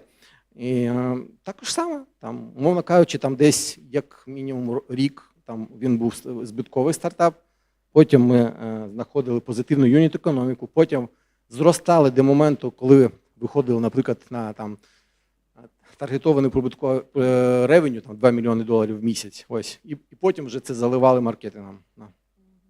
Тобто для презентації там залучення грантів чи щось, це не має бути якимось топ-фактором, що по факту немає ще... Ні. Я вважаю, що ні. Воно мусить бути зрозумілим вам, ви мусите пояснити, чому так, і мусить бути зрозуміло людям, які це читають. Ось. Це історія, це просто спосіб передати інформацію від вас до інших людей. І в якомусь там, умовно кажучи, стандартизованому вигляді. Дякую. Добрий вечір вже. Таке питання. Є стартап, мобільний додаток, HealthScam, і ми теж робимо для нього бізнес-план і якісь допущення по тому, скільки буде коштувати там один інстал і яка конверсія буде там, у платних кастомерів. Ми запускаємо стартап, починаємо купувати маркетинг і бачимо, що припущення було невірні. Через який час нам потрібно перебудовувати наш бізнес-план? Тобто нам чекати місяць, нам потрібно Відразу. Тобто, якщо ми бачимо, що наші припущення були невірні, ми одразу повністю весь план переробляємо. Відразу. Це ваша іграшка. Ви бачите будь-які зміни, моментально вносите зміни ці. Все. І ви внесли, побачили, що сталося. І думаєте, а як зробити, щоб знову вийти на ті показники, які ви хотіли. Це ж для вас така іграшка. Я ж кажу, це справді іграшка. Це цікава штука. І, наприклад, коли ми там поглинання робили там в виробничій компанії в Дніпрі, Ми брали там інформацію про конкурента, там, яка є, там її досить мало було. Робили модельку, різні сценарії, сиділи і гралися. Ага, давай тут змінимо, тут змінимо. Сидять зі мною 2 SEO компаній, і ми з ними про це спілкуємося, граємося, і на базі цього робимо висновки. Це саме для того, щоб ви будували в голові декілька сценаріїв. А ще питання по позитивній юніт-економіці, на яку ви вийшли. Скільки часу вам знадобилося? Чи це було тестова модель. модель? Це... Там не було реального проєкту, це просто ні, була ні, модель. ні. Да? І вони взагалі радять, я так розумію, поки не вийшов на позитивну юніт-економіку, то взагалі маркетинг там не заливати грошима. Ні, у вас якісь витрати на маркетинг будуть, тому що вам потрібно спілкуватися з аудиторією. Але, наприклад, умовно кажучи, ми працюємо з мережею піцерій, наприклад. Ви ж не будете масштабувати піцерії, які приносять збуток. У вас є одна піцерія, вона там приносить мінус $1000 в місяць. Ви не будете цього робити наступну. Ви зрозумієте, як зробити прибуткову піцерію, яка приносить хоча б $500 в місяць. І такі, а що якщо зробити їх 10? Це буде $5000. Якщо робити 100, там $50 000. Зрозуміло, як це працює? Так є з юніт-економікою. Одиниця там в піцерії, це, умовно кажучи, одна піцерія, в юніті у вас там один клієнт чи щось таке, один заказ. Так. Збитки масштабувати не потрібно точно.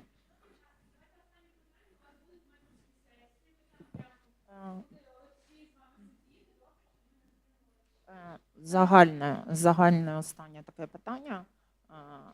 З мого особистого досвіду, коли стикалась з оцінкою проєктів, десь 85%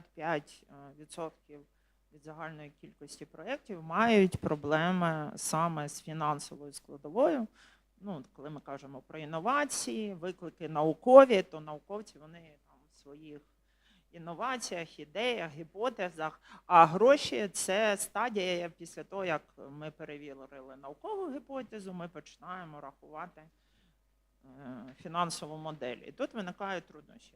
Вам, як до експерта, питання, щоб ви, можливо, порадили книжку, матеріали для такої спільноти, з чого почати, як взагалі обрати ту фінансову модель з переліку, коли ти ще на стадії сам собі стартапер. Щоб почати з кимось співпрацювати. Я не знаю книжки про фінанси саме стартапів якоїсь окремої, тому що там звітність моделі це такий. Насправді це науковцям потенційно, мені здається, може зайти, якщо там дивитися на це як на математику. Тому що це математика. Конкретно, може, ваша рекомендація? Зараз нема, потім зброшу, якщо що, за посиланням. Буду вдячна. Мої контакти в кінці, до речі, є, якщо що там, презентація у вас буде. Ви можете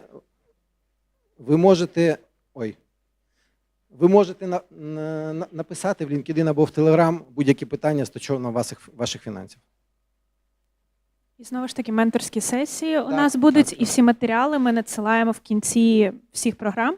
До речі, у вас будуть доступи до абсолютно всіх презентацій з усіх 5 міст, так що ви зможете прям сильно бустанути себе. Give a round of applause to Олексій, and you will see him in a group mentoring.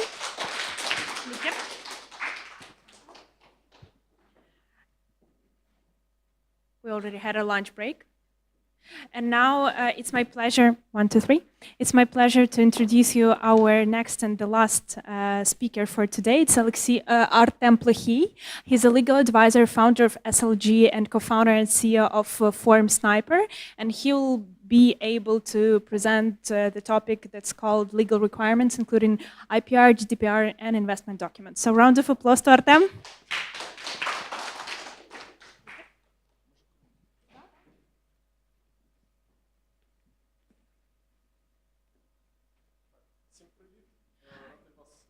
Всім привіт. Чутно? У нас онлайн-трансляція. Нам треба... У вас онлайн-трансляція. Окей. Добре, тоді всім привіт. Я радий вас всіх бачити, що ви знайшли час проговорити, в тому числі послухати про юридичні аспекти ведення бізнесу в розвитку вашого стартапу. Я дякую організаторам за запрошення. Сьогодні ми з вами швиденько спробуємо поговорити коротко на кілька дуже важливих тем. Всі ми знаємо, що я бачив, що у вас сьогодні був спікер по пічдеку, правильно? От, піджек дуже важливий, важливий для розвитку стартапу бізнес-план, фінанси дуже важливі, так? Там, залучення клієнтів, лідогенерація, там, налаштування онбордингу, все це дуже важливо. Але ще є дуже багато різних юридичних аспектів, на які вам треба звернути увагу з самого початку, для того, щоб просто потім не витрачати зайві ресурси, кошти, ваш особистий час на те, щоб все владнати. От. Тому сьогодні ми пробіжимось, я би так сказав, тому що це дуже сильно об'ємні теми, і за 40 хвилин ми постаралися вкласти там самі основні кіпойнти в цю презентацію. Поговоримо трошки про авторське право та права інтелектуальної власності. Я вам спробую донести, чому це важливо, що таке інтелектуальна власність, як себе забезпечити охорону своєї інтелектуальної власності, яка у вас в стартапі, в компанії виникає, коли ви розвиваєтесь. Поговоримо трошки про ці 4 літери, що вони означають, що таке GDPR і чому захист персональних даних та конфіденційності дуже важливий. Поговоримо трошки про інвестиційні документи, які вони бувають. Розглянемо кілька основних документів, які вам можуть допомогти і бути фінансовим інструментом для залучення інвестицій в ваш стартап. А також проговоримо трошки про партнерство, що це таке, як його оформити, на що звернути увагу, там, яких помилок не робити, і так далі. Чому я тут? Я Артем Плохій, я Legal Advisor. Я засновник компанії Smart Legal Group. Ми фокусуємось на супроводі сервісних та продуктових IT-компаній. Маю більше 15 років досвіду особистого. Разом з командою зекономили більше $20 мільйонів у спорах з податковою службою для українських компаній. Також я є кофаундером та CEO Legal Tech стартапу українського FormSniper, який допомагає автоматизувати вашу документальну рутину. А що саме він робить? Він автоматично заповнює форми, реєстраційні різні документи та, в принципі, будь-які документи, як legal, так і не legal. Тому почали. Я вас хотів попросити, якщо будуть якісь питання по ходу, ви одразу дійте, можете мене зупиняти без проблем. Ми будемо зупинятись і там я буду пояснювати, що буде незрозуміло. Тож перша тема – авторські права та інтелектуальна власність. З чого тут я хочу почати? Я хочу вас сьогодні максимально спробувати сфокусувати не на, там, в більшій мірі не на юрисдикційних якихось способах захисту, типу піти в суд, коли ваші права інтелектуальної власності хтось вкрав, хтось порушив, чи ще щось сталося. А я хочу сфокусувати максимально вашу увагу на тих кроках, які передують цьому моменту, для того, щоб ви могли якось себе убезпечити від таких ситуацій, коли ваша інтелектуальна власність потрапила до конкурентів, або коли ваш розробник пішов з вашої компанії, працює на конкурента, видає ваші комерційні таємниці і так далі. Що це може бути в якості інструментів? Це можуть бути прості, банальні угоди, які ви підписуєте зі своїми працівниками, зі своїми контракторами, які у вас знаходяться не в штаті компанії, а які працюють з вами по сервіс-агрімент. Це можуть бути угоди між засновниками, тому що в цих угодах ви також можете владнати ще на березі ті питання, які можуть виникати стосовно розпорядження правами на інтелектуальну власність, стосовно продажу або відчуження цих прав і так далі. Що це може бути? Це може бути такі документи, як угоди про нерозголошення, які оберігають вашу комерційну та конфіденційну інформацію в компанії. Це можуть бути угоди про неконкуренцію, так звані non-compete agreements, які допомагають вам вберегти від того, щоб ваш працівник завтра не пішов працювати на конкурента. Але для того, щоб зрозуміти, на що звернути увагу і як підготувати цей документ, треба спочатку розібратися, то що ж таке інтелектуальна власність. Як ми тут бачимо, інтелектуальна власність – це результат творчої активності людини або кількох осіб. Далі ми тут бачимо, як ми можемо юрисдикційно захищати права інтелектуальної власності. Тобто за допомогою патентів ми можемо захищати свої права на винаходи або, наприклад, корисні моделі. За допомогою торгівельних марок ми можемо захищати своє комерційне найменування, свій бренд, слоган для рекламної або маркетингової кампанії. За допомогою авторських прав ми можемо захищати право на свій твір, на музику, на якесь зображення, на програмний код і так далі. Ну і за допомогою режиму секретності ми можемо створити такі умови поширення конфіденційної інформації в вашому стартапі або в вашій компанії, завдяки яким вона не буде потрапляти кудись назовні. Що ще? Які об'єкти інтелектуальної власності у нас бувають? Ну, перелік взагалі невичерпний, їх набагато більше може бути, але що це може бути? Літературні твори, комп'ютерні програми, компіляції даних або бази даних, якісь наукові відкриття, винаходи, але які мають оригінальність, тобто нові якісь винаходи, раціональні пропозиції і так далі. Що не може бути, або що ні. Давайте спочатку зупинимось на тому, чому це важливо. Як я вже казав, коли ви захищаєте свої інновації, ви отримуєте конкурентну перевагу. Ви отримуєте конкурентну перевагу перед своїми конкурентами, які можуть зробити, написати такий самий або схожий код, можуть скопіювати ваш дизайн, можуть захайрити ваших працівників і так далі. Також ви отримуєте додаткову цінність в очах ваших інвесторів. Чому? Тому що вони бачать, що ви більш серйозно відноситесь до управління своїми активами. Так? Що ще? Ви просто захищаєтесь від якогось несанкціонованого копіювання і робите так, щоб зберегти ваші права в себе або в своїй компанії. То що ж таке інтелектуальна власність? Давайте ще раз.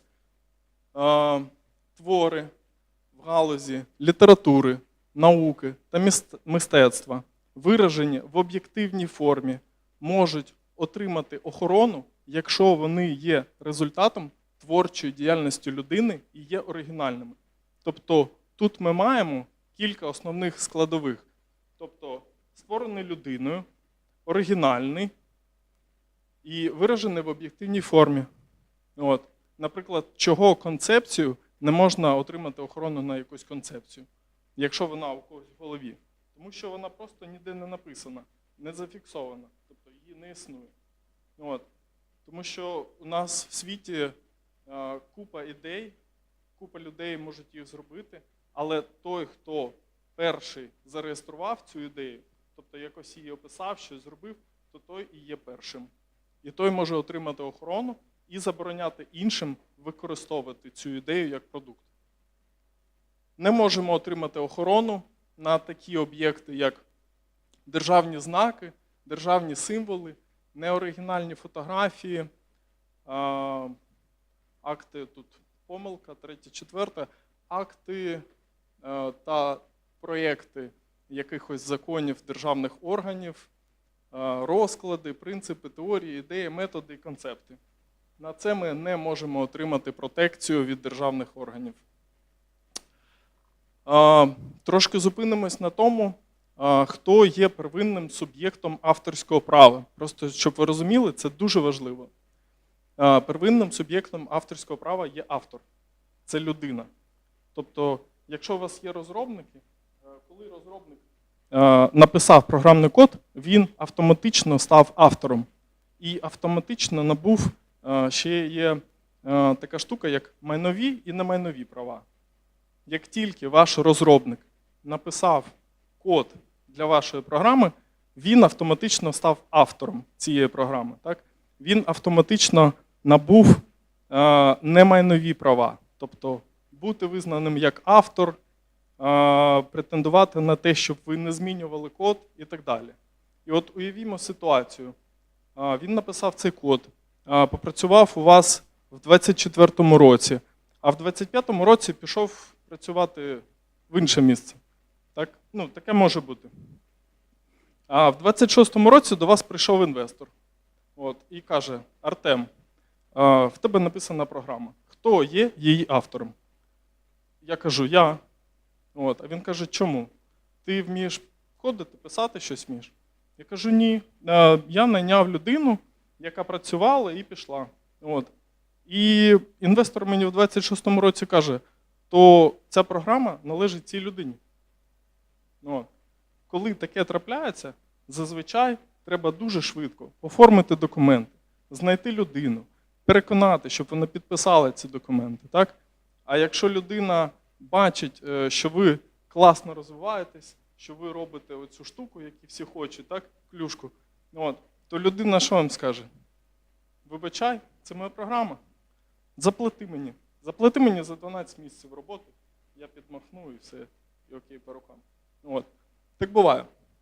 Тому дуже важливо робити договори, оформлювати письмово з вашими контракторами, з вашими працівниками і передбачувати, щоб права інтелектуальної власності належали вам або вашій компанії, в залежності від того, яка там у вас структура. От. Тут ми далі бачимо, що суб'єктами авторських прав можуть бути інші фізичні або юридичні особи, які можуть отримати права на інтелектуальну власність на підставі, наприклад, угоди. Тобто договір письмовий, який ви підписали зі своїм розробником, це є підстава для того, щоб ви набули майнових прав на інтелектуальну власність. Так. Трошки зупинимось на тому, давайте отак, що таке, бачите, там є NDA, NCA, Partnership Agreements, Client Agreements, хто знає? Давайте. Неправильних відповідей немає. Що це таке?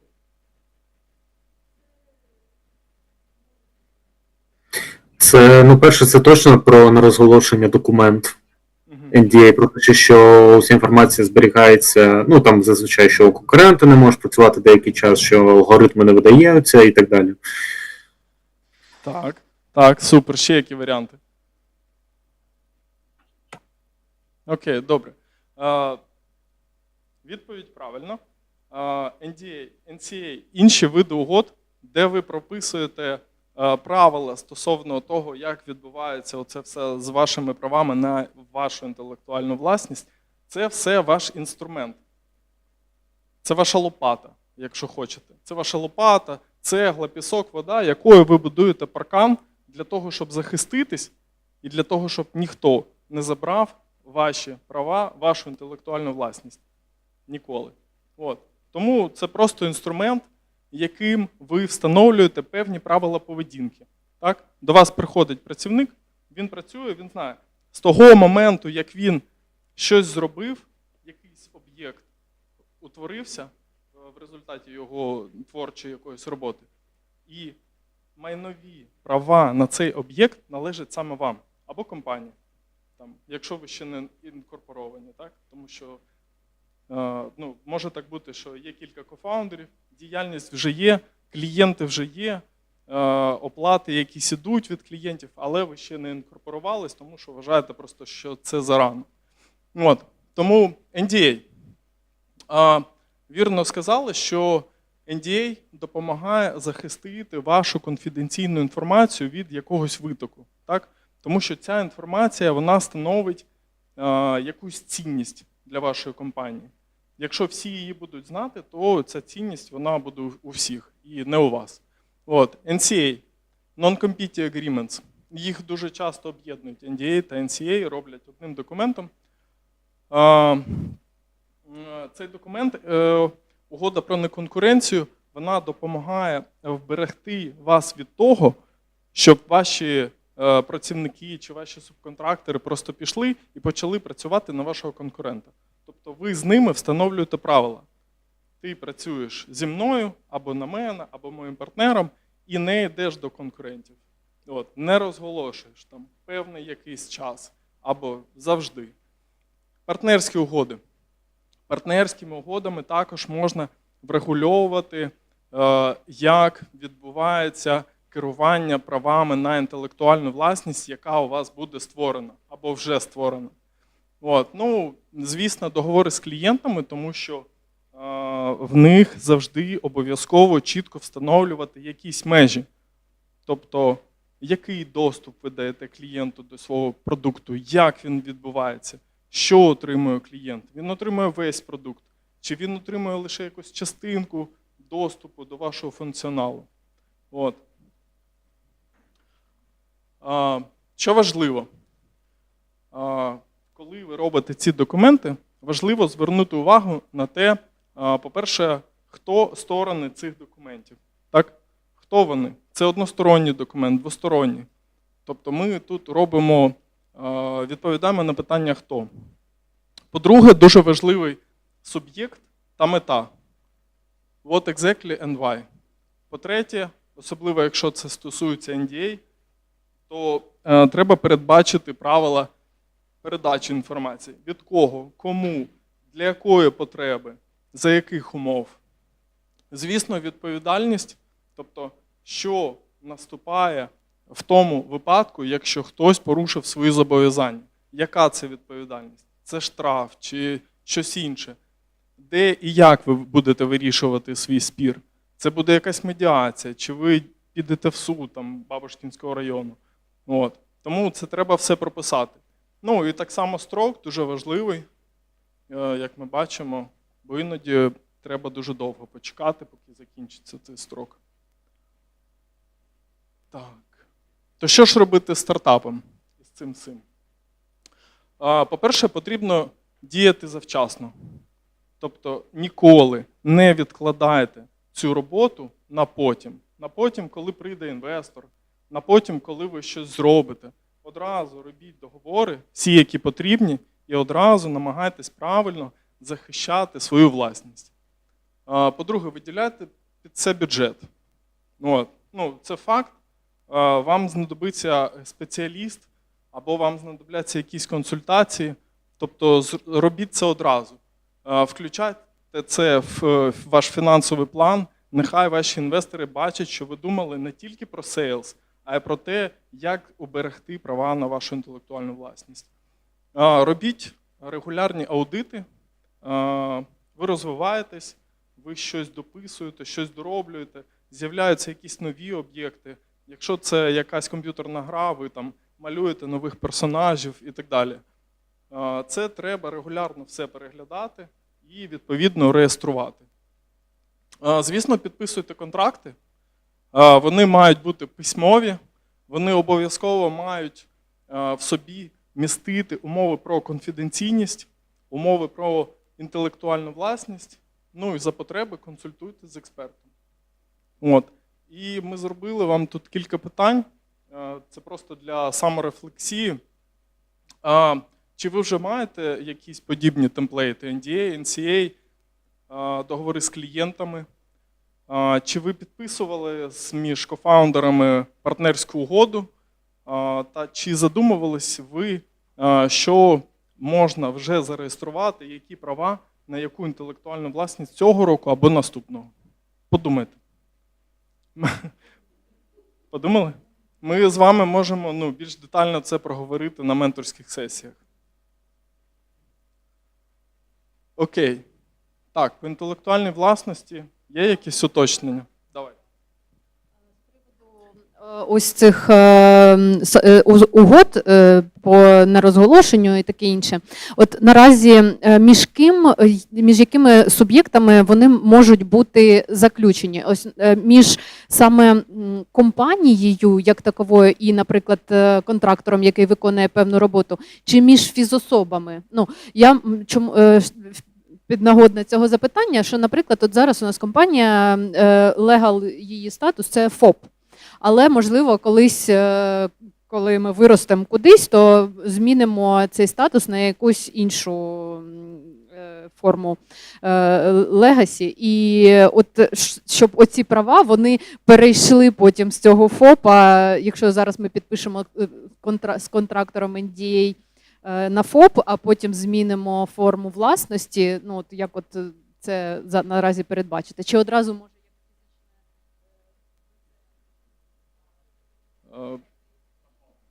Дивіться, не потрібно чекати, коли ви інкорпоруєтесь, коли у вас буде компанія і щоб підписати з компанією. Ви можете підписати як фізична особа, можете підписати як ФОП. От. І зафіксувати, що всі права переходять до вас. Потім передасте компанії. Так.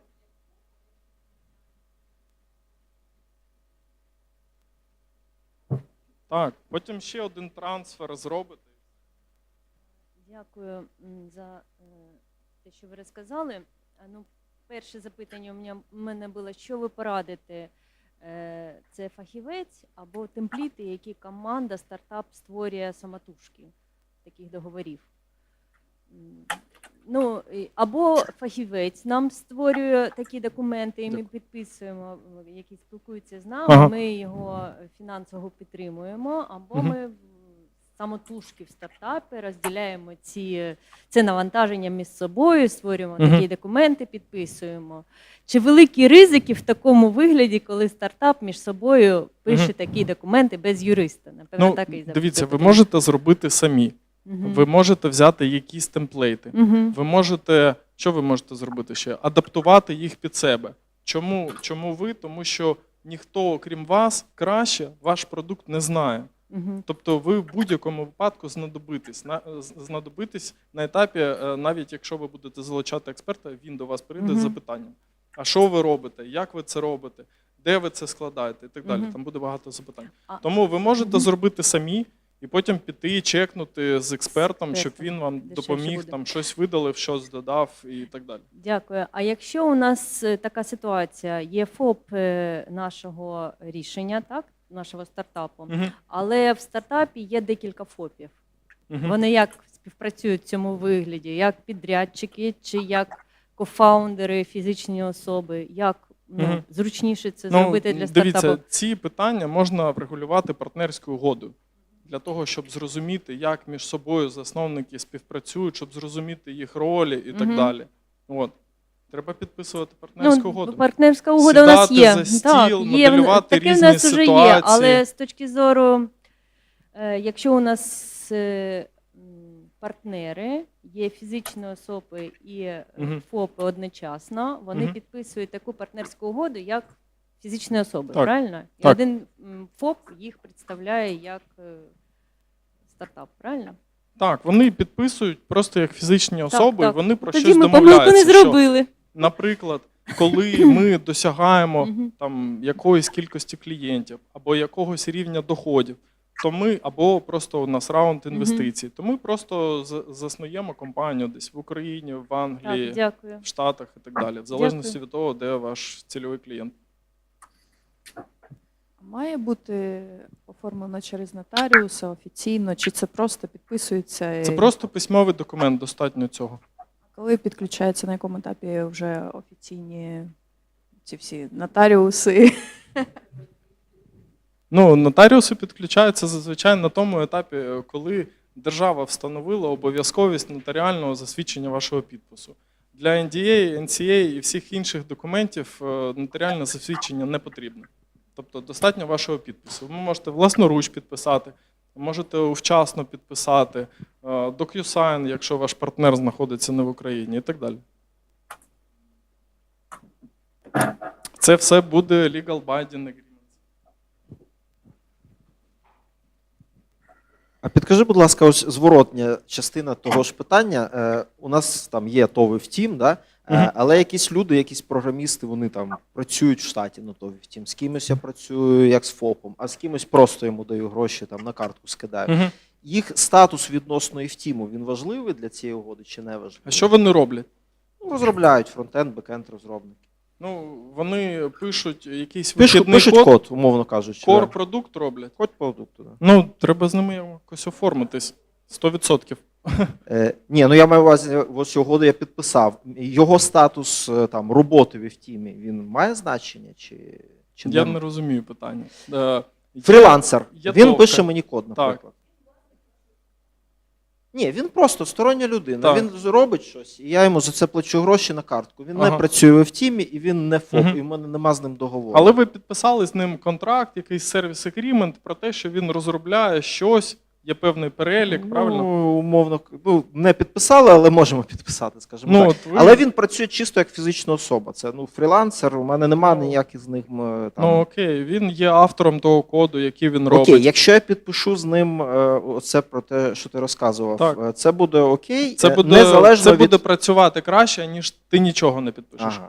Тобто він просто фізична особа, я Так. просто товив тім, у нас там офіційно з ним навіть може не бути контракту там про виконання робіт, але ми такий договір про NDA підписали і підписали про передачу прав інтелектуальної власності. Правильно? Так. Ну, це краще, ніж нічого. Це краще, ніж нічого. Він щось робить, ви робите перелік того, що він робить. Можливо, якийсь план для того, щоб коли хтось буде робити якийсь due deal, там, на наступному раунді, так? Ви ж будете гроші залучати, правильно? Я сподіваюся. От.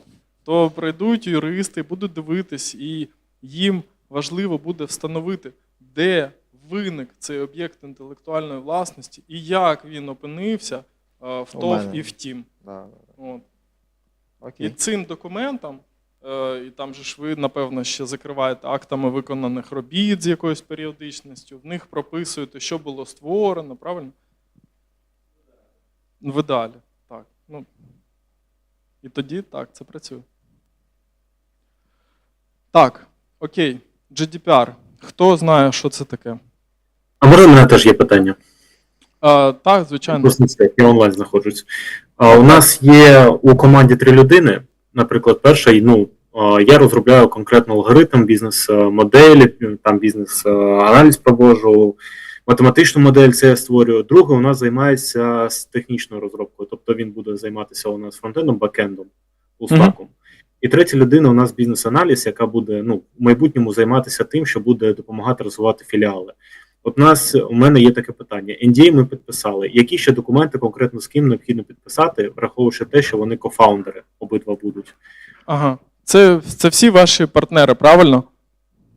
Так, це буде 3 партнери, усі інші, які будуть наймати, це просто будуть, Ага. робітники. Це просто будуть найняті люди, які будуть на вас працювати.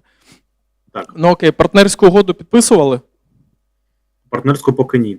Ну ми зараз до неї дійдемо. Угу, добре. Окей. Це лише партнерську і NDA необхідно підписати, так? NDA ви підписали. От. Вже так. Можете підписати NCA для того, щоб вберегти вас від того, що хтось із партнерів в якийсь момент вирішить, що йому не цікаво працювати з вами, а йому набагато цікавіше працювати на вашого конкурента, який там був більш успішний.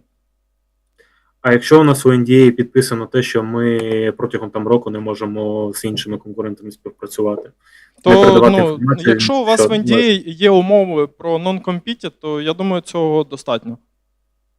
Добре. А в майбутньому про партнерство необхідно буде підв'язати, коли ми вже MVP розробимо і тощо? Чи як це зробити? Чи це до MVP краще робити?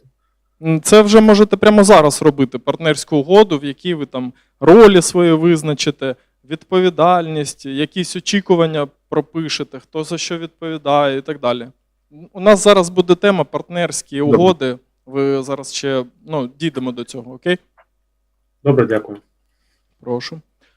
Так, GDPR, хто знає? На що його зробили? Клас. Так, все правильно.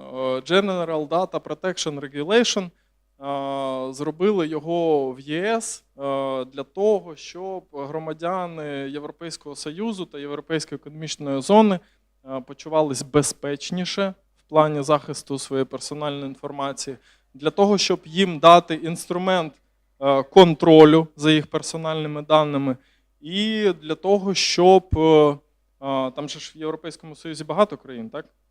27, здається,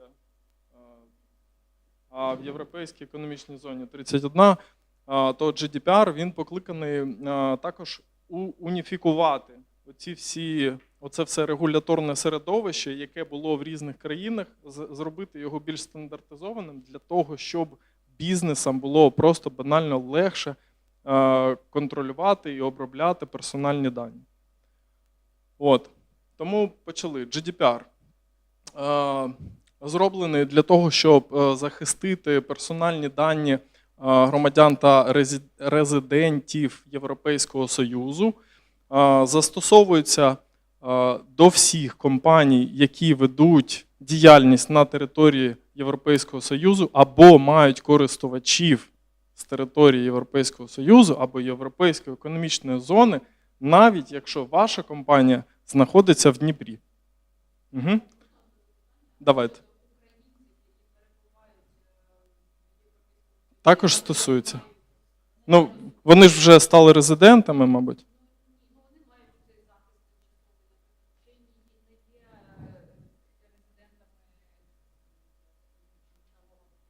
Угу.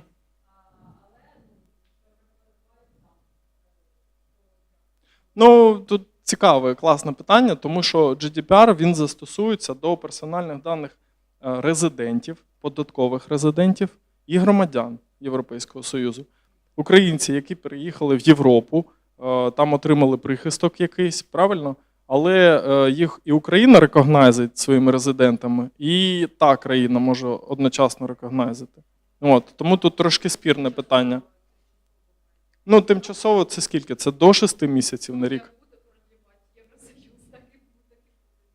Ну, тут треба розбиратись. Якщо це ваша цільова аудиторія, це ваша цільова аудиторія? Тобто, якщо це ваша CP, люди, які переїхали з України і перебувають там, то тут треба трошки глибше подивитись, в якому вони статусі знаходяться і чи поширюються. Я думаю, що поширюються.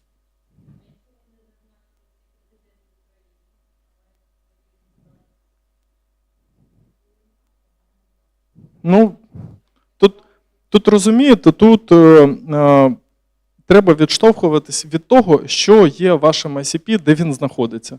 Ваш цільовий клієнт знаходиться де? В Литві, в Дніпрі, в Штатах.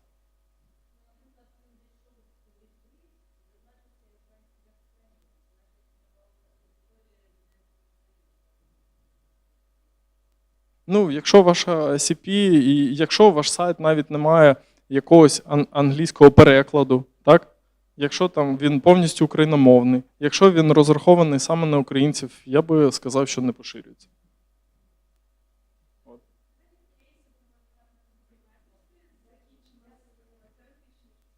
Добре.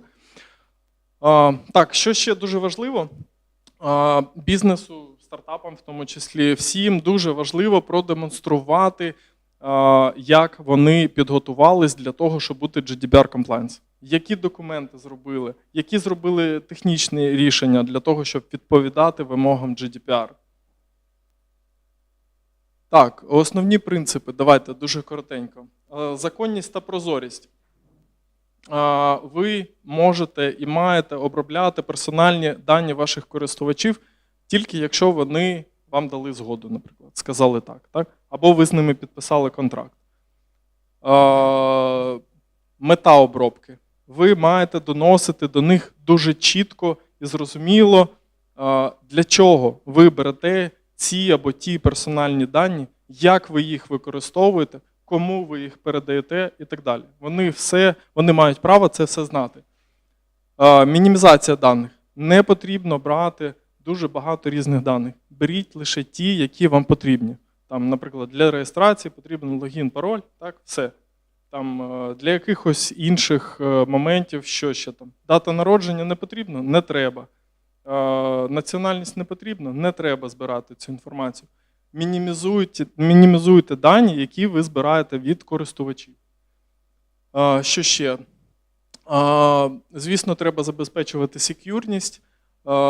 Звісно, у користувачів має бути доступ до даних і має бути доступ до можливості видалити всі дані або навіть свій аккаунт, просто якщо так захотілося. Так, то що ж зробити стартапом? Що важливо зробити? По-перше, отримати згоду.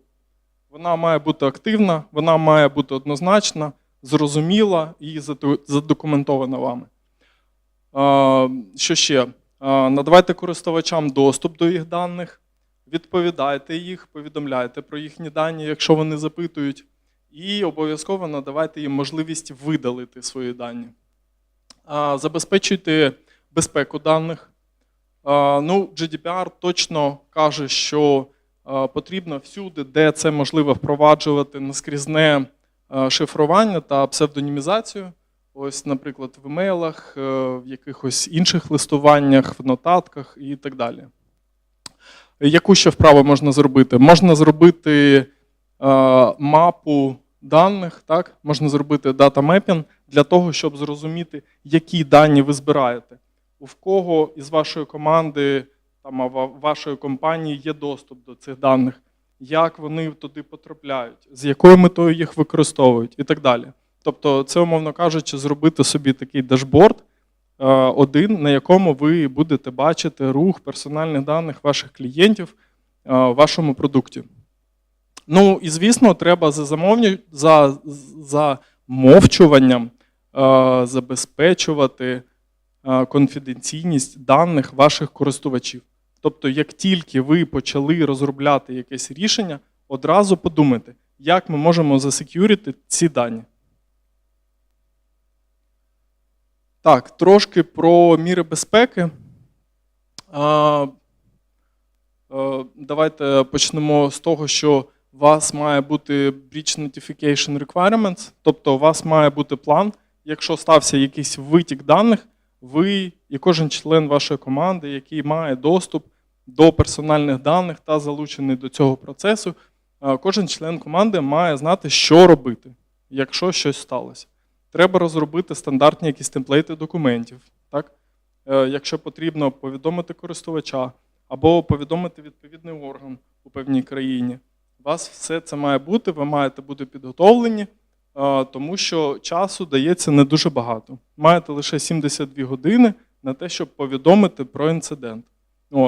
І зазвичай ці всі 72 години ви проводите в такому раші, комунікуєте з вашою командою, що робити, що сталося, як це виправити і так далі. Звісно, підписуйте договори на обробку персональних даних з вашими субпідрядниками. Обов'язково. Що ще? Штрафи. Штрафи по GDPR, вони такі досить величенькі. Це може бути, наприклад, штраф в розмірі до 20 мільйонів євро, так? Або до 4% вашого річного обороту. Тут просто just for fun кілька дуже великих штрафів у 2021-2024 році. Наскільки я бачу, Мета, так, в 2023 році її оштрафували в Ірландії на 1,2 мільярди доларів. Просто за те, що вони не відповідають вимогам GDPR. За цим посиланням можете, якщо вам цікаво, там погратися. Там є штрафи і не по мільярду, по 600 євро роблять штрафи, по 1000 євро, навіть вже на невеликій компанії, тому воно все так набирає обертів. І за цим посиланням, якщо вам цікаво, якщо ви думаєте, що у вас дійсно є користувачі з ЄС, у вас буде презентація, ви можете піти і чекнути, наскільки ви відповідаєте вимогам GDPR. Так, що у нас? Давайте дуже швидко. Investment Agreements. Тут лише кілька з них, їх набагато більше. Safe, хто знає?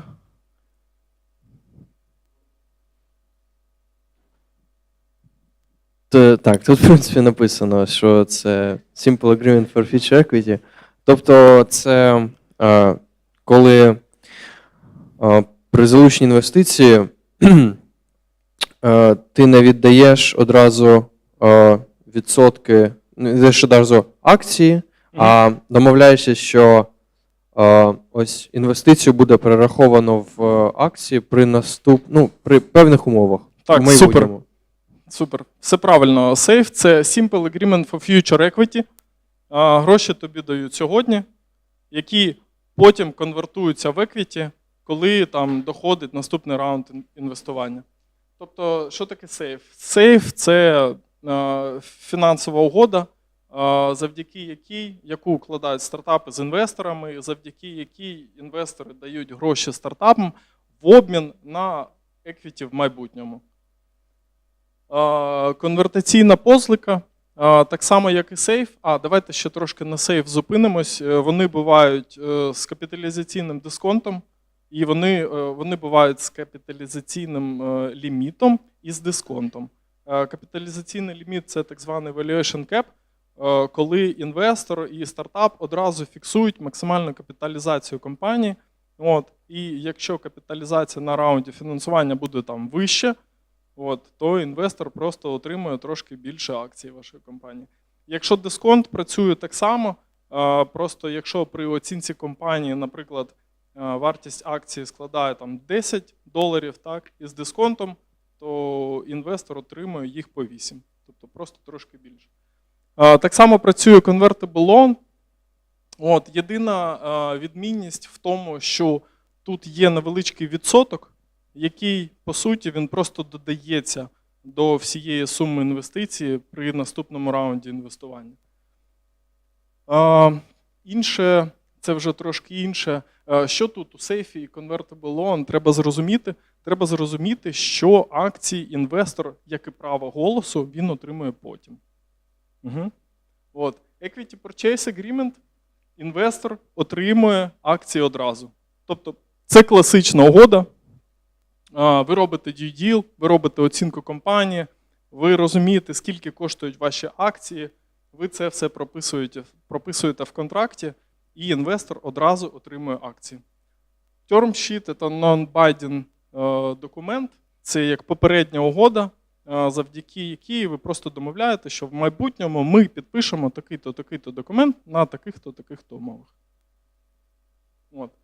І якщо цікаво, на сайті Y Combinator є сейфи різні для різних країн, тому можете подивитися і використовувати. Y Combinator, до речі, сейф і придумав. Здається, в 2013-му, якщо я не помиляюся. Сейф.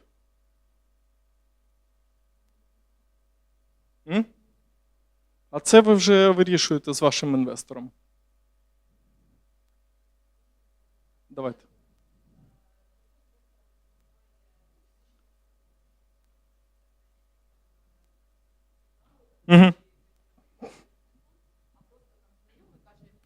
Я тобі інвестую в твій проєкт, але з тим, що там певну частку потім від ревеню чи від капіталізації вже буде моя.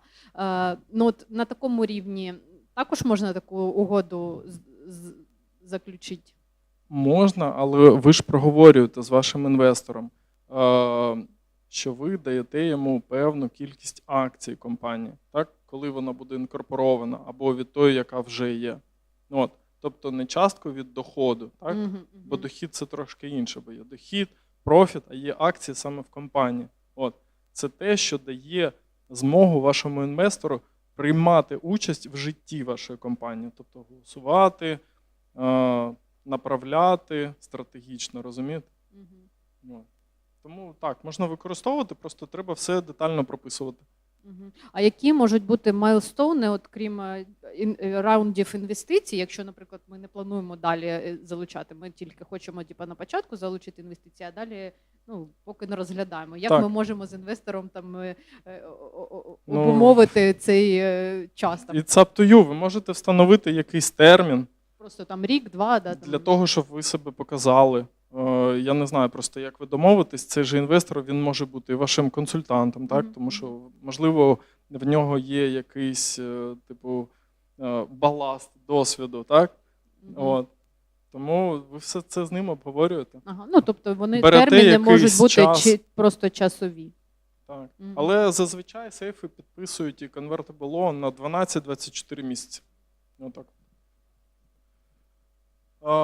Так, що тут ми скажемо цікавого? Тут, дивіться, щоб інвестор не почував себе ніби стрибок віри, то стартапам бажано робити просто внутрішню таку роботу, як домашню роботу, так?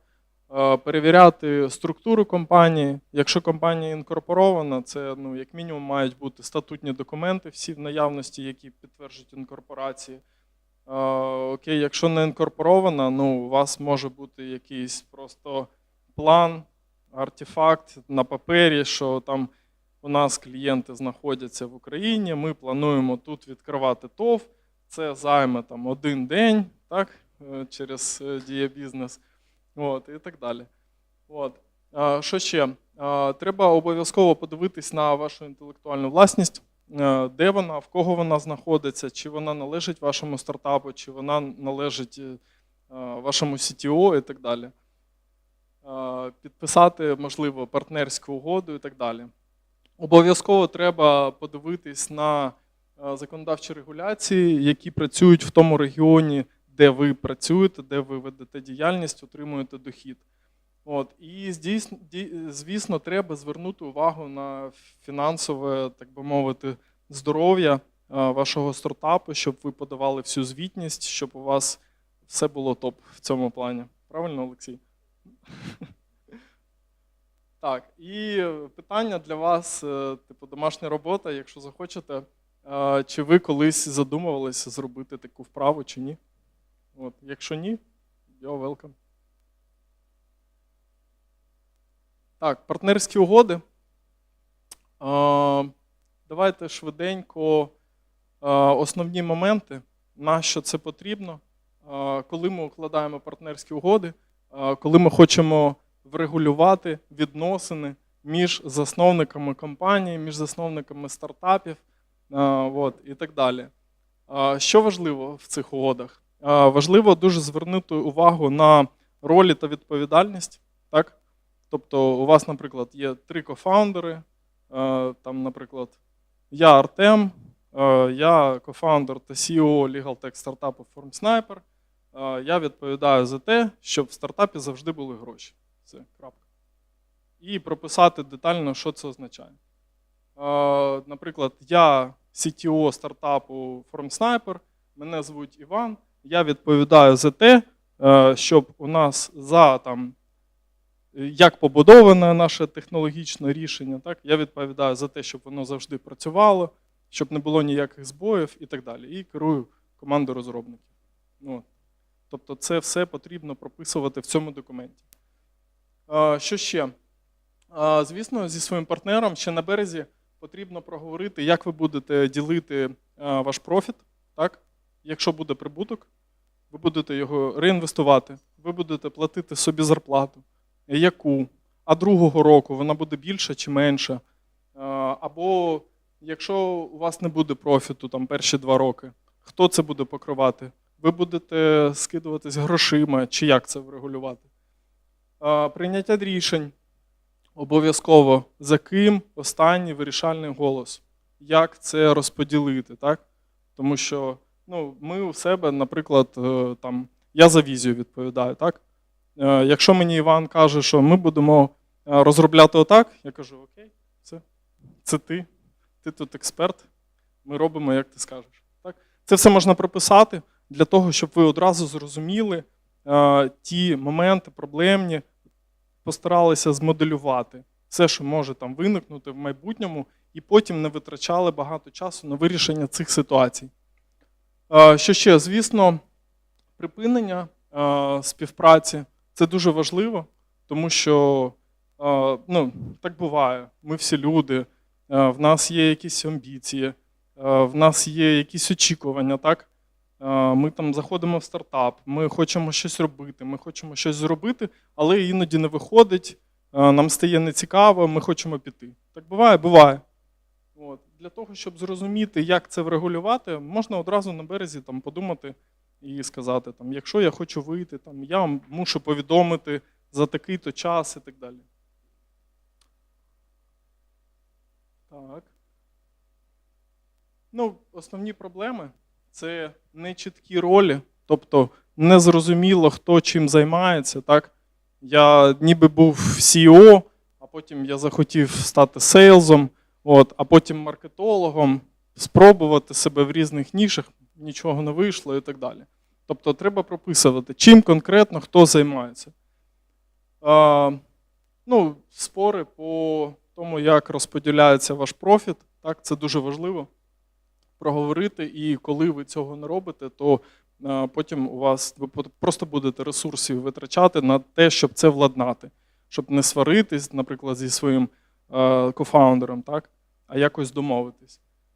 Ну і, звісно, як ви вирішуєте спори між собою, тому що ну, це може бути суд, або це може бути медіація, так, або це може бути просто ваш знайомий, якийсь психолог, який вас не знає, а ви йому із-за цього і довіряєте. Так? От, тому це все треба проговорити, і це все можна прописати на папері, і це буде ваша підказка, якщо щось трапляється. Давай. Ще? Медіація? Ну, медіатор – це людина, яка допомагає вам вирішити ваш не конфлікт, а ваше питання. От. Для того, щоб у всіх було він-він. Незалежна сторона. Ні, в нас вже інститут медіації, він дуже сильно так, розвивається, я думаю, з 16-го року, десь з 15-го. От. Тому в Україні є центр медіації, він працює. Так, в них коштує дорожче, аніж там піти в якийсь районний суд. Але розумієш, в чому прикол? Мені більше подобається медіація. Чому? Тому що після роботи з медіатором кожен отримує і докопується до того, що він насправді хоче. І це більш вигідно для обох сторін. Бо коли ти пішов в суд, хтось виграв, хтось програв. Ну, це не він. Угу. Успішні, неуспішні партнерства. Джобс і Возняк. Джобс відповідав за візію та маркетинг, Возняк за всі технічні штуки. Проблемне партнерство. Всі дивились фільм «Соціальна мережа», так? Знають цю історію? Едуардо і Марк. Едуардо був, здається, фінансовим директором, так? От. Але в них просто не співпадало бачення в якийсь момент. І при якомусь раунді інвестицій, здається, в 2003 чи 2004, коли їм там нормально так грошей насипали, то просто долю Едуардо розмили, і він там отримав пшик. От. Тому що в них просто було непорозуміння між собою, як типу на рівні відносин.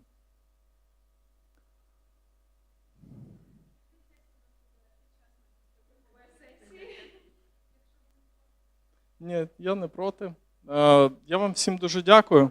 Ви всі молодці, що ви займаєтесь своїми стартапами. Сюди прийшли, виділили час. Дякую організаторам. Побачимось на менторській сесії. Дякуємо, Артем. Зараз у нас буде 5 хвилин перерви, вас там чекає кава і дуже смачненькі смаколики. Після цього у нас менторські сесії.